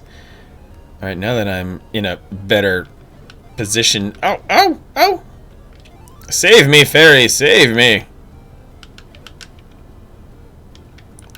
Even if it's only 3 hearts, that's 3 hearts that I did not have.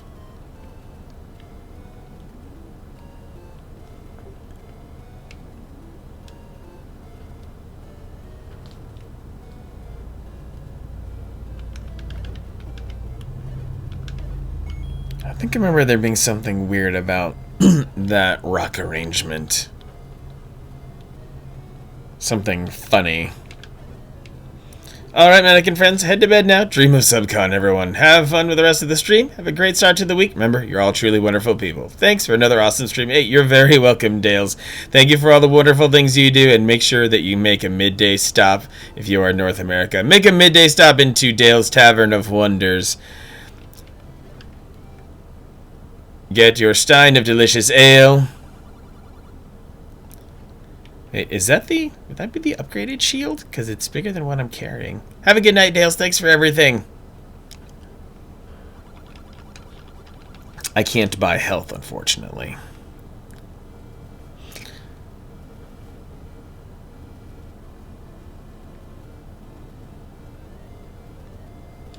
I think there was something to do with the whistle and this...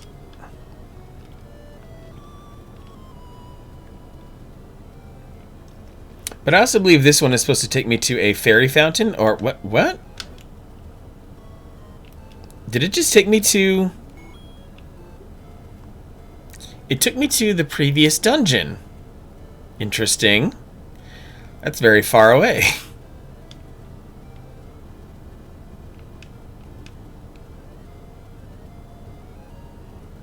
And these looping stairs will do me no favors. Well, that was an unexpected setback.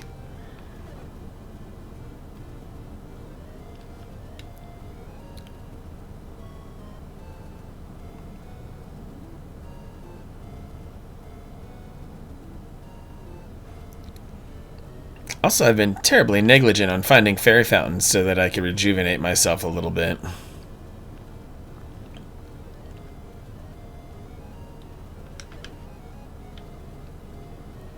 But I believe there's a nugget of something in this region. Yes.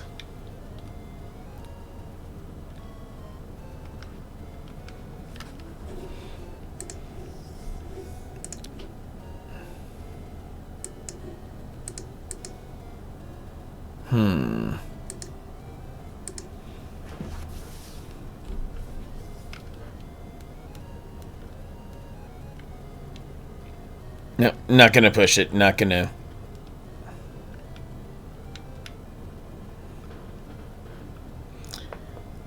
I mean, I gotta at least get one more dungeon in before saying goodnight. That feels like the right thing to do.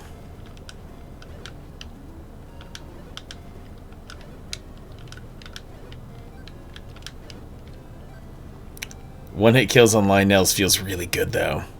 Even if it's just the orange ones.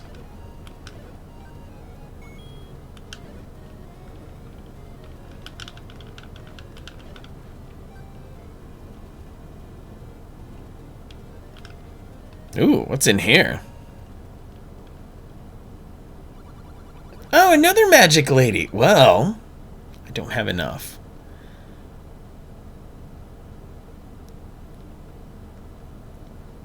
Because I would take a drink right now so I could get down to blue. Then I could, well, I guess I have no choice right now if I want to really make it through this. I'm in a very difficult position. Bedtime. Good night. Hey, Mama Panda. I know it's late for you. Thanks for hanging out. I'll see you again another day. Maybe even on Tuesday when I continue Fable. Or I might just get so salty that I'll finish this game before I can move on.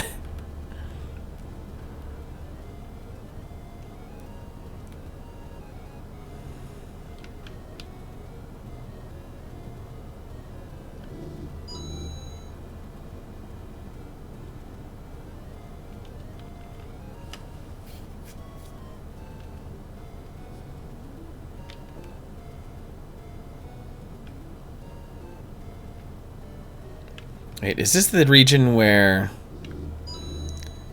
No, I don't think so. Okay.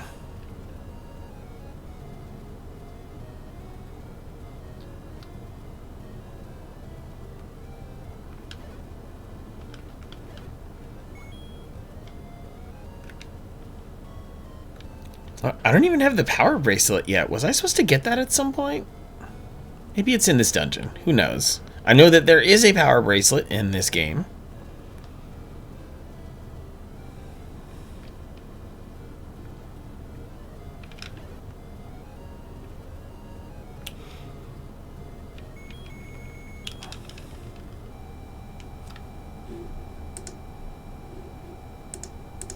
Do do do do do do do. Okay.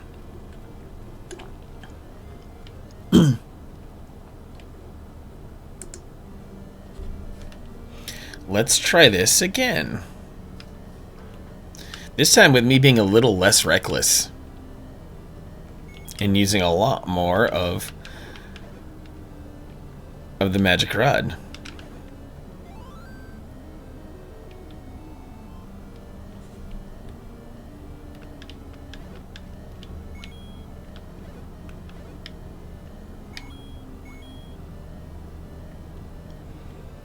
The cash must flow.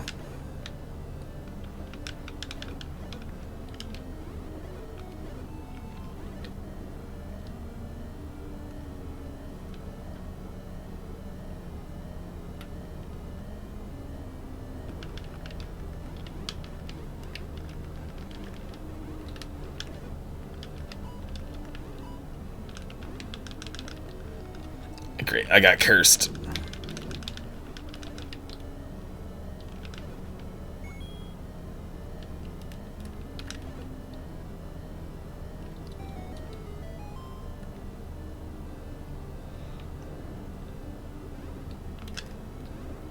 Yep, I just wanted to get out of there. And, okay, boss remains defeated. Good. Then I wanted to go down here. Then I should be able to go down again. And then to the right.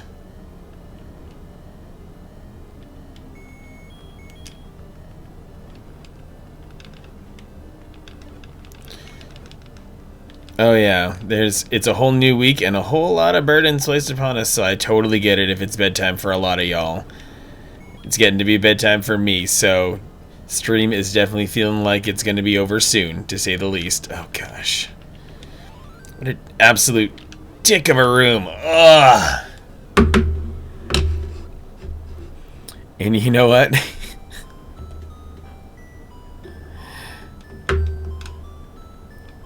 Yeah, that looks like the good choice to make there, because just a few dungeons away, feeling, you know, with that death and all that I was up against, and the fact that it would start me back at the very beginning anyway. At least I think so. Gonna pick this up sometime in the future. I think I have no choice at this point, Jose. I got this far. I didn't come this far to only come this far. But for now, But for now, it's time to say goodnight, y'all, and I thank you all for hanging out for another awesome stream. It is the 35th anniversary of Zelda, and you know, had to go and play what the day demanded, the game that started it all, and had a real good time doing it. So I'm gonna go right off into the sunset. I'm gonna say goodnight. Thank you all, you dear lovely people. The raids, the subs, the everything. I know Kilgore, you try to do some good subscribing as well. But yeah, to all of you, Chinese Hulk, Crimson Blades, Dr. Chorus, Dubs and Howard, Dwarven Dynamite, Emma Cartoon, Jose, adore you, Kane. And I believe I saw Mushi earlier, Phantom Ferric with a lurk, Rico, Robert Headley, Snidgy, Combat King, Grumpy Tomato, Tyrandian. You're all dear sweet people. You mean a lot to me, and I'm gonna go honor my friend's request. If you guys are into horror, the game Little Nightmares 2 is currently tearing it up. So Heavy Dirty Souls is gonna get the raid tonight. He's looking like an energetic, awesome streamer right now. So yeah, I'm gonna call it done, and I wish you well. I will see you on Tuesday for some more Fable. And as always, it is a manic panic for when we drop in. So, all right, appreciate you guys. Thank you so much for everything. You make me love what I do here. You have a good night.